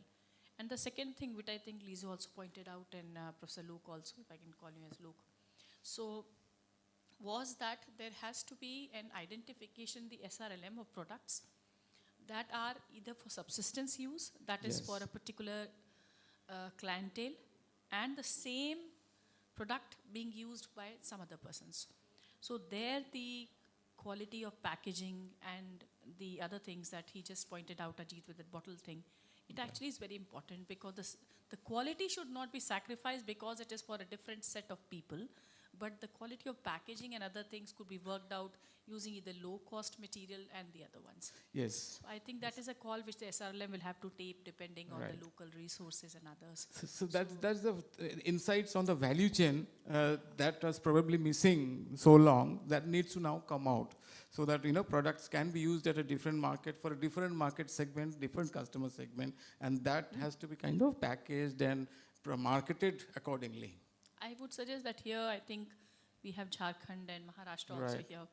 Maybe Nitish was there in the morning. Maybe they would be one of the key persons to tell us whether they differentiate between the market and the packaging products, and also if Jharkhand can have a comment on that. Ananya is here, or maybe Nitish. Whether they do something like that in Palash, or is it the same kind of a thing with everyone? Right. What's the strategy which they are doing, being so established now?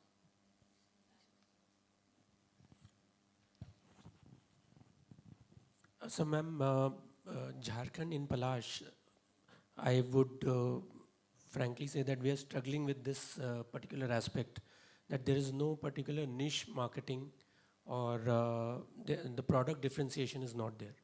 And that is why we are also struggling in this, that when we try to scale it up as a mass product, as ma'am mentioned, the quality of packaging goes down, which ultimately reduces its saleability. And when we try to go towards niche marketing, we avoid a lot of mass market which could have bought the products. Perfect. So there is actually a problem, and we would require help in that from the experts.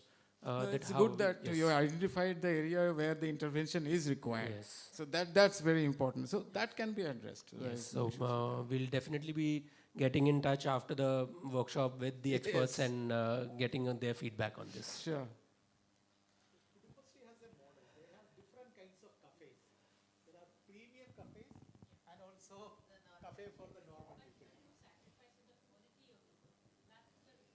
that's a problem when we are trying to scale up too fast.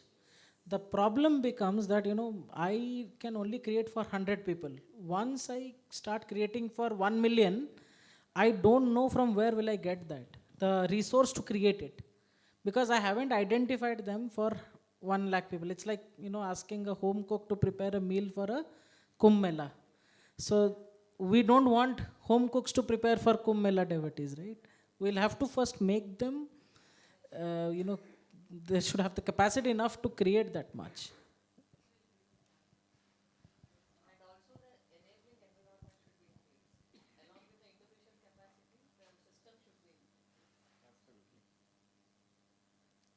Okay, I think with that we have come to the close. Thank you. Thank you so much.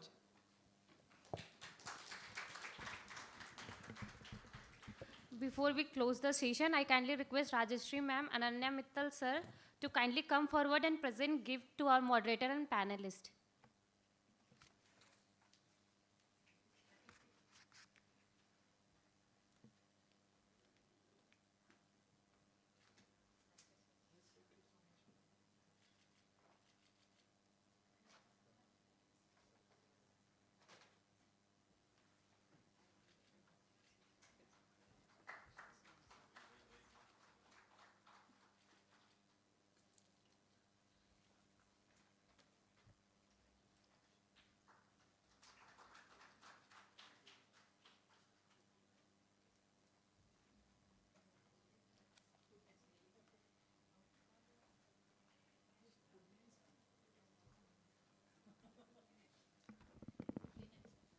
So our next session focuses on convergence and partnership.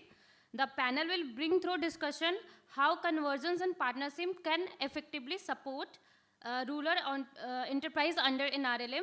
The session will be moderated by Sri Pritam Datta, Director, Ministry of Skill Development and Entrepreneurship, who has played a vital role in strengthening skilling and enterprise ecosystem. And our panelists include Mr. Subramaniam Sastry, CS, founder Think Gold, who is innovating solution for rural entrepreneurship. Mr. Santmay Chatterjee from PCI India, a practitioner of partnership-driven rural development. Dr. Suresh Sakhare, Senior Principal Scientist at CFTRI, Advancing Food Science for Rural Enterprise Growth. Mr. Madan Paraki, CEO, OneBridge, linking rural entrepreneur to opportunity through innovative models. Dr. A. Srinivasan, Program Officer, Farm Livelihood, Senior Technical Officer at ICAR-CTCRI. Now I hand over the session to Mr. Sri Pritam Datta to lead the discussion. So kindly, every panelist and moderator, please come forward to the stage.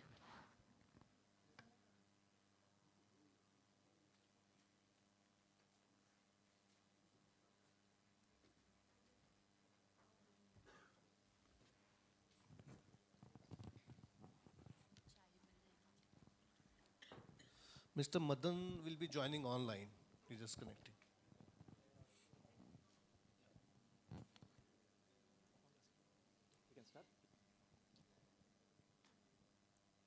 Good afternoon, Swati ma'am, distinguished panelists, and esteemed participants.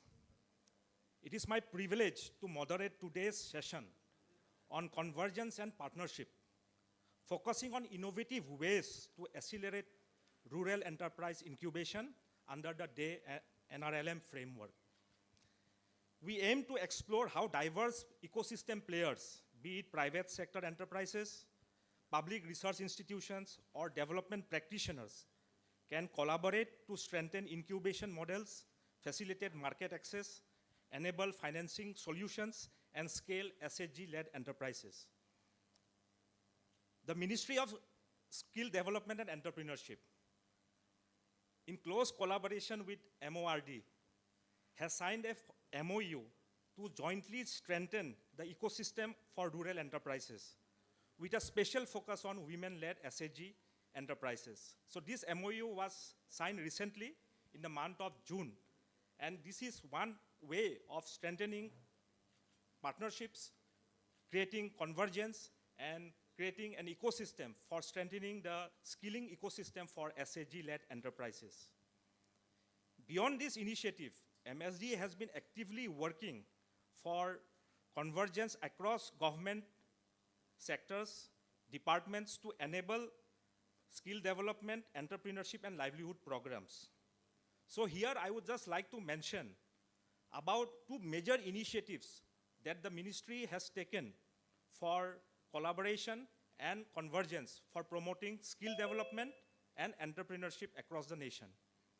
First, I would like to highlight the Skill India Digital Hub initiative of the Government of India, under which a model for convergence has been created, wherein the Skill India digital platform is a one-stop centralized platform for all skilling requirements of the country.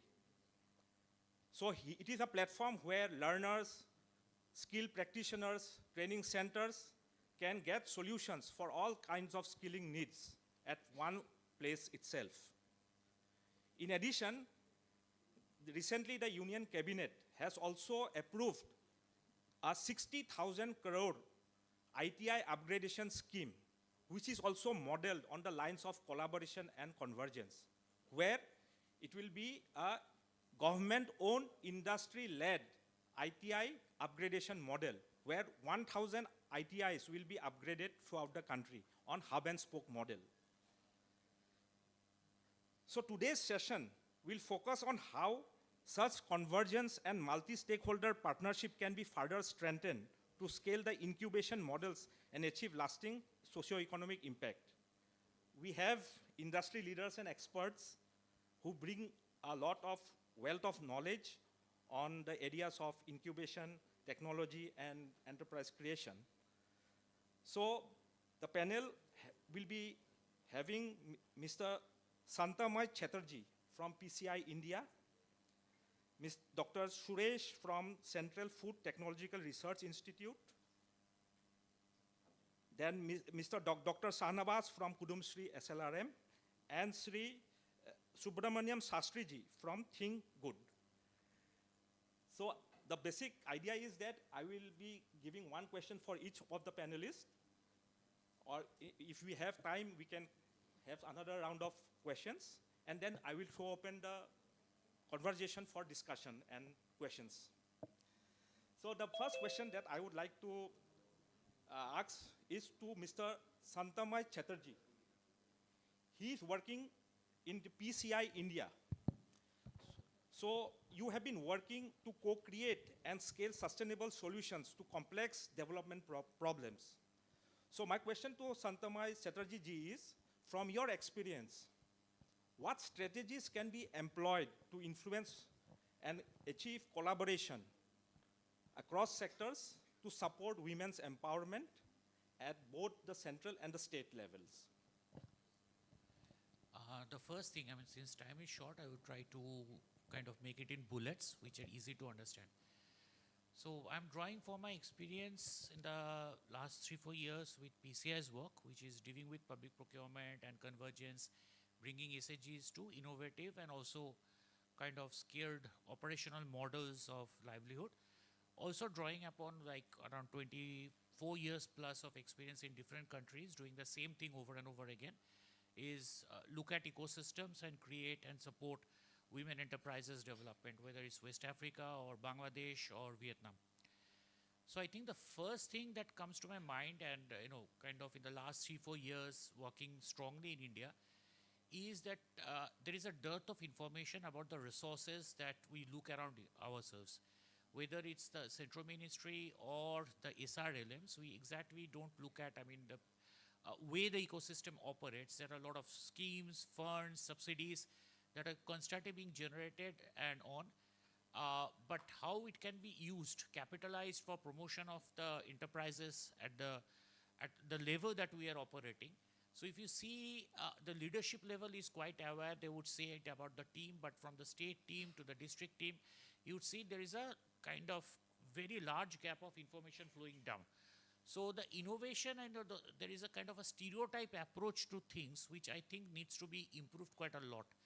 So I would just give a recent example that, I was part of a workshop trying to develop Bihar's next transformative program. And we had few sessions from different departments, fisheries and others, even food. And, lot of the people, in fact, most of the DPMs who are present were not even aware that this could be leveraged upon. There are subsidies available in the same way that, PCI has been trying to work with the 3% capability reservation that is there in public procurement. So we have been trying to promote, and we have successfully engaged in promoting clothing units, teaching units, and stuff like that. So I think that's one big area of work where we have to know, because if a business starts, you would find people easily looking at, we need land, so let's go to the land department for a PERSEV at a subsidized rate. We need water, let's look at how we can have subsidized water. They would be prompt at it. But in case of our incubation, when we look at the SRLMs, that's a defect. The second is product segment. We tend to work on the same product segment that we look at. And we might be saying we have 100 categories of products that are available, our SHGs could produce, but the segment would be like 2 or 3 if we put it in the segmented side. So I think we need to think incubation as also things that can be used, because if we see the larger industries, you would be looking at 40–50% of raw material supply in some way or the other coming from SHGs itself. Like, how many of us would be thinking that coconut fiber is a major raw material in steel industry?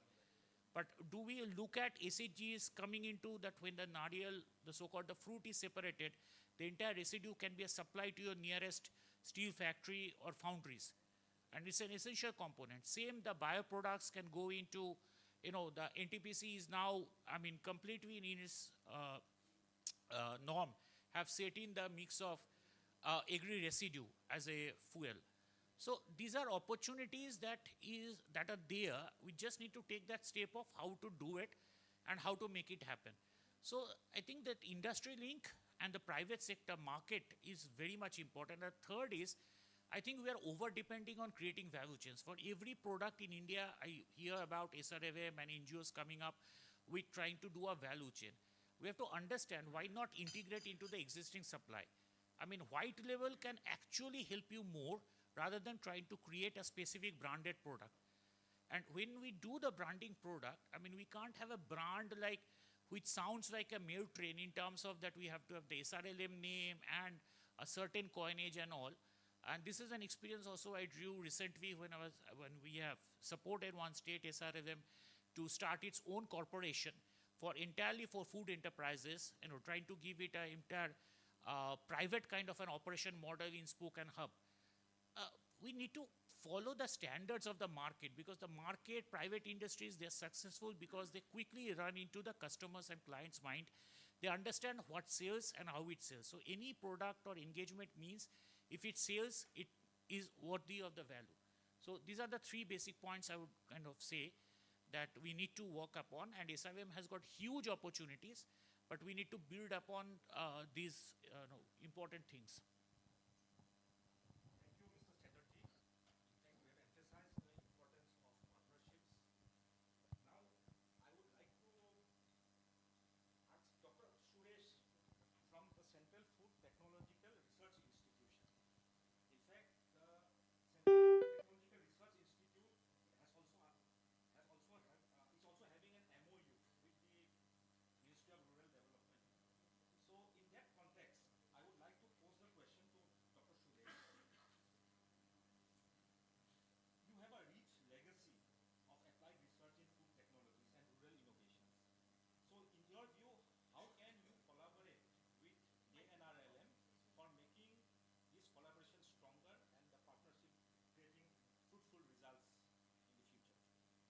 Yeah, thank you very much.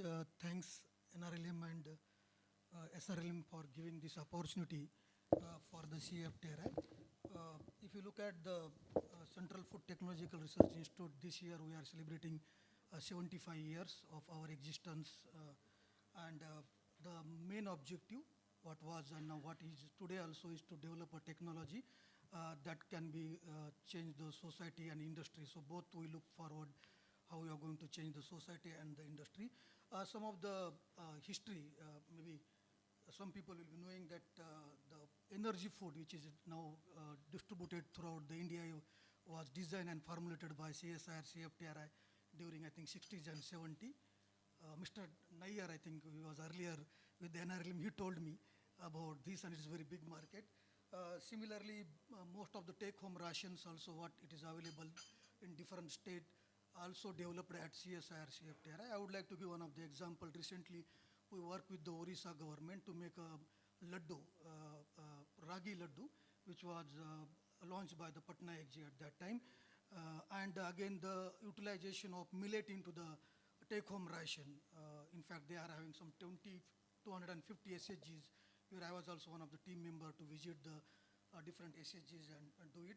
So we have really a kind of a background. We have the MAU, but I feel the utilization of MAU and the connection is lacking somewhere, and then we should use it. So if you talk in terms of a partnership is concerned, the best way to partner is technology transfer. So we have almost around 450 to 500 technologies. I can say out of that, 70% technologies are applicable to this sector, NRLM sector, where those are very cost-effective technologies. One of the biggest challenge, earlier also I have addressed the one gathering in Delhi, I think before COVID 2019. One of the biggest challenge we are talking about scale up. I have the challenge just to scale down. Basically, the scale down is very important. Being a scientist in the field from last 25 years, our objective is to make a plant of tons together per hour. Could be a flour mill, dal mill, fruits and vegetable, any sector if you take it. But now the pilot plants also is tons per day. And then it is very difficult to scale down in terms of definitely capacity and the cost. Really, I feel there is a need to design, develop technologies and the plant. This could be one of the proposal, wherein we can have a small scale plant, say 2 to 3 lakhs. I think somebody told me 6 lakh is the maximum amount given. So in that amount, and there is also a need to have multi-purpose plant that can come out. Maybe if I am taking about yesterday somebody was asking about cleaning, grading and sorting. This is a very much value addition to our vegetables and fruits, could be grains, pulses and cereals. So we need to do that one. I will come back to the technology transfer, where we are having around 500 technology, and the cost of technologies are very nominal one.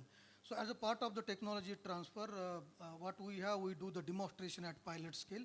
We do the training of the members, those who are attending the technology. The cost of technology hardly start from 10,000 to maximum 30 to 40,000, particularly for this NRLM sector is concerned. We have technical dossier. We have the technical dossier contains the raw material specification, packaging requirement. It's very difficult to know. Many people, they don't know what is the requirement of packaging. The shelf life studies are already done about that product, so that we can claim the shelf life. Sensor evaluation has been done properly.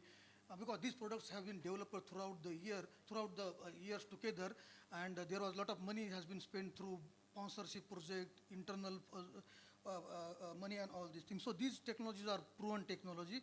So come forward to take that technology. I would like to give a good example from our own Kudumbashree. I think they have developed a good kind of model. This year they have adopted 94 technologies from CSIR CFTR. So earlier also we used to think the technology transfer is directly to the beneficiaries, directly to the startup, and most of the industries we transferred technology. Now here what is there, they have sent their staff for the technology transfer. They have been trained 1 day, 2 days into that particular technology thoroughly. Now that technology can reach to now the required people. So I think that is one of the good model I feel, rather than finding out the beneficiaries from so many big group. People have been trained on that aspect, and we will support them, even though down the line that particular beneficiary calls tomorrow and ask about the things. I think without any taking permission from higher management, any scientist or the technologist can really answer about it. The second aspect is very important. From last 2 days we are talking about the training and the capacity building. Let me tell you, we have almost 120 scientists, around 200 technologies, 300 PhDs into the food science, 350 PhDs going into the campus. So, and the kind of infrastructure, I think 8 to 10 pilot plants are there. So it is, we have expertise and the kind of infrastructure into the training. So here is a huge requirement in terms of training. But again, I will tell you the training module, what we have, it is mostly again related to the large scale operations. So again, bringing down the scale.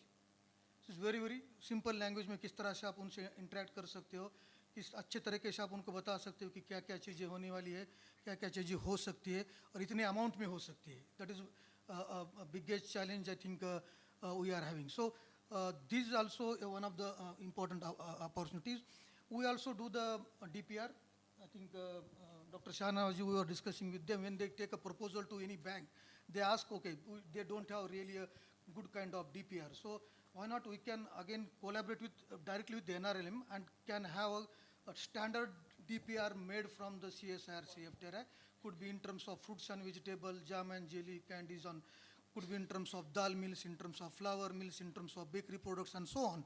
So this standard can be made and can be available. It can be twisted as per the requirement of the thing. So there we help no industry to make a DPR for new project implementation and so on. This is another area where we can really collaborate. Some of the project we take, basically it may not be applicable with NRM, but it is like we call it as a sponsorship project or technical consultancy project. Some of the industries come up with the big problem that we are not getting a shelf life for this product, or we have process optimization, we want the packaging intervention and so on. So this will be a kind of individual project. Could be NRLM can take some of the requirement all over the India, and that can be given to us to solve the problem. I think that could be a ideal way we can utilize this kind of collaboration. Before I close, I was thinking, Madam has very clearly told about what we need to do for the 2 days. So I was thinking, why not we can have a kind of innovation center called as CFTRI NRLM Innovation and Incubation Center, which can really take care of these things. Could be headquartered at Mysore, and we can replicate such things into the other universities by giving the support. Why I am telling all these things? Because of 75 years of experience, expertise, and the scaling down is very, very important. So development of a technology that can suit to the requirement. We are talking about so many things, marketing and all this stuff. I will tell you, until and unless you get the safe product, nutritious product, and consistent into the quality, nobody is going to come back. Please keep it in mind and that one. One time your product will be taken by because Kudumbashree है, ये है, उनके वजह से मैं product ले रहा हूँ. लेकिन second time में उसमें difference आ जाते हैं और ज़रूर आ जाते हैं. अभी भी example देना चाहूँगा. हमारा discussion चल रहा था कि he was telling about the banana chips. The banana chips from Kasargod is different. Banana chips from Malabar is different. Banana chips from Palakkad and banana chips from here is different. Even though raw material. So we need to really make the standard protocols, machine standardizations, the operation standardization, so that if you take the chips, banana chips that is going out of the Kerala, should have same specification in terms of physical, chemical, sensory and so on. So I think there is a need, and this need really nobody has worked out, according to my, because we always talk about the big plants and big industries. So I think such kind of assignment can be taken under this center, and this center can become really ideal, where we can have the processing unit exclusively from fruits and vegetable, grain cleaning and grading plants. Then we are having meat and marine and all these things. All can be our milk and milk product. This can be again as per the requirement of these things. Today, if you look at the plants are going with the high safety standard, stainless steel has to be used of food grade, and then the MS and stainless steel, the price is almost 4 to 5 times. So how you are going to really manage all these things? So this could be much more challenging, and really see, as a CSR, CFTRI, we can help to how to cut down the cost, bring down the scale up, make a training programs that can be customized for this need. I think these are the few things I can add. Yeah, thank you. Thank you, Dr. Suresh, for your invaluable insights of how partnership with your organization, CFTRI and NRLM, can be leveraged in the area of strengthening rural enterprise, in the areas of technology, and in the areas of capacity building for the NRLM women. So now I would like to ask Sri Subramaniam Sastry. He is leading Think Good, which works for the cause of communication studio that harnesses the power of creation, communication, and change. He is passionate about storytelling, designs, and as a strategist for advancing the cause of development. So, what would be your idea of making entrepreneurship aspirational, and what kind of strategies would help create entrepreneurial mindsets and leading to greater convergence and partnerships? So what do you feel about that? So, good afternoon all. Thank you for this opportunity. At Think Good, we run an initiative called Media Wala. So, Media Wala is a program which we have implemented in working with Bihar SRLM and going to start with Kudumbashree in Kerala, working with IMK. Lijo was here. So, the idea is to support the enterprise. The last panel, everybody was talking about marketing. You know, how do we enable marketing for Didis, right? So, what we are trying to do with the Didis is when the Didis are coming to the NRETP program, they really, some of them don't even have basic logo, or they don't even have basic packaging. So our idea is to help them with all of these needs. And we do it with a extremely innovative approach that we are not doing it ourselves. We as a communication agency, we don't do it ourselves, but we train and empower the community itself. So we identify local youth who already are interested in media and marketing, and we get them for a training for like 10 to 15 days, and then we handhold these young people to work with the Didis with their media and marketing needs. So over the, what we have identified, working with our experience with Bihar, and like currently we're working with Karnataka and Maharashtra as well on our personal capacity, not with the SRLMs. The idea is to, take the Didis through the digital journey which they should be taking. Because when they start, they will not even have for any brand to be successful, they need to have some kind of a digital presence. Hopefully we will not have another COVID kind of a situation where Didis will not be able to access the market directly, where everything runs online. So what we plan to do is to get them online, like either on the e-commerce, or whether let it be on having their own WhatsApp business, or having like great packaging which can be sold in the market outside or online. So these are the things which we are supporting the Didis with, and we have charted like a sort of a digital journey for the Didis. So basically from not having any branding to having some branding, and then having their own media and marketing strategies which they can use to access the market. So these are the journeys which we have been creating for the Didis in Bihar, and going to start with Kudumbashree from next month onwards. So the partnerships, what we also have is with the SRLMs supporting us, identifying these, and also in Bihar we have been creating packaging for the SRLM products itself. 𝐍𝐚𝐭𝐢𝐨𝐽 has a lot of products which they are coming up with. We are supporting them with the packaging and branding for that. We also partner with non-profits so that we can identify youth who can actually support the for the Didis. So these are all the kinds of partnerships which we are working with.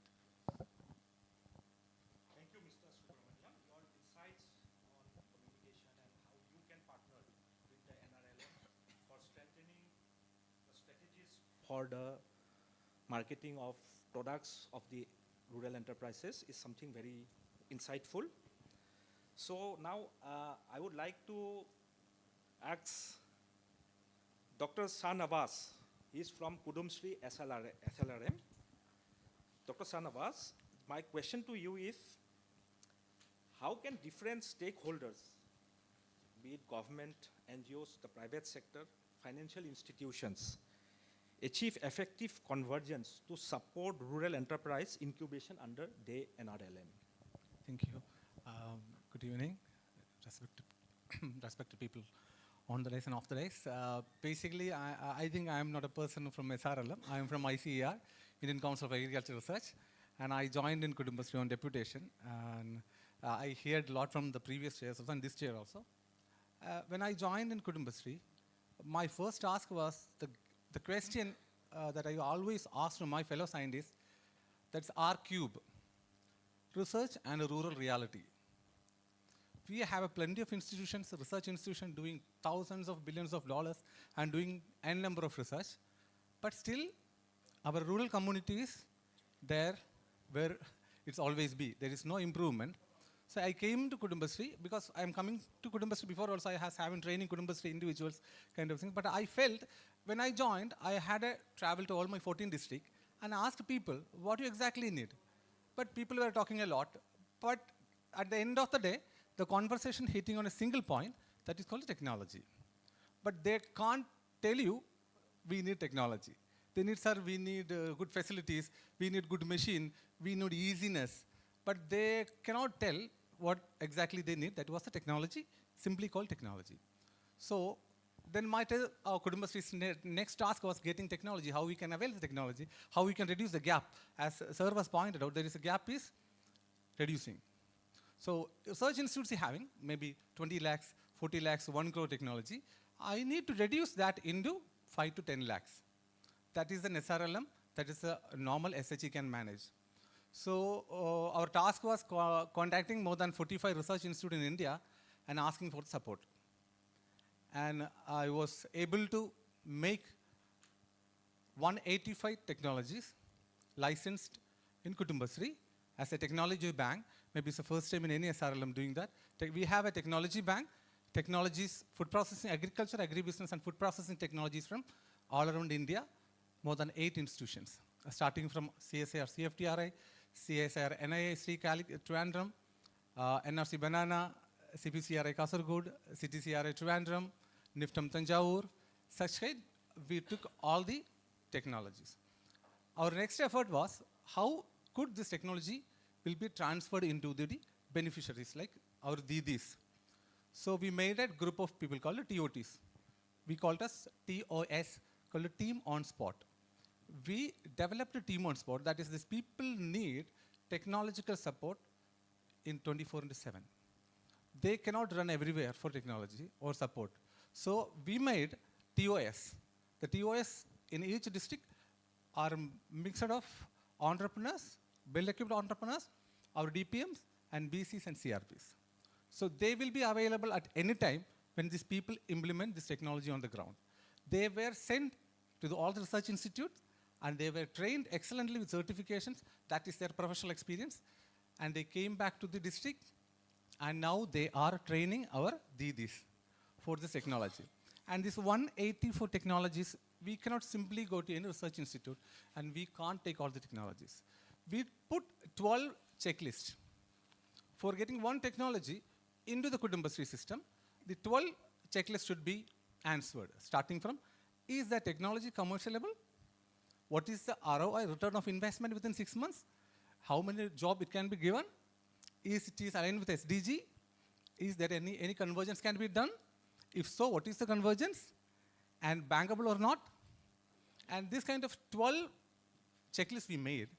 And when one technology qualifies this 12 checklists, then only we licensed it. Such can we license 185 technologies. That 185 is 185 DD's life. And we licensed. And next was giving this technology or giving this idea into the 14 district. Because this is the first time Kudumbashree is getting this technology. So people won't have that much awareness about what is technology. Technology means, for example, a technology that is for banana chips. The technology will include starting from which banana you have to take, ending in marketing, entire history. If that can be given to a Didi in her own language, they don't need our support. That is the end of the system will be closed.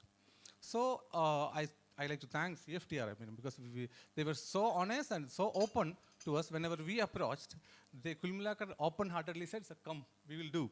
And they gave us 94 technologies, starting from 5,700 pickles to the ice cream level.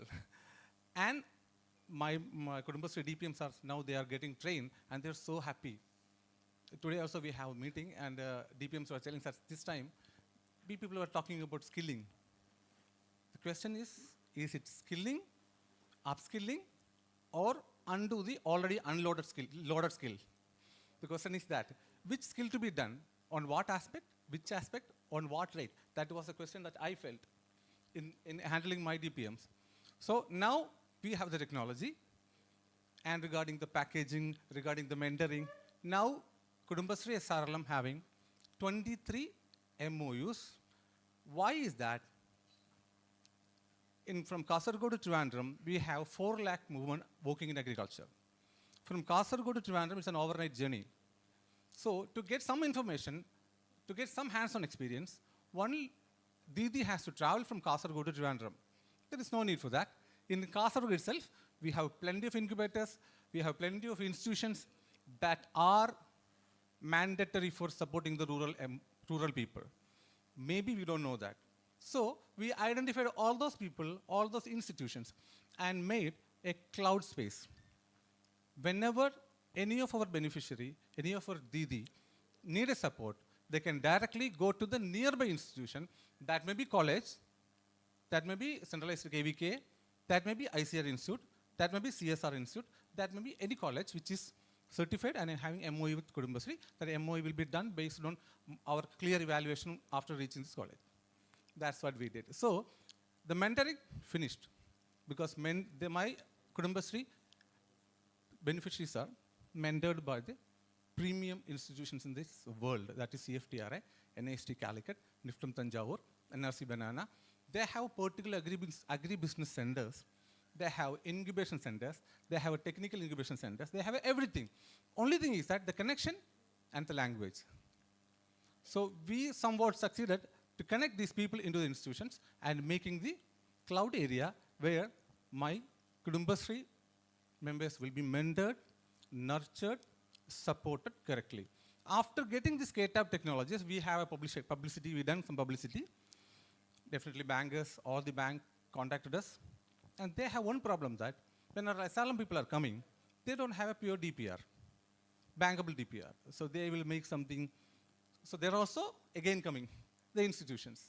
They have the best in the world. So we have already DPR.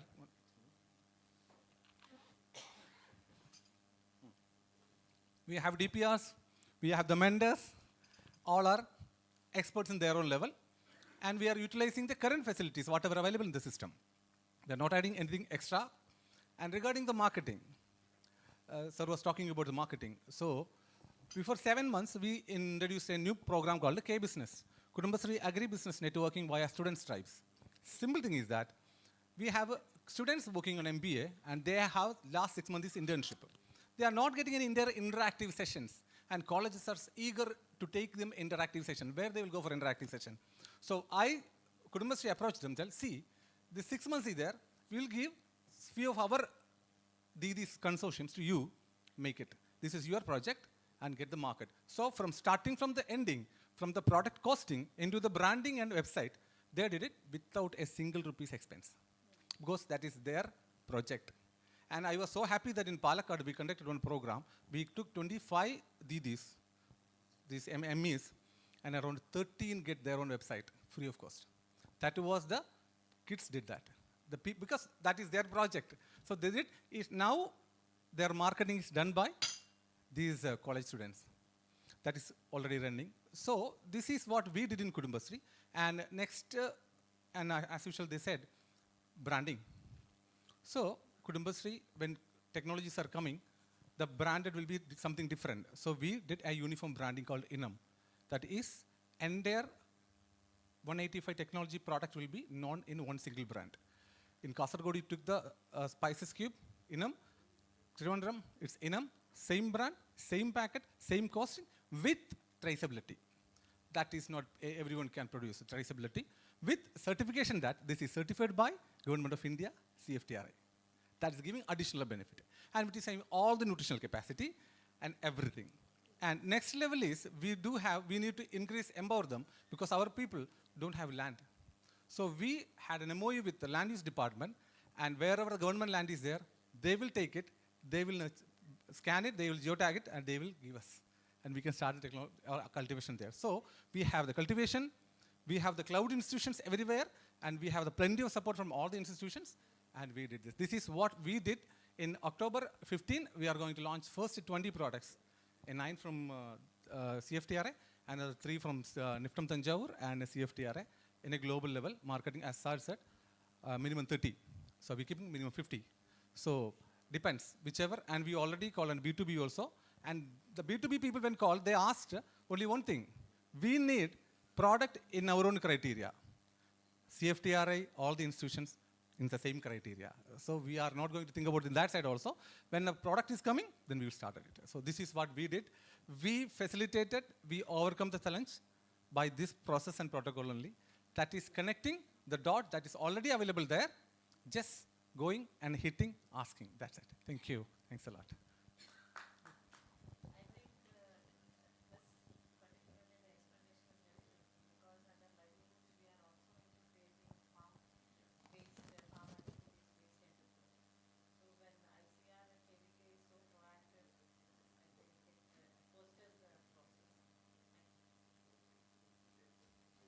Thank you, Dr. Shanavas.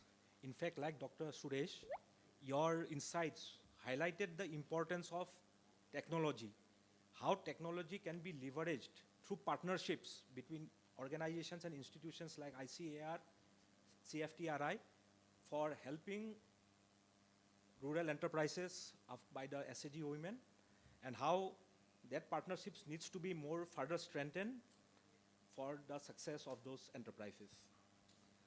So today we also have among the panelists Mr. Madan Padaki from 𝐈𝐵𝐷. He is joining online. So my question to Sri Madan Padaki from 𝐈𝐵𝐷. Has he joined?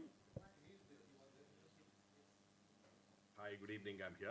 Sri Madan Padaki, can you please hear me? Yes, I can hear you. Yeah. Yeah. So welcome to the discussion. Sure.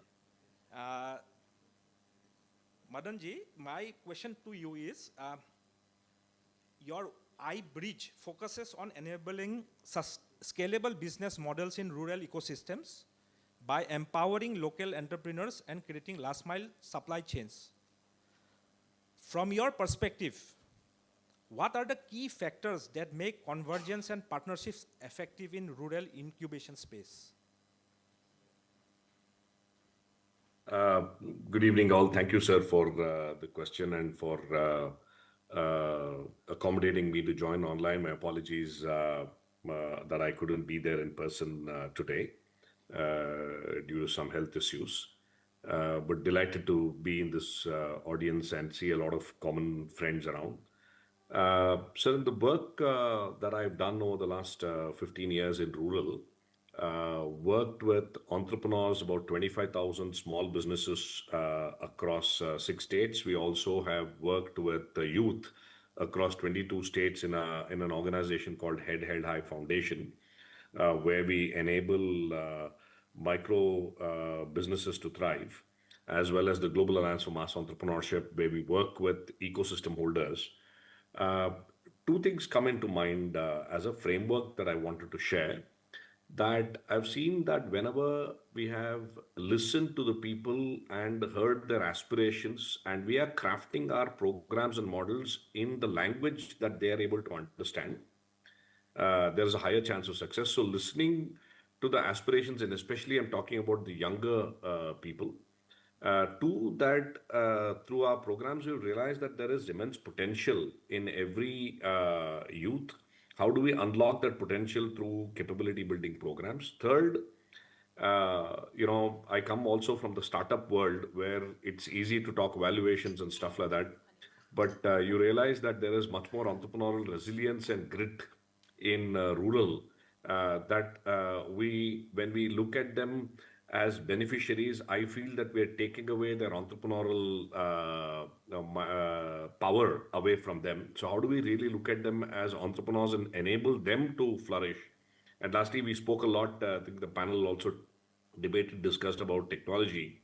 So, really taking cutting edge technology to rural entrepreneurs and enabling them to start using it. So, when you couple the power of aspirations, technology, talent, and entrepreneurship, I believe that there's a new word or a new world that we can create called Ruben, and I call this as Rubenomics.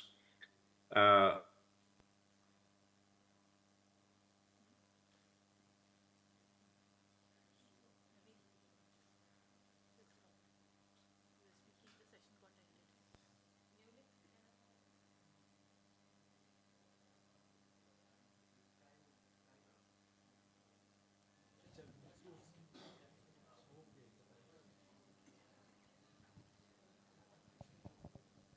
Till he joins,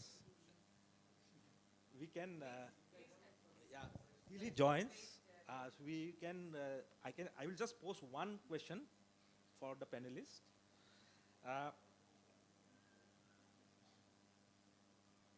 How can convergence of multiple stakeholders help address critical issues like market linkages, financial inclusion, and technology access for rural enterprises? So a thought from you on this particular line. I just like it.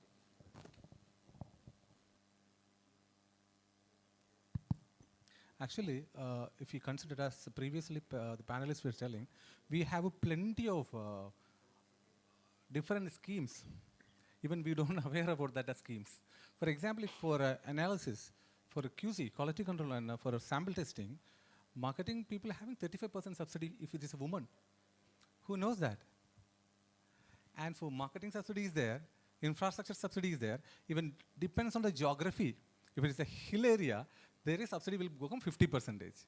So, for example, in Attapadi Palakkad area, there is malnutrition is happening. And one of the fact is that we handle the tribals with our own crops. They won't accept. So what we did was, what in Kudumbashree did, that there was a project, TSP, Tribal Sub-Plan. So we took that plan and went to Attapadi. We cultivated fortified sweet potato, which is having high iron content and beta-carotene and anthocyanin content. So it was finished. Now they are nutritionally sufficient. When the stomach is filled, after their pocket may be filled. So that TSP, now we are elaborating into 4 more districts. So the problem was money and mentors and facilities. You properly converge with the correct person, they will do it. You should monitor and facilitate that. Second was like in tribal areas, forest areas, nothing can be cultivated. The animal attack will be there. So we have another Kirtats, which is a tribal agency. They started asking that they have 20,000 per head can be given to any tribal people. Can you cultivate medicinal plants? Problem is finished. And our only problem is that to identifying these converging, the correct converging agency, the stakeholder, and attaching to our system and monitoring properly. And making sure that whatever the result we expected, that can be crossed over when we finished it. So it's simply finding the exact agency. Your knowledge is also there. And connecting exactly the correct person and making sure that connection was the right one. And it is happening in the right way. It is concluded in the right way. The benefits are coming to the correct person. It is simply monitoring and evaluating the result. That's it. Thank you so much. In fact, we are having paucity of time. So because of that, I just would like to invite from the participants 2 questions to the panel.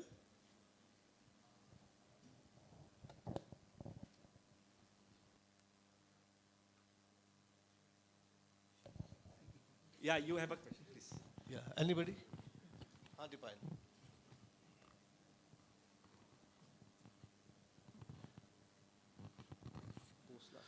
Just a simple question to sir from CFTRI.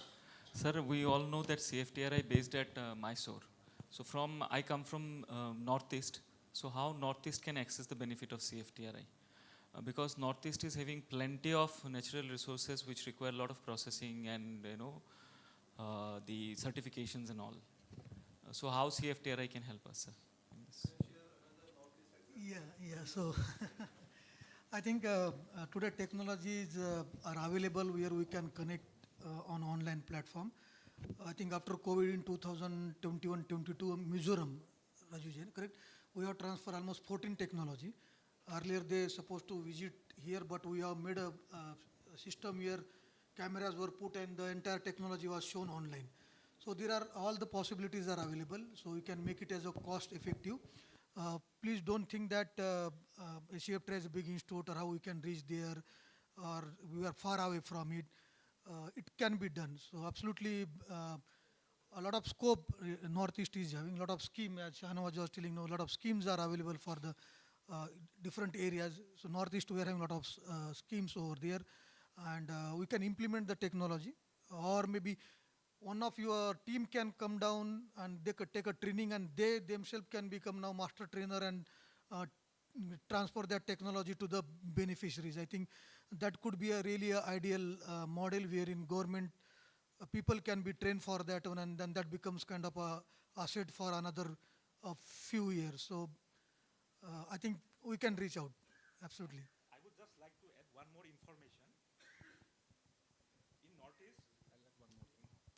In Northeast, under DRDO, you have the Defense Research Laboratory. It's a life sciences laboratory based in Tezpur. So that laboratory is also helping the transfer of technology in the local economy. So as part of that, they are working in various areas of organic farming, in the areas of pharmaceuticals, medicinal plants. So you can leverage the expertise of DRL Tezpur, and I can be of help to you for getting in touch with them.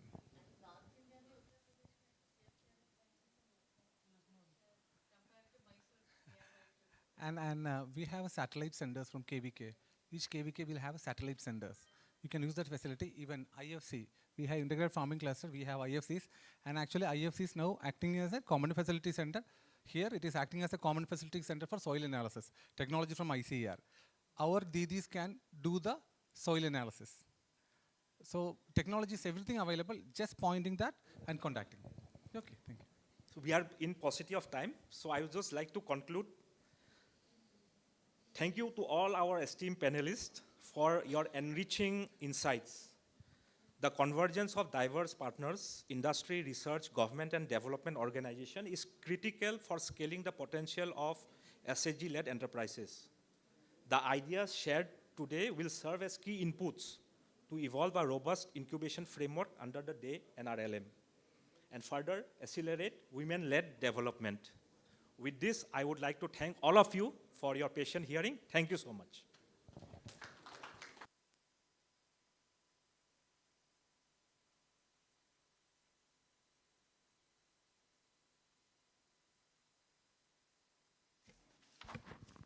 Before we close the session, may I request Naveen sir and Rajiv sir, Nilesh sir and Dinesh sir, please come forward and present gifts to our moderator and panelists here.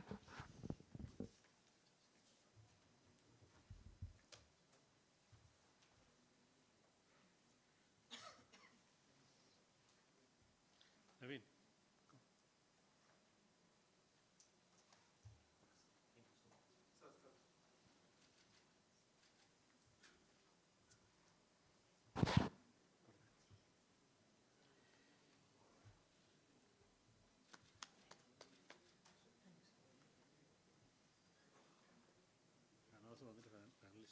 അതെ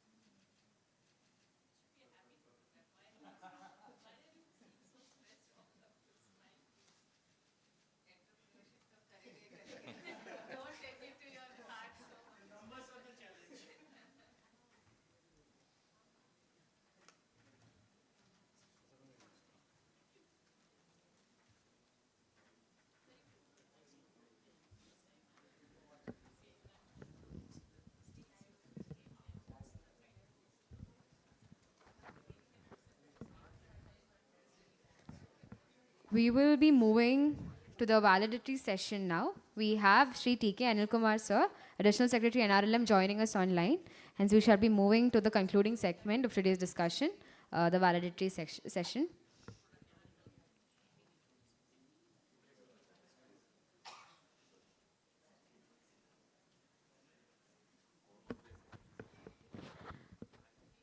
As we come to the concluding segment of today's deliberations, we now begin with the valedictory session.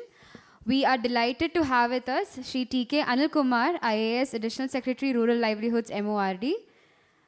We are extremely honored to have with us Sri S.M. Vijayanand sir, IAS retired.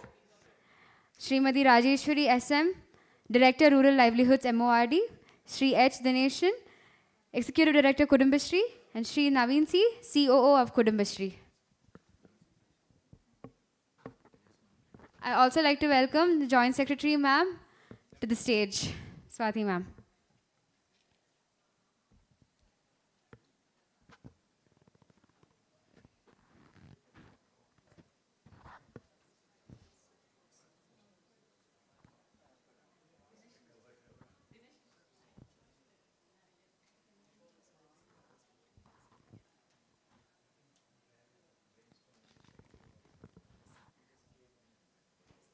Additional Secretary NRLM Sri T.K. Anil Kumar sir is joining us online today. May I now kindly invite you to address the gathering, sir.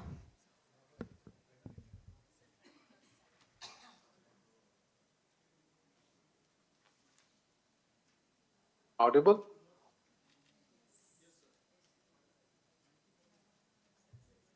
Yes, sir, you're audible. Thank you.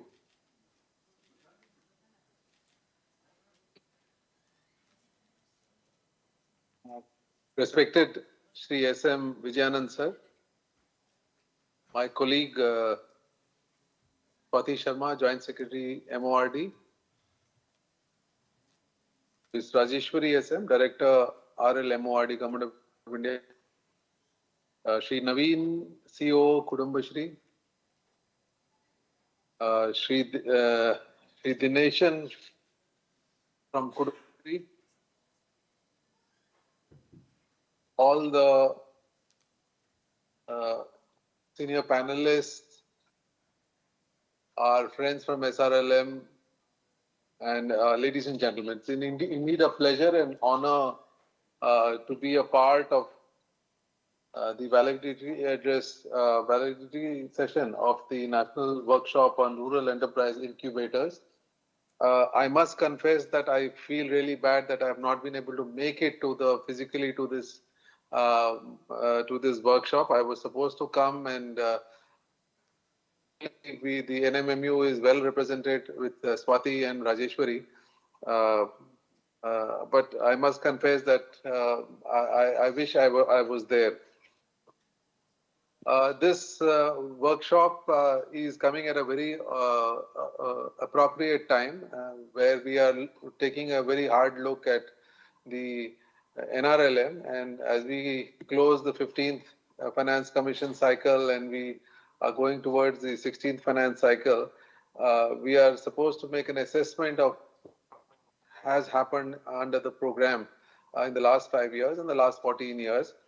And the push for enterprise development among the self-help groups has not been stronger. In the last 4 or 5 years, a lot of effort has happened, and going forward, there is this huge push that the self-help groups should be involved in enterprises, and the women should involve themselves in creating new enterprises. As you are aware, the self-help group, we have with us Sri Vijayanand sir, who's one of the entire activities of the mission. So we have done well in the last 14 years. We have mobilized close to around 10 crore women into 91 lakh self-help groups. What started off as a poverty alleviation program, we have been able to get nearly 11 lakh crore worth of bank linkage to these self-help groups. But most importantly, I think it's the institutions for the poor and of the poor who have been created under the mission. We have close to around 91 lakh self groups, close to around 5.5 lakh village organizations, and 33,000 cluster level federations that have been developed. And over the last 14 years, every 4 to 5 years, there have been new innovations that we have kind of incorporated in the missions program. And one of the innovations or one of the activities was the incubator program, which was launched in 2021, and it was a part of the NRETP under the of the World Bank. And we have had a very good experience in two of the incubator programs, one led by the IIM Bangalore and another led by the IIM Calcutta. My visit to Assam, and I actually could meet one of the Lakhpati Didis, and I could interact with her, and I could find the kind of value add that the incubator program had done, because what the Didi was initially doing as a matter of crude practice or probably just hunch, she was taking business decisions. They were really honed by the team from IIM Calcutta, and they kind of helped her to understand how to do a business and how to get linked to the market, and the nuances of doing a business were made known to her. And she was quick to grasp those learnings from the IIM Calcutta team, and she had done businesses beyond 50 lakhs and more. So I strongly feel that this is one of the initiatives under the program which has huge potential. In the current Finance Commission cycle, we were expected to take up 20 such incubators, and I must confess that we have not been able to do those many numbers. We could only launch the one under the IIM Kozhikode incubation program has started, and we have also now given approval to the Telangana and the Andhra SRLMs to take up another two. In the coming few weeks, we are targeting that we will at least cover 15 such incubation programs under the mission. Why are we doing it? A good example is the Telangana and the Andhra SRLMs, where we were supposed to select around 150 such enterprises. The number of applications is in the range of around 40,000, 50,000. So there is a huge demand for this handholding that has to happen to those enterprises who have started work and who are in the range of 10 to 20 lakhs. And there is a huge amount of support that we need to kind of do to this. As I mentioned, the current budget spoke about the Rural Prosperity and Resilience Program, and the focus of that budget para has been on rural enterprises and creating employment in the rural areas. And it is in this backdrop, I think this workshop has been is very meaningful, and we look forward to the various suggestions, and a lot of senior panelists have joined during this workshop. I understand there has been discussion around the need to incorporate various aspects of technology to be incorporated into this scheme, the need to create financial and social ecosystems to kind of make it more stronger. And of course, linking the SSGs to financing and how to go about it. I understand the IIM Bangalore and IIM Calcutta team is also going to share an SOP, and is planning to do an induction program for all the SRLMs who are now going to launch their incubation program. So it will be really handy, the thoughts that have come about. In another 6 weeks, we go before the cabinet and we go in for our action plan for the next 5 years. These suggestions that have come during this workshop will surely be very handy, and I hope to listen from my team when they come back and when we do a debrief as to how to incorporate this into a revised guideline for incubation program. I thank the Kerala SRLM for having taken pains to conduct this workshop at very short notice. Thanks is due to all the team members around them who have put in all the effort. I thank all the organizers for putting together this national workshop. Thank you one and all.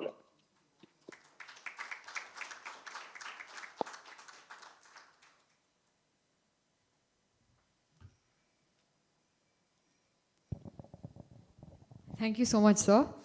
We are also extremely honored to have with us Shri S.M. Vijayanand, retired IAS. May I now please invite him to share his reflections with the gathering.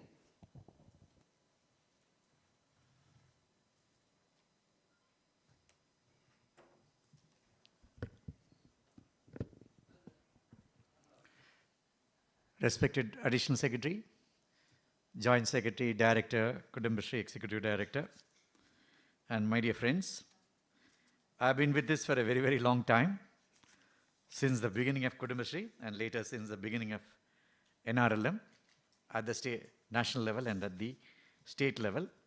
Based on my personal experience and after retirement, particularly last 3 years, I've been working very closely with SHGs in Karnataka, to some extent Tamil Nadu, and now Jharkhand and Odisha.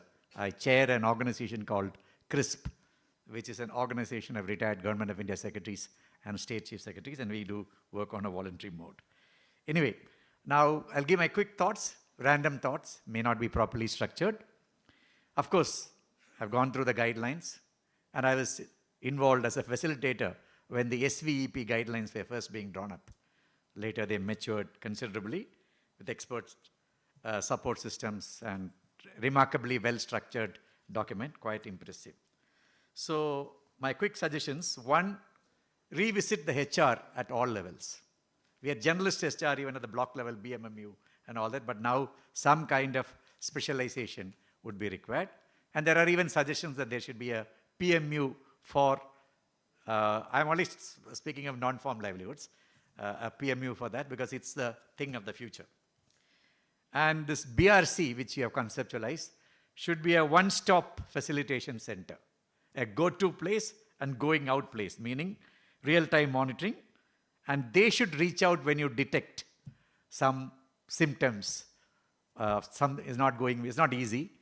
For your information, Kudumbashree was the first SHG system in the country to go for enterprises way back in the early 2000s.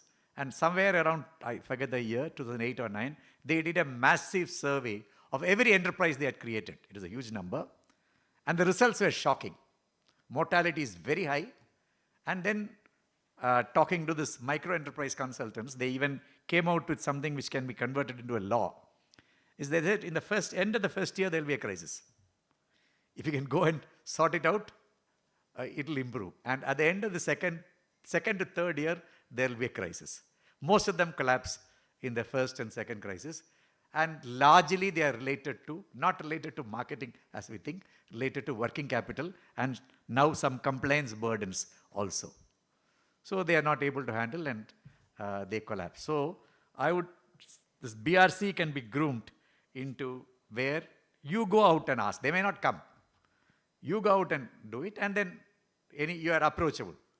All the enterprises know that they have an organization. If they know, they will come. Then it will be a real troubleshooting kind of thing with escalation arrangements. BRC may not be able to handle some of the problems. So it can go up to the district, state, and if required, NMMU also. Then I understand it's increasing. I studied only the case of a Kudumbashree FPO in great detail, the compliance burden. So I remember way back in the 90s, NABARD came out with a very simple framework for the financial management of SHGs. Commonsensical, but robust. So I think a guidebook for all the compliance requirements for different kinds of enterprises can be brought out in a very simple manner. Of course, they're all available in the web. But for your information, most of our enterprises don't go and verify the web.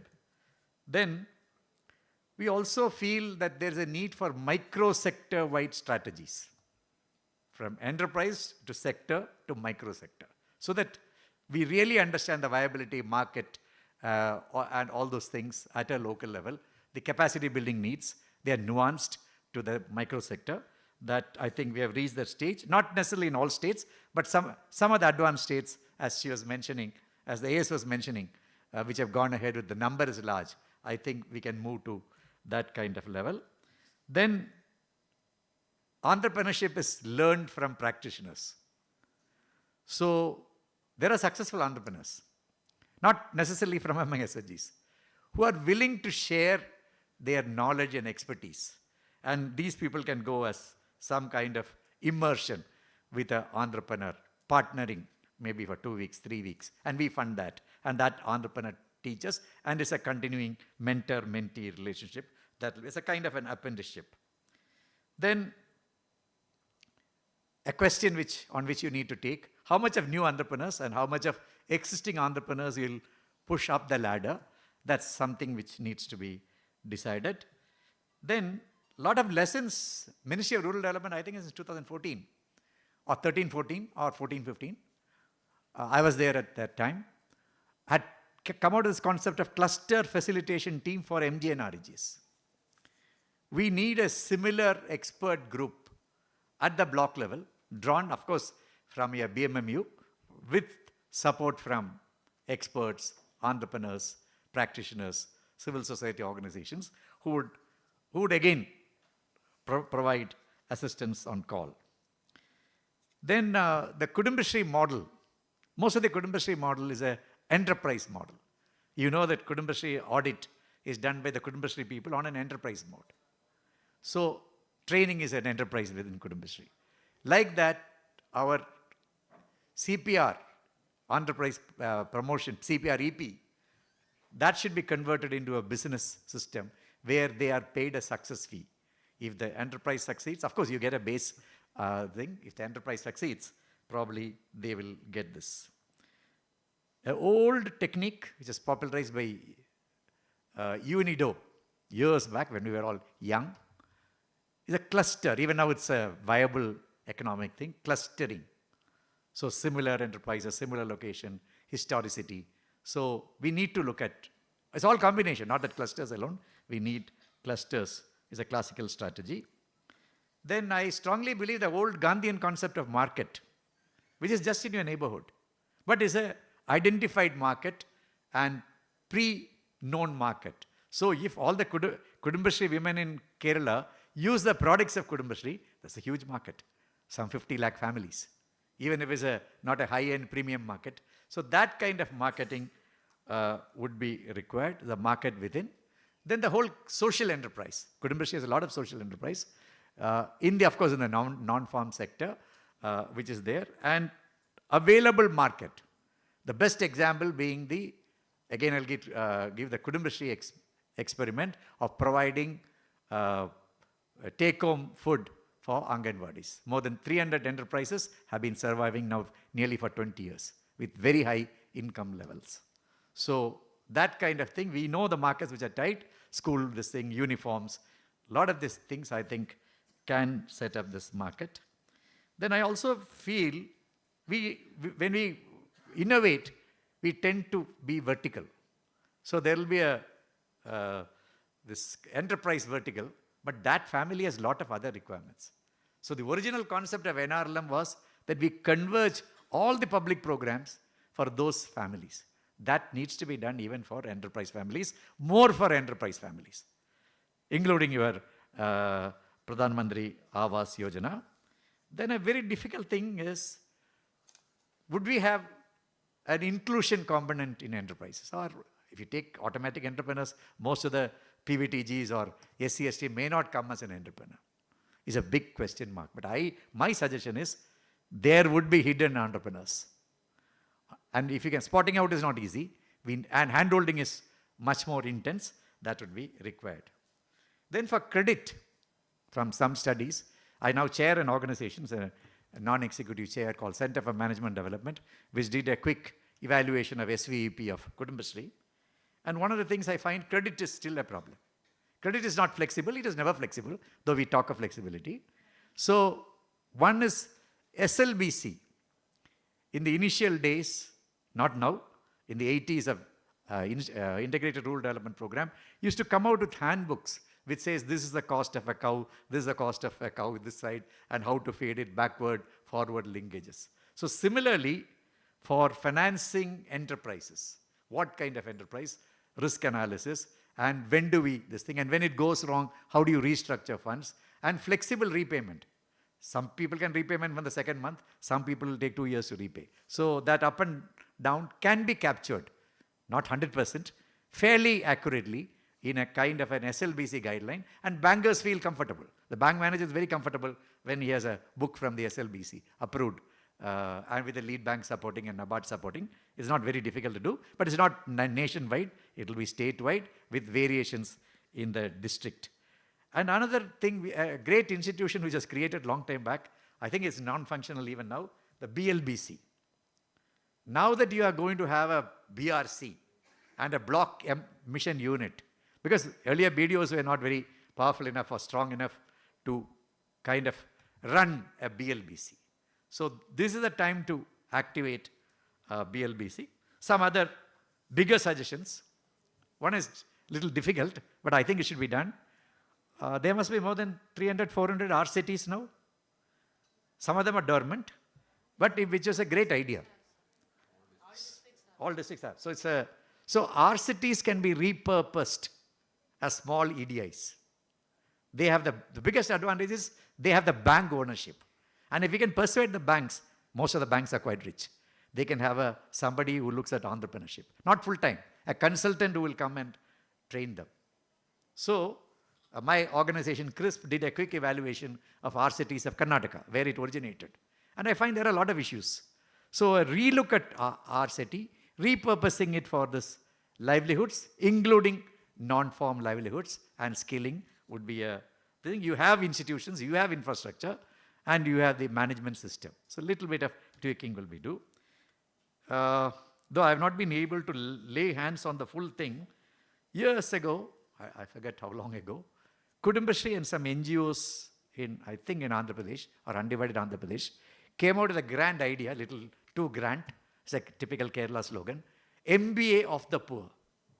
So they had like the cooperatives thing, a management for cooperatives, which Korean dreamed of. They had come out with a MBA, it's not a formal program, which an ordinary entrepreneur can learn over 1 or 2 years and understand all the concepts of business. So I think that can be kind of, I'll try to find out where it is. The former NRO, Sajid, who was very actively involved in the SAP guideline drafting, he knows it. I'll talk to him and find it out.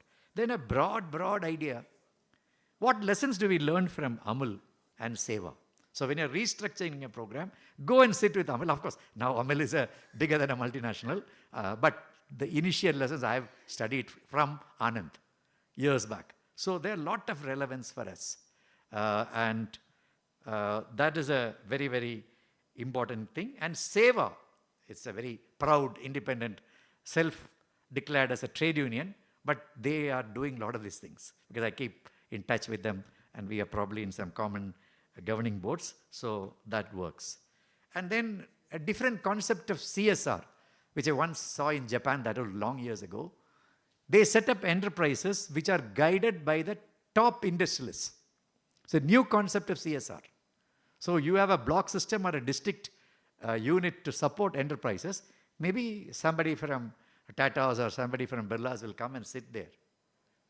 Free service. So that is a better thing than this 2%, or more important than 2%. They will transfer their skills for running of this. That skills even IIMs don't have. From a practicing big company, there are so many companies, so that could be tried and yeah. Then this suggestion was given to me by Sajid himself, so I should acknowledge that. Our cluster level federations, they are registered, some as mutual aid cooperative societies in Andhra and those kind of things. But it is a new entity. And Sajid coined it beautifully as mutual benefit collectives. So should we not bring it as an interpretation in a law also? And don't make them get registered into existing things which they will not fit. And they have a lot of compliance issues. So probably I'm thinking aloud on that. And the big point I want to tell you is not easy. Why not a national women's bank? This idea was approved politically in 2013-14, but killed by the finance department, though it got the clearance of the Prime Minister. When NABARD was set up in 1980s, it is actually given off the RBI, not as a bank, but to ensure credit flow to the agriculture sector. So a women's bank doesn't mean a women's bank will start funding. Women's bank will exercise the RBI functions to direct credit, come out with credit innovations, products, monitor, give directions to banks which don't comply. Of course, the compliance era has changed a lot since the 1980s, but that will great. It got, all the notes are there in your ministry. I myself prepared, I read the old Shivaraman committee report or something so thick to prepare the concept note. It went up and finally brutally killed, as many initiatives are by finance departments. So the last, let me conclude. The studying missions. Not studying missions. The Ministry of Rural Development, I think about 4 or 5 years back, I was also invited, but I didn't want to travel. They come out, you still have this review missions, like the World Bank, multi-stakeholder. So now you are very close to the new scheme, and maybe even before the cabinet you can't do this. But while writing guidelines, you can do some multi-disciplinary missions, which do each of these things which I suggested. They go to certain areas, find out, and then come back and give you a feedback. You can't have a new study quickly with a specific task assigned to them, how to, all those issues. So thanks for remembering me and calling me. I'm very happy to talk to such an audience. Thank you. Thank you so much, sir, for all those valuable insights. May I now kindly request Srimati Swati Sharma, Joint Secretary MORD, to address the gathering? Oh yeah, we move on to the next person. Next up we have Srimati Rajeshwari ma'am, Director Rural Livelihoods MORD. I invite you ma'am to deliver your address.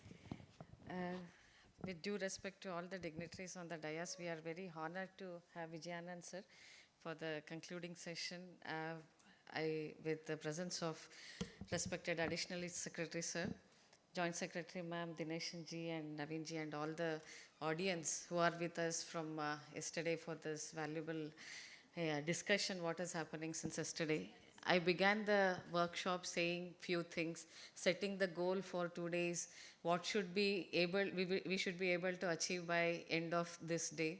I think I am very confident and I am very excited. As sir already said, we will be having a debriefing session back when the team is in Delhi.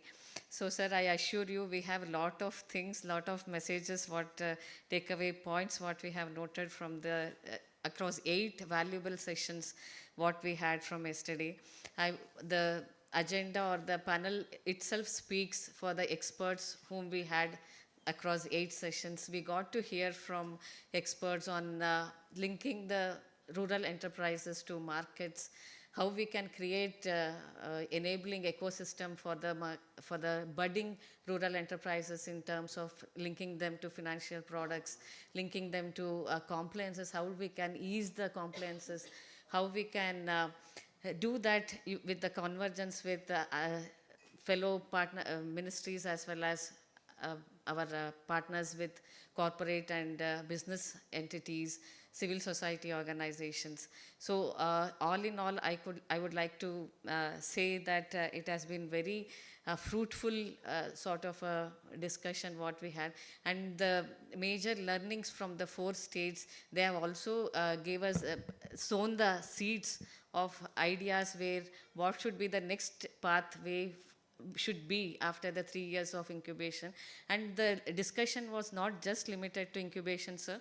It was beyond that. We also got to discuss on the umbrella SVP projects, SVP, OSF, MED, how in the next phase of NRLM, what structures it should take, whether it should be in the same forms or it should also be scheme agnostic, and also geographically we should go beyond geographics, whether it should be whether we should consider a block, district, because incubator is a program which we are implementing at state level.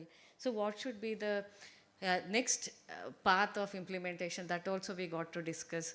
So we have noted, I would like to assure to the audience, the experts who spent your valuable 2 days of time with us, all your points are well noted. We are going back to Delhi with the learnings and the knowledge exchange, what happened, and it would definitely get reflected in the next phase of NRLM, I would like to assure all of you. With these words, I would like to thank all of you once again for being with us. Thank you very much. Thank you, ma'am. We have with us Shri H. Dineshan, Executive Director, Kudumbashree. We have Shri Naveen, Chief Operating Officer of Kudumbashree. So may I kindly request you to address the gathering. Respected Additional Secretary, sir. He being a Malayali, we used to claim that he is our private property. Respected Joint Secretary, ma'am, Vijayan, sir, Rajeshri, ma'am, and Dineshan, sir. We as the organizers of this workshop, under the stewardship of Sri Dineshan, sir, have strived hard for making this workshop a success. But still, there could be some lacunae in the conduct of this workshop. If any inconvenience caused to any of the participants in regard to this food or accommodation or travel, it's highly regretted. First, I think even though the 2 days, the sessions were tight packed, the participants didn't get even a breathing time. Still, everyone participated in the panel discussions and the deliberations here actively. So I am sure that there will be something that you can take home out of this workshop. And in ma'am's words, if there is at least one thing that you can take home out of this workshop will be a success. So I assume that this workshop was a success, and I put in the full credit to the MORD team, especially the Rajiv ji and Reiki ji too, along with the higher officials. So I would thank respected Additional Secretary, sir. In spite of his busy schedule, he has found some time to join us even virtually. I thank you, sir, on behalf of MORD and Kudumbashree, sir. Mr. Vijayan, sir, he's a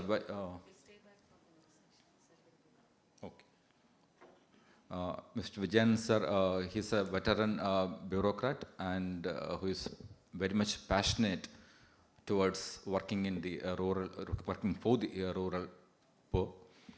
So I thank you, sir, for being with us and enriching this workshop with his experience and insights.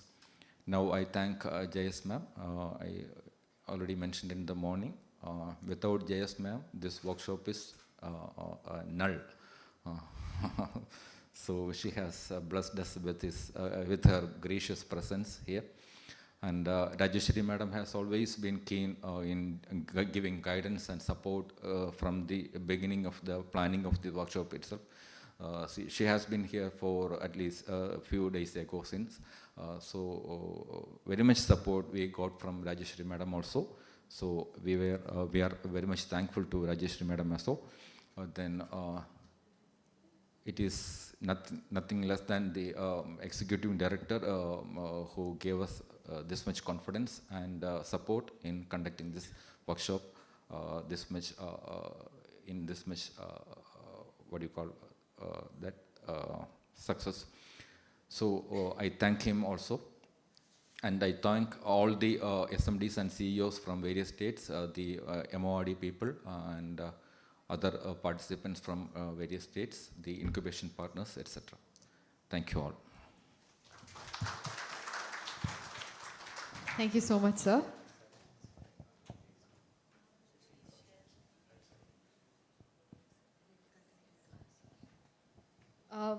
With that, we come to the close of our valedictory session.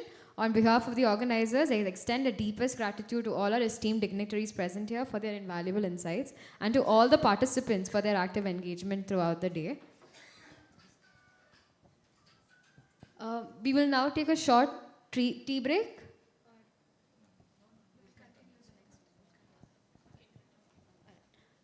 Our last panel discussion session for the workshop is on way forward, state plans and commitments. This discussion will focus on the strategies and commitments of different stakeholders in strengthening rural enterprises, ensuring that the lessons and experiences from the program translate into actionable state-level roadmaps. The session will be moderated by Sri 𝐍𝐚𝐿 from the 𝑛RLM team, who has been closely guiding the implementation of the mission at the national level.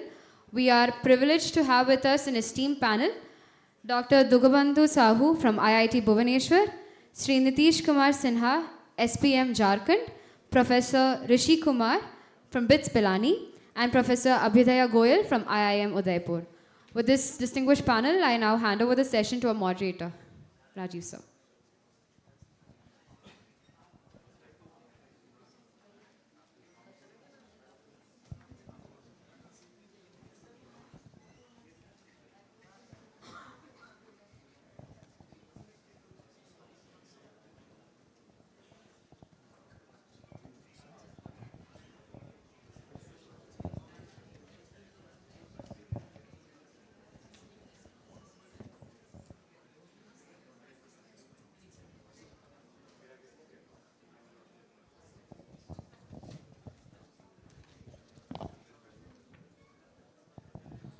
A very good afternoon to everyone, and welcome to this session on way forward on the state plans and the commitments. This is actually not a panel discussion, but a commitment on what has been absorbed and what is the way forward they are going to take from here in implementing the program on incubators. Mainly we'll be taking inputs and their plans from the states and the incubators who are yet to begin this work. So we have with us Mr. Dughabandhu Sahu from IIT Bhubaneswar, who is working on the proposal, who has already worked on the proposal with Odisha SRLM.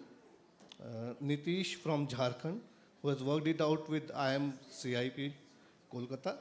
Rishi Kumar BITS Pilani, who has already been approved the proposal for Telangana, and Mr. Goyal from IIM Udaipur, who has worked the proposal for the Rajasthan SRLM.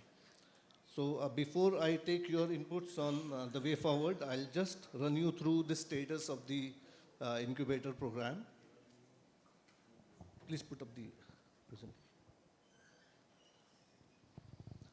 Next, please.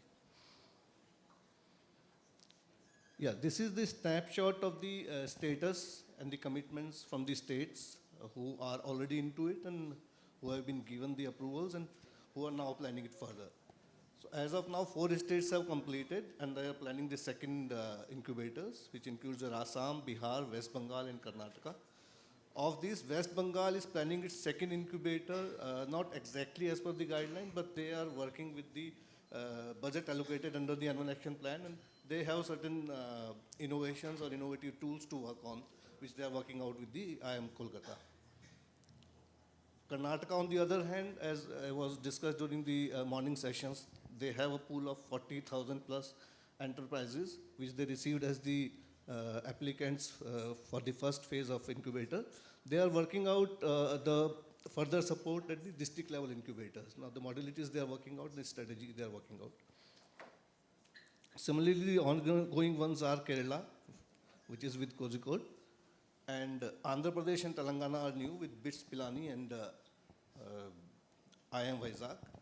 The rolling out plan they have discussed. Now it is to be, MOUs are to be signed and the rolling out is to be started. Jharkhand, Tripura, Tamil Nadu and Odisha have already submitted their proposal, which we are going to take up for Empower Committee's approval shortly, as sir has also mentioned.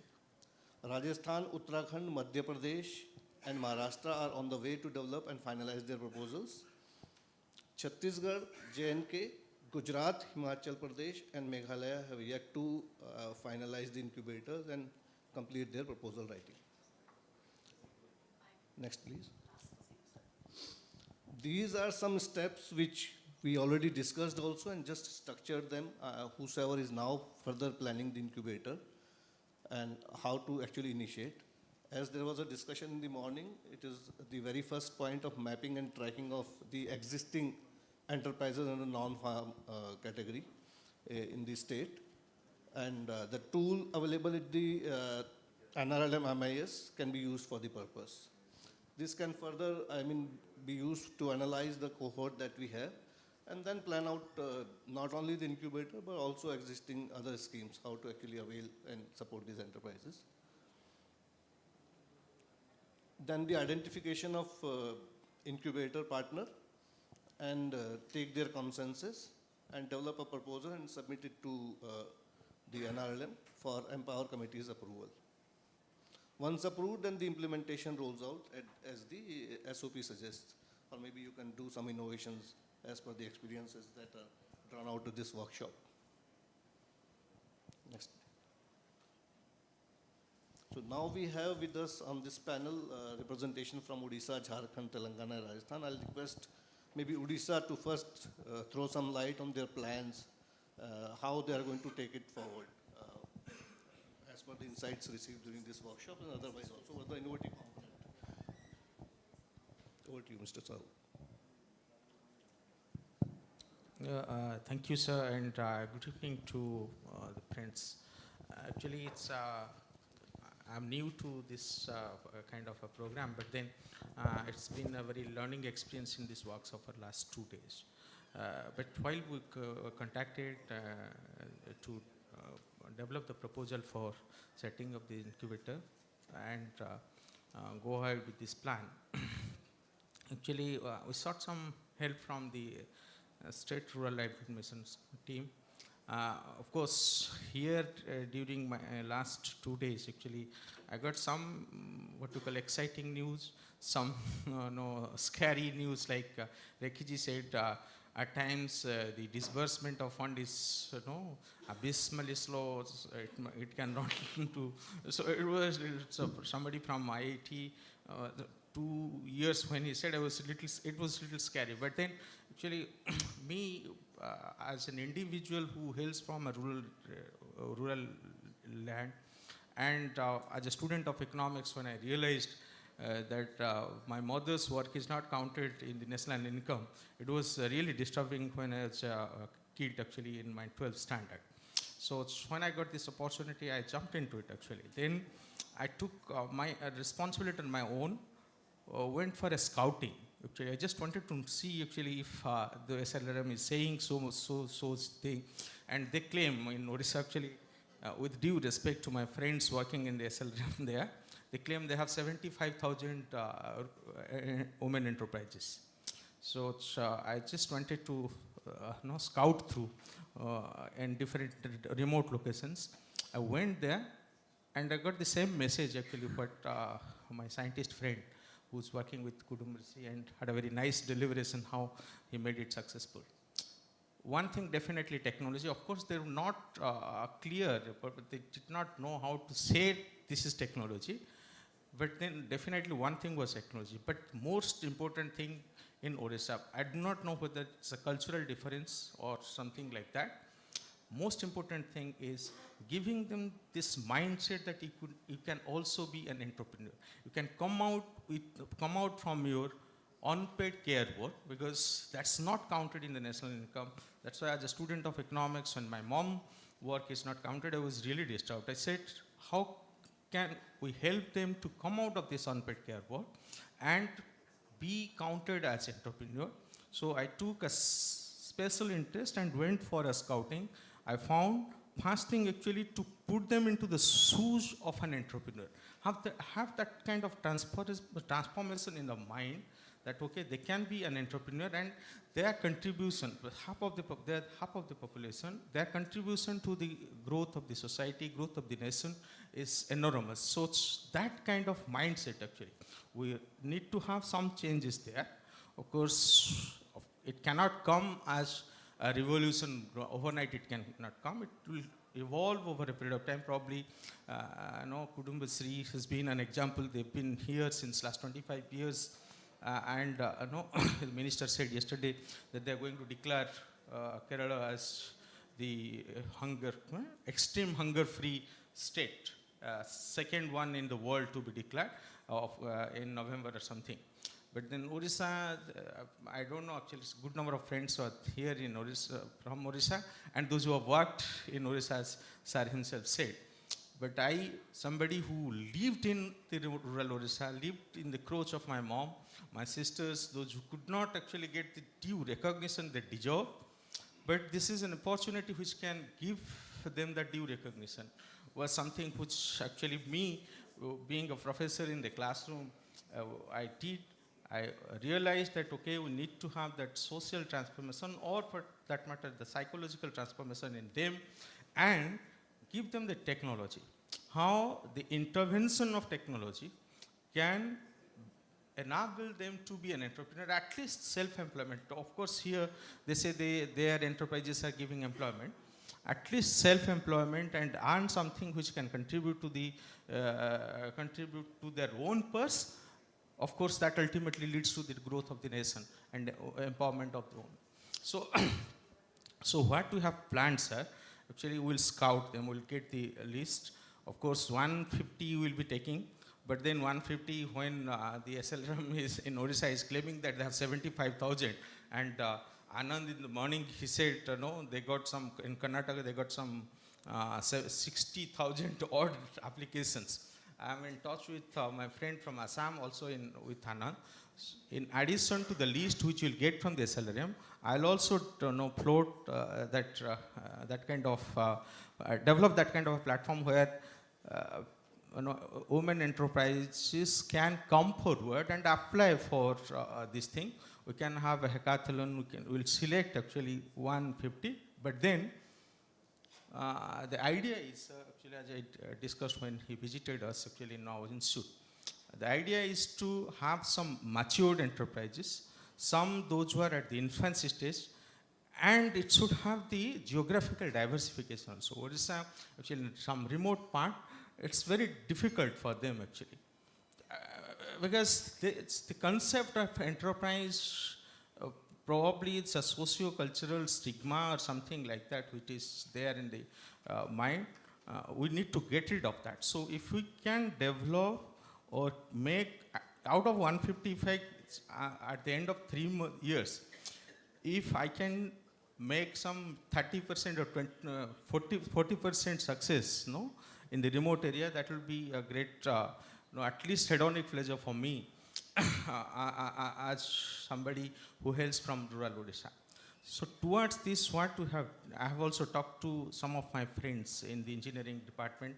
How can they help in bringing technology and improving the enterprise ability and the quality of the product, which can be differentiated in the market, yet have the quality to compete in the competitive market. So I can give one example. Actually, we have one research and entrepreneurship park to which Sir has visited. Of course, the Odisha director also had visited, where one startup is working on savai grass, a particular grass actually they were working. Some women SSG were working on that, but they're making some handicraft. But the color of that handicraft was changing after 2-3 seasons. Then when they approached us, actually, then we talked, we sat actually, of course, I'm a student of economics. We have a group in our research entrepreneurship park. Then the professors from material sciences, they came out with a solution. They did some research. Of course, we have research scholars, those who work. And from there, they developed a technology through which they can process that grass so that the color will not fade for years. So that actually gives them some competitive advantage. Similarly, I have also talked to after scouting actually, because it was very difficult, but with a snowball sampling, I visited one SSC group, then I asked there actually, Didi, yahan paas mein aur dusra koi hai kya? Because it was very difficult. So somehow I actually got connected to some people there. there was one SSC group, they prepared that sun-dried lentil dumpling actually. But then during summer it was fine for them to have it because it has to be dried under sun. But during winter or rainy season it is very difficult. They have some technology, they dry it within the closed houses or something, but the lentil actually doesn't have the same kind of flavor when it is dried in the sun. That's why then I talked to my friends in mechanical engineering department, can we help them? Then they said, okay, there is a process called heat transfer technology, how heat is transferred and what rate it is transferred, when it is transferred, so that the nutritional property and the taste actually is maintained. So we can also help such kind of hand-holding we can do. So what I am planning, if we will identify this 150, then identify where the technology interventions is required. And actually I have made, in my proposal I have given, that after end of at least 18 to 20 months, we should come out with some patent which will transfer the technology to the SSC group. We'll also come out with patent, have the patent against in the name of that SSC group, and that patent can be marketed, which can give them a sustainable livelihood. I'm telling repeatedly, that may not be at a larger scale, which the professor from IIM Calcutta said that no, IITs and IIM should help them when they are at the larger scale, but I would be happy if, even if I can help some SSCs or some women entrepreneurs, those who are in the infancy stage. Thank you. Thank you so much, Dr. Sahu. You actually spelled that out, being a technical institute, IIT and BITS, the leading technical institutes of India, that was actually expected. And that's a mandate also set by Director Odisha, SRLM. And in addition to that, the use of technology, technological interventions in the incubation process of those enterprises will also be something which we would like to see. Nitish, there has been rounds of discussion with you while we were working out this proposal. And what is now expected from all the upcoming incubators is Incubator Plus, not just under the guidelines, but what over and above you are going to add value to it, along with the IIM. So you please tell us what are those additional things which you are actually planning for the upcoming program. Thank you, Rajivji. Basically that we are actually trying to put up Incubator Plus. That's why we got back that from your clarification is required why this extra budget we have been putting in our incubator project. So basically what we are looking for incubator, because we know that our incubator is not the technology expert, but the incubator the first session, why we need incubator. So we all are doing incubation, no doubt is that, but we need an authenticated, branded incubation process, because we have to prepare our Didi entrepreneurs for the market. So the entire process at state level has to be authenticated, so that we have local incubators, government incubators, which too are challenged through this process, because we have initiated this incubation process with our local IIM Ranchi 3 years back. But that kind of proactiveness was not seen. But we have taken IHM for our Didi Cafe food sector cluster. And through this 1.5 years of intervention, now IHM Ranchi is the national incubator for all IHMs. Now just last week, it has been recognized by the Ministry of Tourism and Development Corporation. So that kind of what we are also talking, sectoral local incubators. So we have also engineering colleges are there, tool rooms are there, but they are not much involved. So now in NRLM 2 phase, SRLM and also the state government is also looking towards that, how to initiate, instigate, engage these kind of local institution in entire rural women entrepreneurship ecosystem re-engagement. So that is also our major aim. Second thing, for the NRLM 2 or even what kind of entrepreneurship we are looking into our women entrepreneurship, there is a structural change in a present SRLM, not in terms of only HR, but in terms of mindset, skill and aptitude. So we are also expecting our incubation process will start with the process of incubation of a human resource. So this is what even beyond incubation project will be formally start. We will start this incubation process with our staff and cadres. So this is our second objective with what we want to incubation project.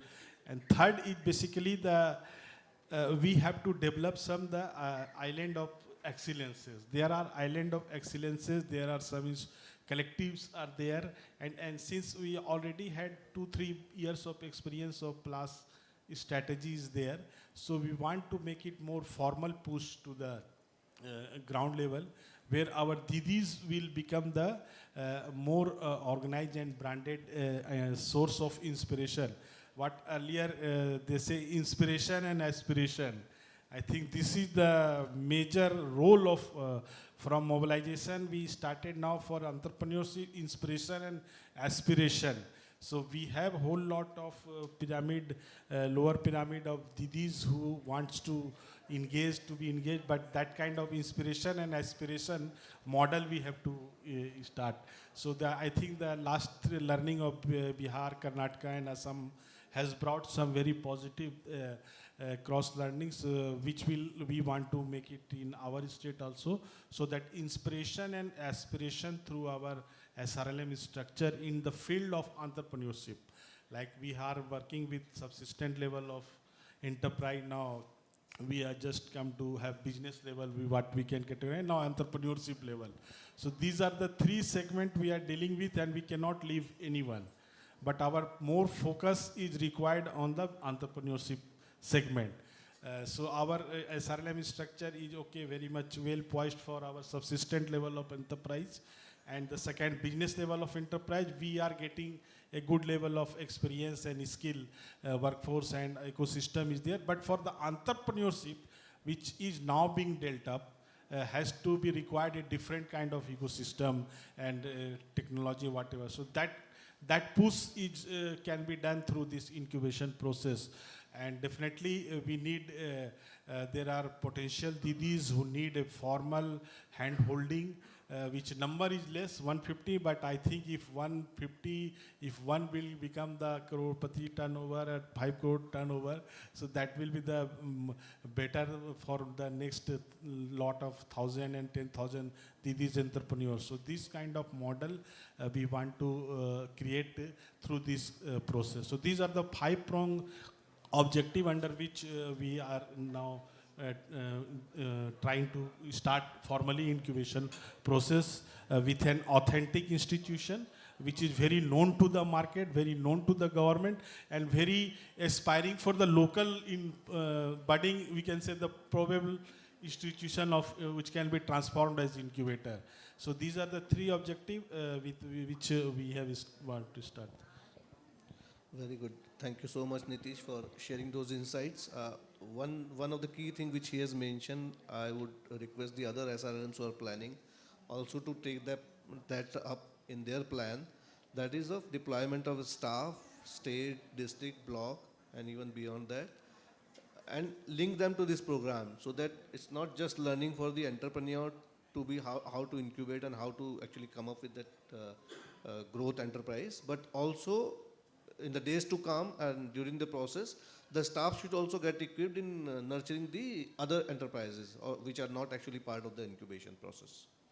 Thank you. I will now request Professor Rishi to throw lights on their plus part of the incubation process.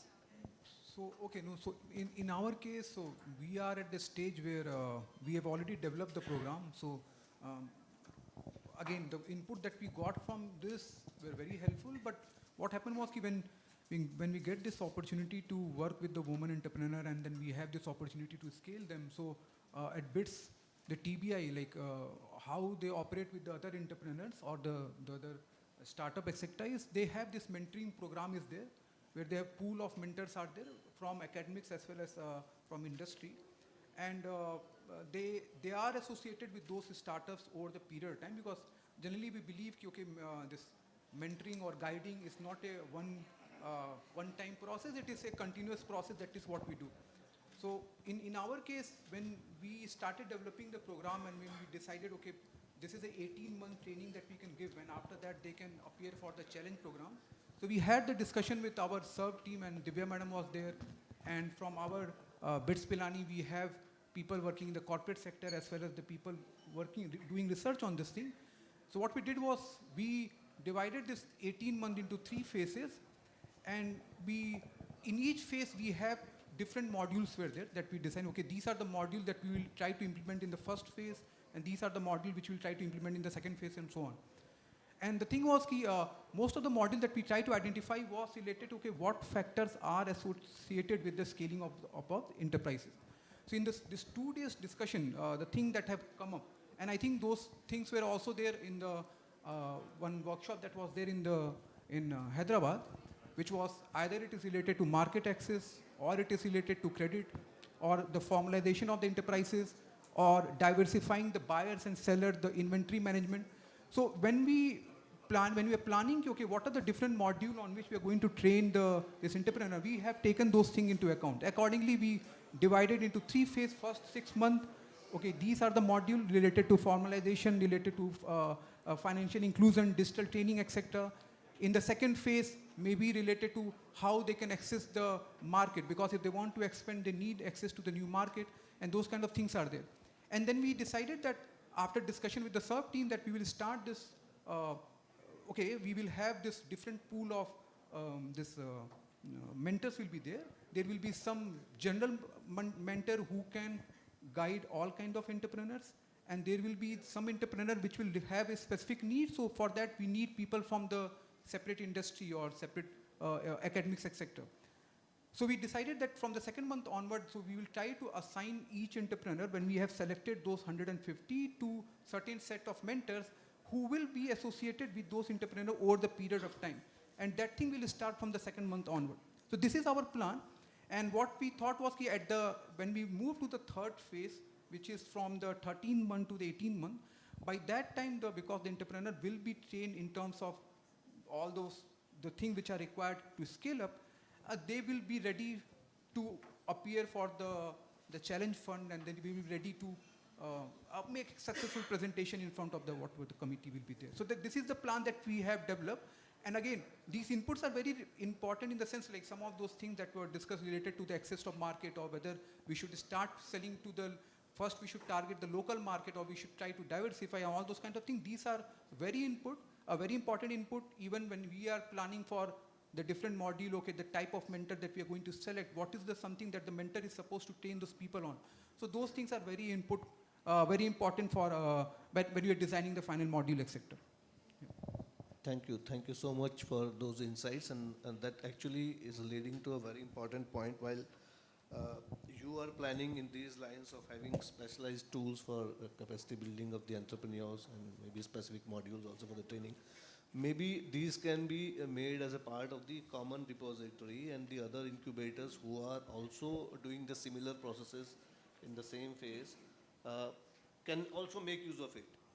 So that there is no repetition, or we can learn and. So actually, so in that case, I have talked to Anand also, from Karnataka, because the way that because they got so many number of applications. So how you collected the application, and we, the SERV team, and we, Anand and our team from BITS, we are having the discussion how we can do it. So he was telling you about, okay, there's a software is there, incubator or something. Even in BITS TBI also, we have those software is there. So basically the thing is, if the knowledge sharing is there, absolutely, that will help us.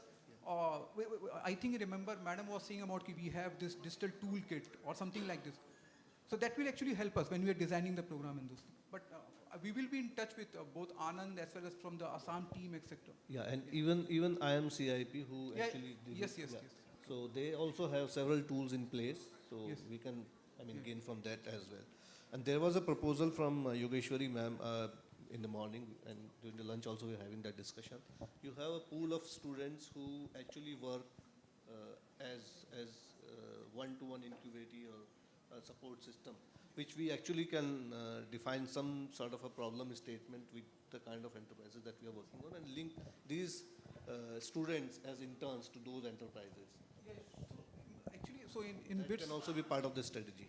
Yeah, that also we can do. And the thing is, for the student, like suppose even if you're developing any app or something, or even for the tracking their payment and all those kind of things, the student as a part of either as a project or first degree thesis, etc., they work on those kind of things. So nowadays our students are doing quite well. Actually, I was saying yesterday also, okay, in BITS we have this culture of like we give the student a lot of freedom. Okay, we have these fixed courses, some courses are there, but there we are flexible with the attendance. We give them freedom to explore a lot of new things. And our students at BITS actually they do very well in the same. Okay, they're whatever area in which they are interested, they can do certain set of courses in that area, and they try to explore that field. So actually, what Professor Yogeshri was also saying yesterday in the panel, also we can explore that if we'll get that kind of opportunity. Thank you so much. Now over to you, Professor Goyal, your insights on the additional part of the proposal, which actually is beyond the guidelines.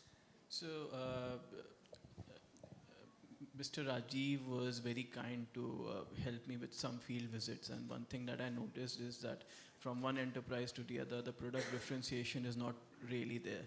And then there is always factory-made stuff which looks exactly like the handmade handicrafts and handmade art. So that's a concern, because if you look at last 500 years, all of these arts were, and all of these art styles were formed independently, and then they became mainstream in the last 40 years, and now everybody is doing exactly the same thing. So one focus would be that we give that product and design leadership back to the artisans, where they're leading the market trends instead of following the market trends. So we have already partnered with Indian Institute of Craft and Design. My focus will also be on partnering with other design institutes and fashion technology institutes. Get the experts from there to sort of train the entrepreneurs on design, on colors, on market trends, on consumer preferences, that how can they create new designs. So that's one part. And at least for the first 12 months, the focus would be that the artisans and the entrepreneurs just focus on their product, not at the selling bit. They just focus on the product, improve the packaging, improve the feel and touch of the product, try to command a premium price instead of becoming a me-too product, which is already filled with lookalikes coming from factories. Next thing that I've already identified, and we are working on this, is that we have started looking for startups that can provide value-added services to these enterprises. So enterprise doesn't have to take care of branding or marketing and listing their products on e-commerce website, at least for a few months.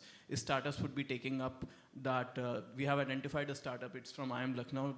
They would ideally be taking up that particular part, would be taking around 12% of the commission, which if you look at the larger scheme of things right now, artisans barely get 30% of the end consumer price. 70% is taken by middlemen. So it's a small price to pay to improve the market access, to have a better visibility amongst the end consumers. But in the long term, capacity building has to be there. And that capacity building has to come through successful entrepreneurship. So the success stories from other SRLMs is something that can be utilized. Getting the successful entrepreneurs from the other enterprises to teach, to sort of share their knowledge. And again, not only you are looking at rural successful entrepreneurs, but also the ones coming from metro cities who have successfully established their D2C brands or have established their textile labels in the last 3-4 years, because they were able to do it very rapidly. They were able to identify what clicks for the consumer and what doesn't work out, and share those learnings, train these rural entrepreneurs. Next thing that I recognized during my field visit is that ideally, let's say if there's an enterprise with 10 women or 15 women, not everybody can become good at everything. You have to create functional leaders within each enterprise. So somebody is just taking care of the design. So you identify the skills already, or the propensity to learn, and you just focus on that. Somebody can just take care of the finance. Somebody who has a natural inclination towards numbers. somebody can take care of only negotiations with the intermediaries or negotiations with the with the procurement suppliers, etc. So you have to start making those functional leaders the way it works in larger organizations, where there is a clear hierarchy and there's clear differentiation in the roles. So that's next. That's another part of the plan. And the last part is to create direct access with the end consumer. So as I mentioned, that intermediaries are commanding the major margin, which shouldn't be the case. If a brand is established and a direct link between the end consumer is created, there is no necessity where the enterprises should lose anything more than 30% of the price, anything of 30% more than 30% of the price that is being paid by the end consumer. So this is the plan for now. We would be requiring a lot of support from the other successful SRLMs who have implemented this. We are also looking at our own resources at IIM Udaipur. We have research departments. There are center for excellences that we can focus. These faculties have worked, and these faculties and researchers have worked for more than 10 plus years with rural enterprises. They know in parts and parcels what can be done better. And then again, the institutes of importance like NIFT, NID, food technology, they could help in improving the product and designing the product which stands out and establish its loyalty amongst the consumer base. The good thing about D2C market is that there's a loyalty.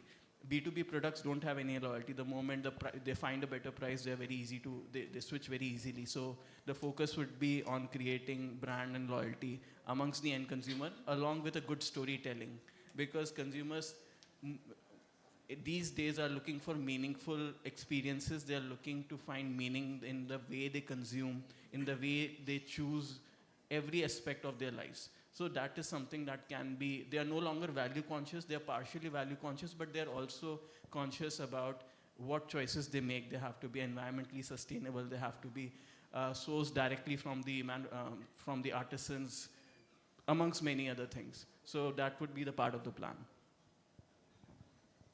Thank you so much, Mr. Goyal, for sharing those insights. I think platform or conferences like this are good platforms for sharing such or having this cross-pollination of ideas, and we can learn from each other, and then maybe we can incorporate those in our plans.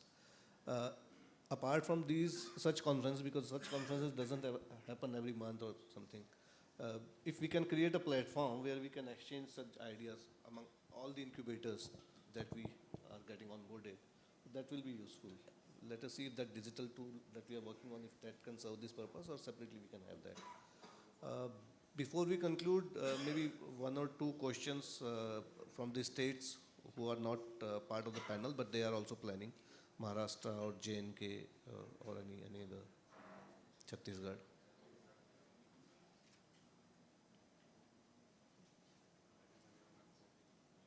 Tamil Nadu, yes.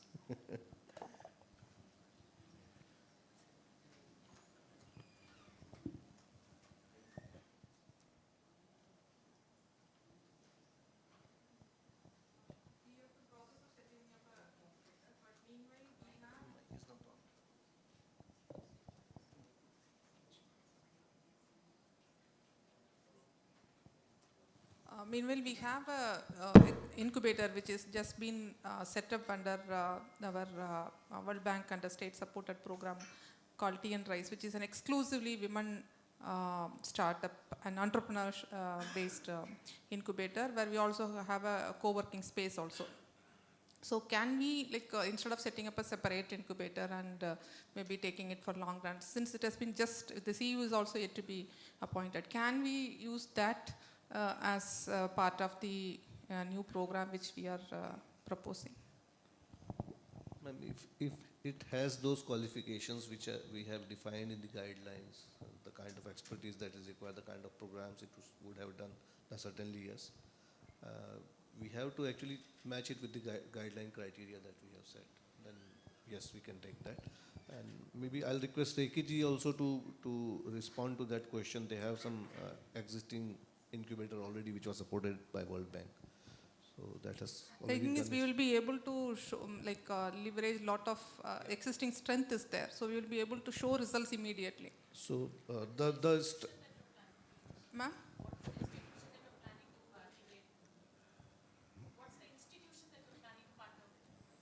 Ma'am, already we have, it has just been set up, ma'am. So we can do it with 𝐼𝐻. There is no partner institution. Presently, we are planning to do it with 𝐼𝐴M Ventures Ahmedabad also.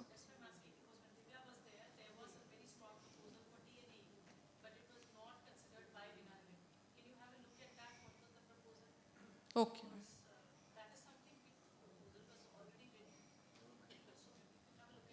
Okay, ma'am. No, the present understanding is we are in discussion with 𝐼𝐴M Ahmedabad to take it up with an MAU to handle the existing.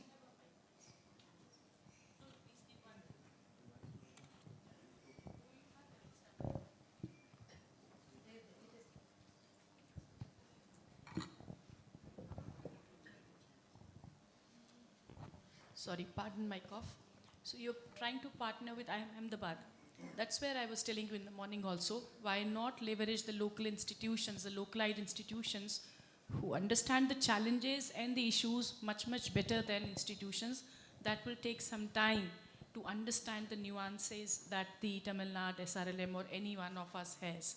So my request to you would be, while on one side you're going ahead with 𝐼𝐴M Ahmedabad or any other institution, kindly also explore, all of you, as I said, our target should be that we have a network of incubators in the entire country.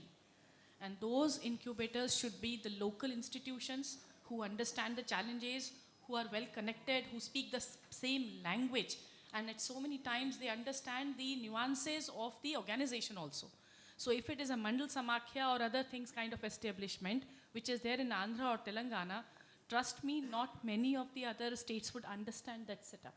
So same with Tamil Nadu also, the institutional structure is much better understood by people who are from that institution only. Not to say that please don't go ahead with 𝐼𝐴M Ahmedabad. What I am saying is keep on exploring the other localized institutions also who have a stake in that, because it's a part of the state planning process also as regards women empowerment and women upliftment. So it would be of a much better use if you work actually, all of you, as a network of incubators. Ma'am, to update you, during yesterday's panel discussions, it was very much evident that they said the local verbatim, the knowledge partner should be able to understand local verbatim in terms of geography, in terms of ecosystem and all. And also to add, Shamina ji, if you have done the homework, let it be. It doesn't go futile. We can very well use for our scheme also. As you have not identified the partner or you have done any official agreements with anyone, we can definitely consider and bring it under the ambit of this program. We can. Thank you. So that it fastens the process. Yes. That is my. So as I said earlier in the morning also, Rajiv, my request to you would be, before we all leave, work out a strategy for all the states that have said that they'll go ahead with the incubator. That means that we should know whom they are going to partner with. Apart from that, who are the other possible partners? And third, as like all of us have been design and technology and other kinds of interventions, who could be the other partners from other states who could support them? So suppose Shahnawaz was there in the morning in the earlier session, and when he was telling about the checklist of what are the important things that are required, if you think of the technological inputs that are required by the women SG members, lots of you will be having a lots of ideas which will work for your state. So that kind of a cross discussion between the states should also be explored. So maybe just have a look at that. Thank you, ma'am. Thank you for those insights. Just one more question, if or any suggestion from your side, then we'll conclude this.